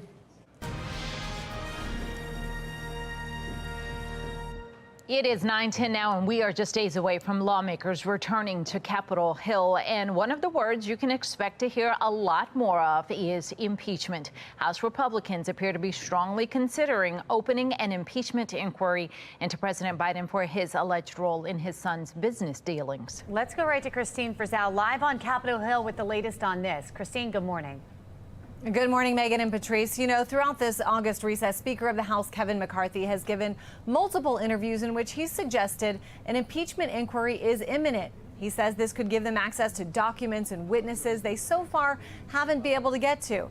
But what we don't know is if they'd even have the votes to get this off the ground. Now, you might remember during the Trump impeachment inquiry, GOP lawmakers called it illegitimate because there wasn't a vote at the outset. But now it looks like Republicans may be planning to do the same thing, to begin this without an official vote, since some of their more moderate members might not be in favor of this. Democrats call this purely political, suggesting Republicans are only doing this because former President Trump told them to.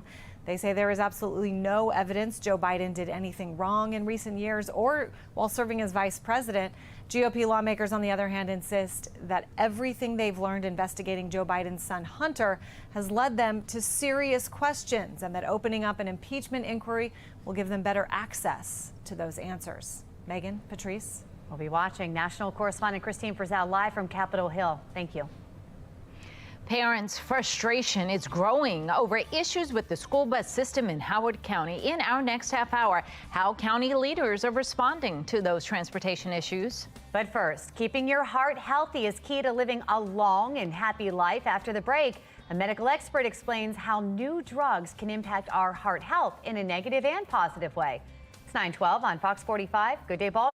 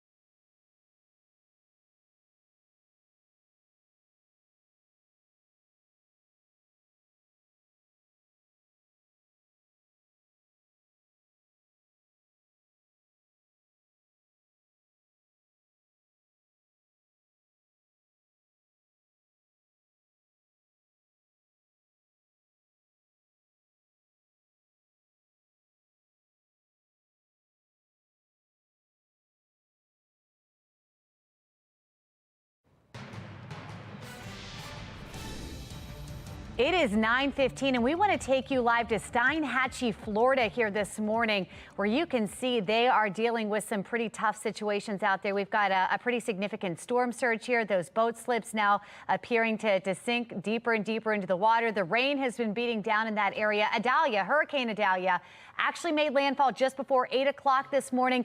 It's now been downgraded to a Category 2. It's inland. We're looking at winds 110 miles an hour. Coming up in just a little bit, actually, I think we're going to check in right now with meteorologist Justin Chambers. He's been tracking this. And Justin, we're now inland. I mean, this is closer to home. This looks pretty nice. That's exactly right, Meg. But you're absolutely correct in everything you were saying there with that storm that is now inland. Jasmine and I were talking backstage about, the storm gained intensity right before it made landfall. It was going along at a pretty quick rate. It slowed down a bit, and that's why you have all that storm surge and all of that water that just has nowhere to go but inland, and that's why we see the flooding situation there. So we'll track that. I'll show you another update on that and Franklin here in just a second, because Franklin actually is impacting us here in Maryland. But right now, the sun is impacting us by drying things out. This is from some of the rain that we saw earlier this morning. 79 is your current temperature in Baltimore. So we were only in the lower 80s yesterday. You can see what's going on. We're going to heat up this afternoon. We're not done with summer yet. That dew point at 74 degrees. Dew point will drop a little bit today back into the 60s. But look at these dew points in the 50s. 50s Thursday, Friday, and Saturday. I was like circling these 3 days and just cheering and doing a little dance backstage because I was very excited about that drier air, and hopefully you will be as well. This is what we're talking about. Hurricane Franklin and Idalia, they're both at 110 miles an hour, and this is the 4th hurricane to hit the state of Florida with greater than 125-mile-an-hour winds in the last 6 years, since 2017. And most of the last few years have been Gulf Coast landfalls, for whether it's Florida or Louisiana or Mississippi or Alabama. So we got Franklin out here. Luckily, not an impact for a lot. However, it is kicking up that surf, and we have the high surf and the dangerous rip currents up and down the beaches of Delaware and Maryland. So we do have that beach hazard statement until 8 o'clock tonight. Tomorrow, if you're heading to the beach, and more importantly for Labor Day weekend, everything should be fine. We're going to be good to go. We'll have calmer conditions, but just know that today we still have that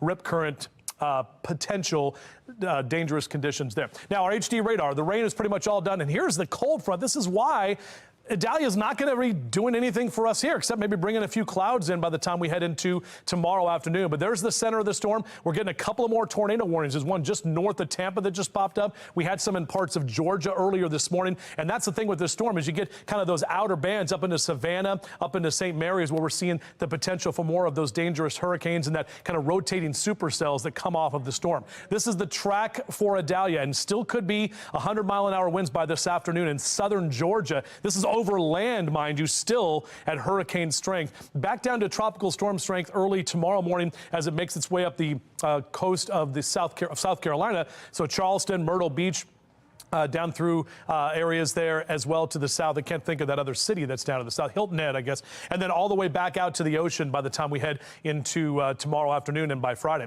Now, the tornado potential, as I mentioned, exists. We're seeing the storm surge. We talked about this all morning. We are predicting potentially 12 to 15 feet. We're definitely seeing at least 6 to 8 feet. That's been reported, and we've seen video of that storm surge. So that's what the folks there are dealing with. Now, back here at home, a lot nicer conditions. Low to mid 80s next couple of hours. Still a bit sticky here this morning, but we'll dry out and heat up this afternoon in the mid to upper 80s for your highs. Should be fine for the O's game this afternoon. 105 for that first pitch. Just make sure to have that sunblock. Breezy and cooler tomorrow. Our fall morning is going to be Friday, which is perfect because that's meteorological fall, you guys. We're talking about waking up in the 50s and 60s before we top out in the lower 80s. And then that heat coming right back Sunday and Monday. It is 9:19. Weight loss drugs have been around for decades, but new studies are coming out with connections between the drugs and heart health. Joining us today to talk about that connection, Medical Director of Cardiac Transplant at the University of Maryland Medical Center, Dr. Albert Hicks. Good morning. Good morning to you. All right, so let's talk about the connection between the medications and heart health. That seems like that's an added benefit. Yeah, it is a significant added benefit. Anytime you have a medication that not just treats heart health, but also treats other conditions such as obesity or diabetes, we find that benefit. And there have been recent medications that have been used to help other conditions that have been found to be helpful in treating patients with conditions such as heart failure. So for this particular drug, it's a weight loss drug, but because of the heart health aspect now, are we expecting that we'll see this drug prescribed more widely, or is there an added benefit, especially if you're already overweight? There is an added benefit if you're overweight. This medication was still looked at in individuals that had heart failure that had elevated body mass indices, so an elevated BMI of over 30. And it was found that with this medication, these patients had improved quality of life, they had improved exercise capacity, they had a reduction in adverse events, which is huge, and they had significant weight loss if they weren't on this therapy.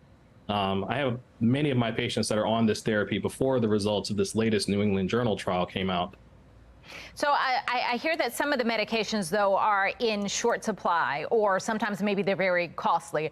Are you seeing or predicting that there could be problems with that now? Even more people are going to want to get their hands on it because of this other benefit. How do you see that playing out? Yeah, weight loss is a large industry, and unfortunately, there's been a lot of abuse. Particularly, some individuals in Hollywood have been raising the cost of the medication I find that it's actually quite affordable for many of my patients. Many insurance do cover it because they see the benefit of the therapy for our patients, but it's going to be a problem moving forward as far as the supply and demand. Demand is only going to go up for these medications, and our supply is not improving. All right, but interesting to see how it can serve dual purposes there. Dr. Hicks, thank you so much for your time this morning. No problem. Thank you. Well, the Ravens are making their final cuts before the regular season. Still to come, head coach John Harbaugh's thoughts on the 2023 roster. And with the Elegant Distilling Company, of course, it's about the drinks. We'll talk about the amazing flavors and variety they have. And also, I told you about Thor's hammer. We'll see it in action coming up on Fox 45 Morning News, all local, all morning long.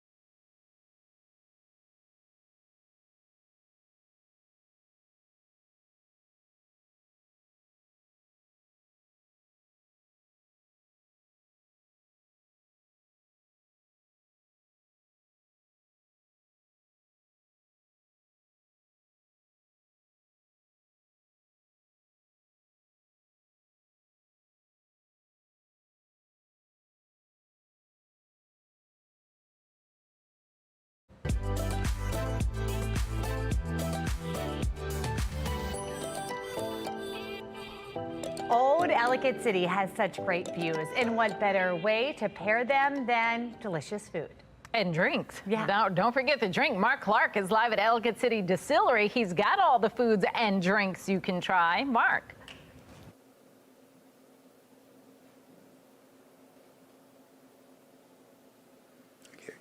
Okay, I'm sorry, I can't hear, but I'm with Erica from Slovakia. She is the head bartender. And Erica, so you are in charge of all the spirits. Tell us. Thank you, Mark. Tell us what we have. So I usually recommend for newcomers to come and try our flights, so that way they will understand what kind of alcohol we make.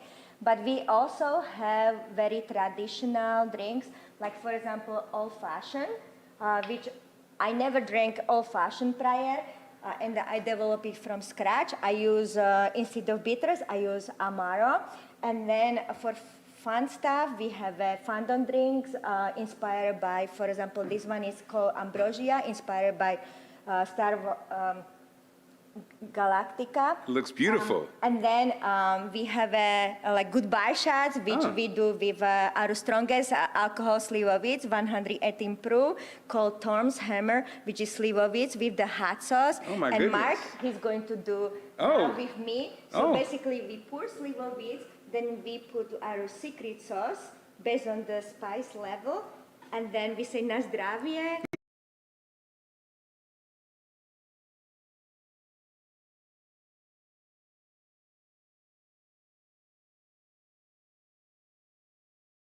zdravia. To your health, and look at always people's eyes. Okay.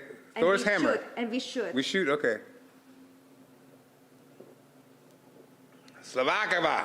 I don't know. Hot sauce went down. Oh, wow. Secret sauce, whatever that might be. Wow. All right, Mark, you take a minute there. He's going to get more, too. More information for you on our website, foxbaltimore.com/newslinks. Thor's hammer. Whew. Well, it is back to school at all levels for schools across the Maryland region in our next half hour. Towson University is welcoming its largest class ever. Just how many freshmen are walking campus for the first time? That is coming up. Looks like a lot. And temperatures hanging around the 80s, but meteorologist Justin Chambers knows more. What do you got, Justin? He's tracking those temperatures. 9:27 now on Good Day Baltimore.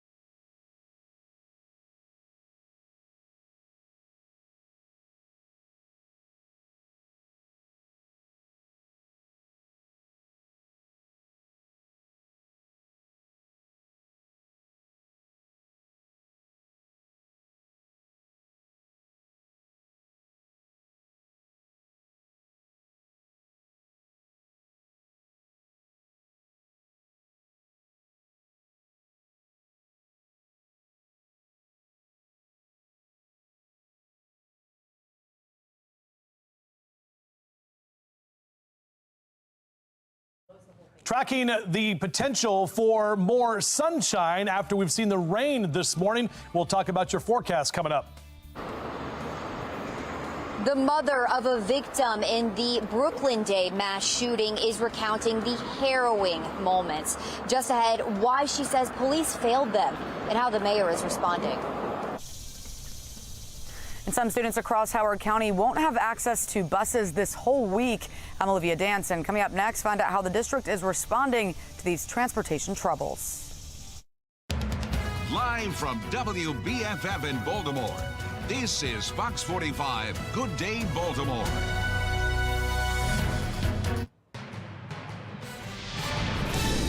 Hurricane Idalia makes landfall. It happened around 7:45 this morning.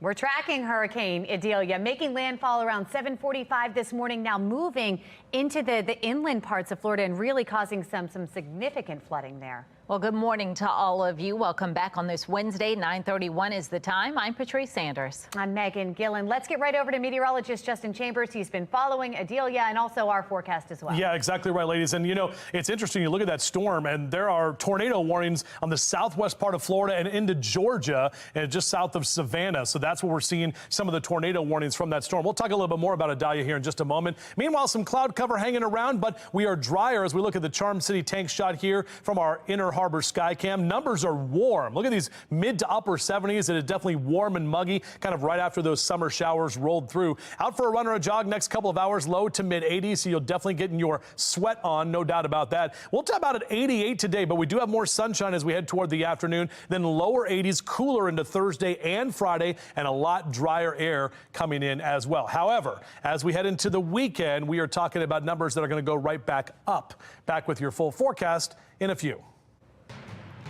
Well, right now, Hurricane Idalia is moving across the state of Florida. Let's get right over to Tom Rogers in our live center with a look at the current conditions here. Tom, what are you seeing? Yeah, taking you to Tampa right here, 175. This is our first vehicle we've seen, and it's an emergency vehicle. They shut it down right at 275. I apologize. This is 275 in Tampa because of the flood surges that were there. This is a lot calmer. Water was going all the way across into the median about a half hour ago, so it's definitely getting better. Now, bear with me as I take you back out to some of those other shots that we've been showing you. Hudson, Florida. This is a camera that kind of stops and then picks back up again. You can see the flooding as the water starting to recede. That was up near that other line in the building here. As we've been hearing that the forecasters were saying this was going to be coming in as a Hurricane 3 to 4, and that's exactly what happened. When it made landfall this morning at 7:45, it hit as a Hurricane 3, Category 3, and it is now downgraded to a 2 with 110 sustained winds and also gusts up to 120. Now, this is outside of Steinhatchee, which is south of Perry, where when it made landfall, it created just unbelievable images that we were showing you of reporters standing out there trying to stand upright and was getting knocked down. This is a lot better, but this camera is sitting on top of a restaurant bar that normally is fine, and if they move, the camera will move every once in a while, and you'll be able to see that that bar and restaurant is actually under about 4 to 5 feet of water here in Steinhatchee. And let me see if I can get that other one from Perry for you to see if he shows some of the winds that were coming through here. Yeah, there's not much now coming through on these shots. It looks like it's calmed down, which is some good news, great news. Here's the other one that we were showing you. A reporter stepping in right here. Earlier, this is the reporter that was standing outside of a hotel, and you couldn't even make out the gas station behind him because the winds were so strong there. The stop sign bent a little bit, and there was heavy gusts cutting through there. So the timing of this now is Idalia is made landfall, is now moving into Carolinas, Georgia, as we heard Justin talk about. Maybe Hilton Head, Savannah could be impacted by this. It's still weakening. Some good news there, but now we'll start getting the images of what Idalia left behind in Florida. As you saw in Tampa, they're still getting some storm surges. That's the latest from our live center. Megan Patrice, back to you. All right, Tom, thank you. We do have continuing coverage this morning. The mother of one of the victims killed in the Brooklyn Day mass shooting is making her voice heard in a packed room in East Baltimore. Last night, Mayor Brendan Scott and Acting Police Commissioner Richard Worley held their final public comment meeting. Shannon Lilly is joining us live with more from that mother, plus a preview of the public safety meetings happening today. Shannon. Yeah, emotions, Megan and Patrice, were certainly running high for this mother as she addressed both the mayor and the acting police commissioner. And this comes as of this morning, we have gotten that after action report into the Brooklyn Day mass shooting. And the mayor is set to hold a press conference in just about an hour regarding public safety. We're going to pull up some information about this meeting here on your screen. Once again, it's set for 10:30 this morning. We don't have too many details yet, just that the mayor says he and other city officials will make an important announcement, but based off of the timing here, we do believe he will likely address this after action report. After that, this afternoon at 1 p.m., also at City Hall, the Public Safety and Government Operations Committee will hold a hearing with law enforcement regarding the citation docket initiative implemented by State's Attorney Ivan Bates. That initiative requires the committee to hold hearings in September regarding the Brooklyn mass shooting. This all coming as the mayor and acting police commissioner wrapped up their final community meeting last night ahead of Richard Worley's confirmation. Residents at these meetings have stepped to the mic with a range of concerns and and violent crime has certainly been top of mind. At this particular meeting, we heard from the mother of 18-year-old Aaliyah Gonzalez. Gonzalez was one of the 2 people killed in the Brooklyn Day mass shooting in July. This heartbroken mother explaining how she believes police failed them that day. Take a listen. I had people from that community almost begging the police to come there. No one responded. Dispatch started begging police to send someone out there. Nobody responded. And then I heard you say, by the time we got here, the incident had already occurred, but it didn't. It did not have to occur. As I said to you, we'll be there for you. I'll be there for you to help you guys through whatever that you need. Certainly a heartbreaking thing to hear from that mother. Again, that after action report is further detailing where police went wrong, and we expect to hear or find out more about that potentially at this 10:30 press conference this morning at City Hall. In the meantime, as for what's next, we do know as of now the acting police commissioner is set for his confirmation on September 21st. Reporting live from police headquarters, I'm Shannon Lilly, Fox 45 News. Good day, Baltimore. All right, Shannon, thank you. In Howard County, parents are reporting issues with the school bus system. There are some parents telling Fox 45 News that their kids' buses arrived late on the first or of school, and in some cases just did not show up at all. Those issues are expected to continue all week long. We have Olivia Dans joining us live now with an update. Olivia. Well, Megan, we just learned that the superintendent will give an update on this bus issue at 11 this morning, but at least for now, we know that unfortunately the bus issues will continue all week, impacting 20 bus routes all across the county. And many of the buses that are impacted take students right here to Atholton High School. Even this morning, we saw buses dropping students off after 8, which is when school here is supposed to start. The school district says their new bus contractor, Zoom Transportation, had driver callouts and doesn't have the staffing to complete all the routes. Now, Zoom is a California-based tech company that was awarded a 3-year, $27 million contract, accounting for more than half the school system's total bus budget. The contractor is working to address those vacancies, but in the meantime, families are left scrambling to find alternative arrangements to get their children to school. Yes, it's a huge stressful for kids. I mean, think about parents that have to go to work. Not everybody has the luxury of being able to stop and drive their kids to school, to and from school. We are about a 15-minute drive from school each way, and I'm a working mom, so that means that I need to be able to take leave for the afternoon to be here to pick up my kid from school. And she's not the only parent voicing frustrations. The complaints continue to pour in on social media. And now there's an online petition demanding that Superintendent Michael Martirano resigns. The petition now has over 400 signatures. Fox 45 News has reached out to the superintendent for comment on the bus issue, but so far we haven't heard back other than that press conference that's happening at 11. And parents also have concerns about safety as the new bus contractor admits to bringing drivers in from out of state and bus drivers telling parents that they don't know the routes. She said, "I'm sorry, we just got in from Spokane, Washington. And we're not familiar with Maryland. We're not familiar with these routes." Finding out that the bus drivers did not practice the route, that is not a good representation of what we're dealing with. Now, the district says that all students who are either absent or late from transportation issues will be considered excused. Back to you. Olivia, thank you. Don't go to bed too early tonight because there is a special surprise waiting up in the stars. Still ahead, what time you can catch the rare blue supermoon. Clouds will move out by this afternoon as temperatures warm back up to the mid and upper 80s. Meteorologist Justin Chambers is tracking next week's intense warm up. 9:40, you're watching Fox 45. Good day, Baltimore.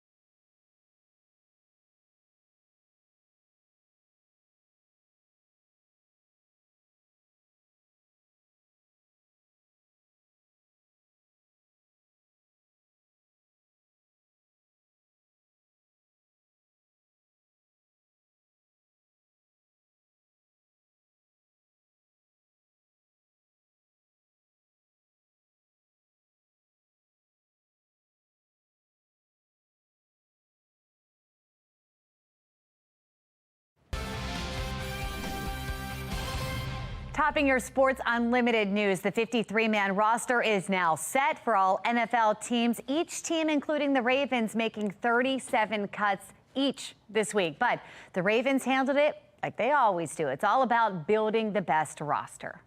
Turning now to the Orioles, they are taking the win once again over the Chicago White Sox. Final score of last night's game, 9-3. O's on top. Today, the two teams go at it once again at Camden Yards. First pitch will be 1:05 this afternoon. The O's are now guaranteed a winning season for 2023, which is the first time they're going to have back-to-back winning seasons since the 2013-14 seasons. Temperatures in the 80s this afternoon. Meteorologist Justin Chambers is tracking how far and how hot it gets for the holiday weekend. And it's time to get out the blender, if you can hear it, and test out your sweet tooth. Coming up, Tom Rogers is putting his milkshake making skills to the test. Look at all the ingredients. You're watching Fox 45. Good day, Baltimore. In it.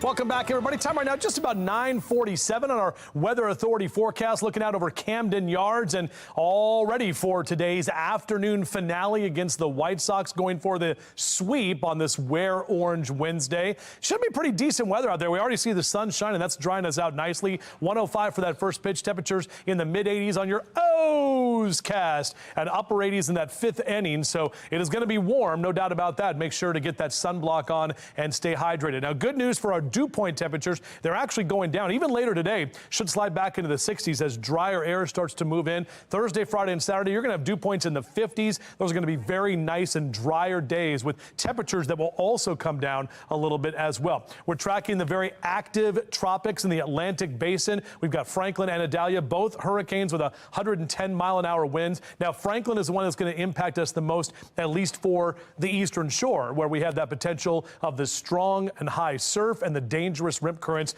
basically through most of this afternoon and evening. By tomorrow, this should be a lot better and a lot calmer. And the good news is for Labor Day weekend, it should not be an issue at all. Meanwhile, our HD radar still showing a couple of light showers here from Baltimore down through Severna Park, but not actually much being picked up on the radar. This is our good friend, this big cold front. A lot of folks like when the cold front comes in because we'll get the drier air, but what it's doing also is keeping those storms away from us by moving in from the northwest and pushing out all of those showers, keeping Idalia not anywhere near us. Now, this is the storm, and it is bringing a lot of wind and rain, tornadoes, flooding, storm surge. You can see some of those storms all the way down through Tampa and Sarasota, down through Cape Coral, and then we're even getting some tornado warnings in parts of Georgia that we've been tracking throughout the morning. Did make landfall about 7:45, quickly moving onshore. And now, as it continues over land, it will slow down a little bit, and also the winds will lessen, but it's all of this moisture that is still going to pull up from the Gulf of Mexico, and then you have that severe weather that's going to be a potential issue as well. This is the track of this storm.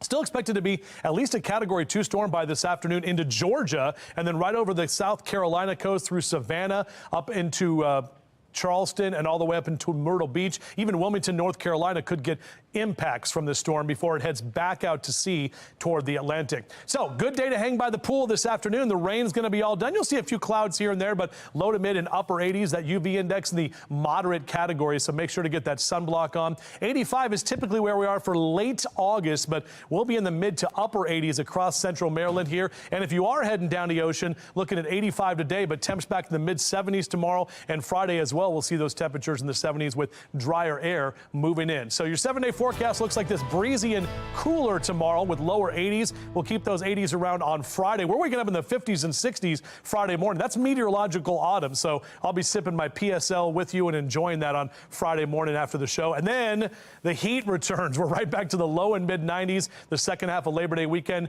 and we'll have a little mini heat wave early next week. All right, Justin, thank you. Remember, for all of you at home, you can track severe storms even when we're not on the air. You can download the free FOX45 Weather Authority app. Just go to your app store, search WBFF, and that'll get you started. Well, trending now, be ready to stargaze tonight to catch the rare supermoon and blue moon. Check it out. Tonight around 9:30, the moon will look a little bit bigger because it is closer to the Earth than usual.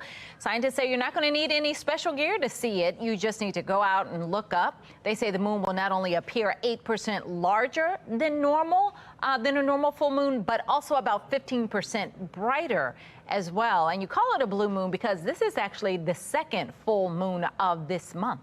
Blue moon. And check this out, Towson University welcoming, look at that, its largest ever incoming class. Count them up, nearly 5,300 students walking on campus for the first time. Towson's new students hail from 25 states and 25 countries. Best of luck to all of them and all the kids heading back. And remember, Fox 45 News is your back-to-school headquarters. Just scan the QR code on your screen to check out all the stories we've posted so far, or you can go to foxbaltimore.com/back-to-school-HQ. All right, we're here. Yeah, this is happening. In fact, some of the things that we're shaking up, it goes on every year. Lady T is here in the studio with me. Shaking our way into the competition. We're partnering into the undeniably Shake Off. Yes! And it's happening this Friday morning where you have to submit your content, like your recipe. Yeah, you got to submit the recipe. Okay, and we came up with something just amazing. We were like, let's combine all the great things that have happened recently, okay, right? Straw well put. Barbieheimer. Straw Barbieheimer. Straw Barbieheimer. It's giving, and it smells so good, y'all. Let me tell you. Okay, so this is part of it right here. This is shake. So we've got some strawberry and vanilla ice cream, right? And then you want to mix one up right now. I'm gonna mix this We up. line the glass, and we will not be this fancy at the contest. I could actually cook, y'all, because he be trying. Fresh strawberries, heavy whipping cream. Mix that up, blend it. Then we hit it with some. Yeah, we got to shake it up. I know it takes a little bit to get that one going. They'll have better blenders there, but I did the one earlier. There you go. Okay. And then you pour it into the glass, and then we hit it with one of these ready whips, and then we decorate. A little bit of rum, but I'll take what I can get. Well, there's a 12-year-old. There's a 12-year-old that's going to be judging there this year, okay. So they frowned upon that when I said, yeah, you're going to need to keep mixing that one up. But fresh strawberries are key to it here. We put that in, and then once you get it all decorated, yeah, I see it now. Look, there it goes. Look at the pink coming out. That's the Barbie. All right, now we need to get one more thing. We're going to show you the Heimer after we come back. Is that it? Is that what you guys want to do? Yeah, we got to show them the explosion. Okay, we're going to mix this up, and when we come back, we're going to show you. Shh, you're not supposed to tell them the explosion. Oh, I'm sorry. Now we're definitely. Oh, there goes that. What's going to happen? You guys don't know. Yes, you don't know. Anyway, no matter what, we're going to win, and we'll be more professional there at the fair.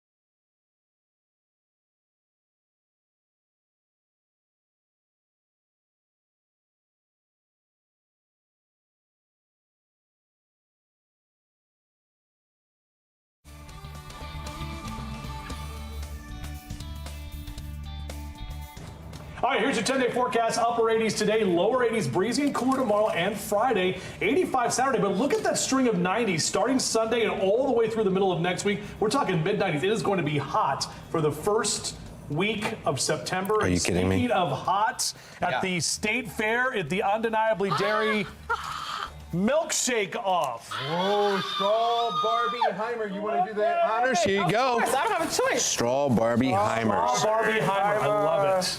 See? Strawberry shake. Oh my God. With a hot chocolate bomb. We're going to win it. We're coming for you. Definitely winning. Oh, we got to put the little glitter on. We got to put the yeah, that's right. A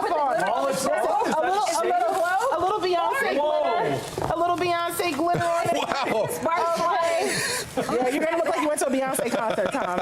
It's going to be fantastic. The Straw Barbie guys. Heimer. Those are the other trophies we've won. Good job. Winners. Chicken dinner. There's glitter everywhere in the air here. We already crowned ourselves, so why are we even doing this contest? There is glitter in the air. There's no competition. Oh, guys, I think you did it. This is wonderful. Anybody want to try one? Yeah, you got to actually try it. I can cook, I promise. It's not going to hurt you.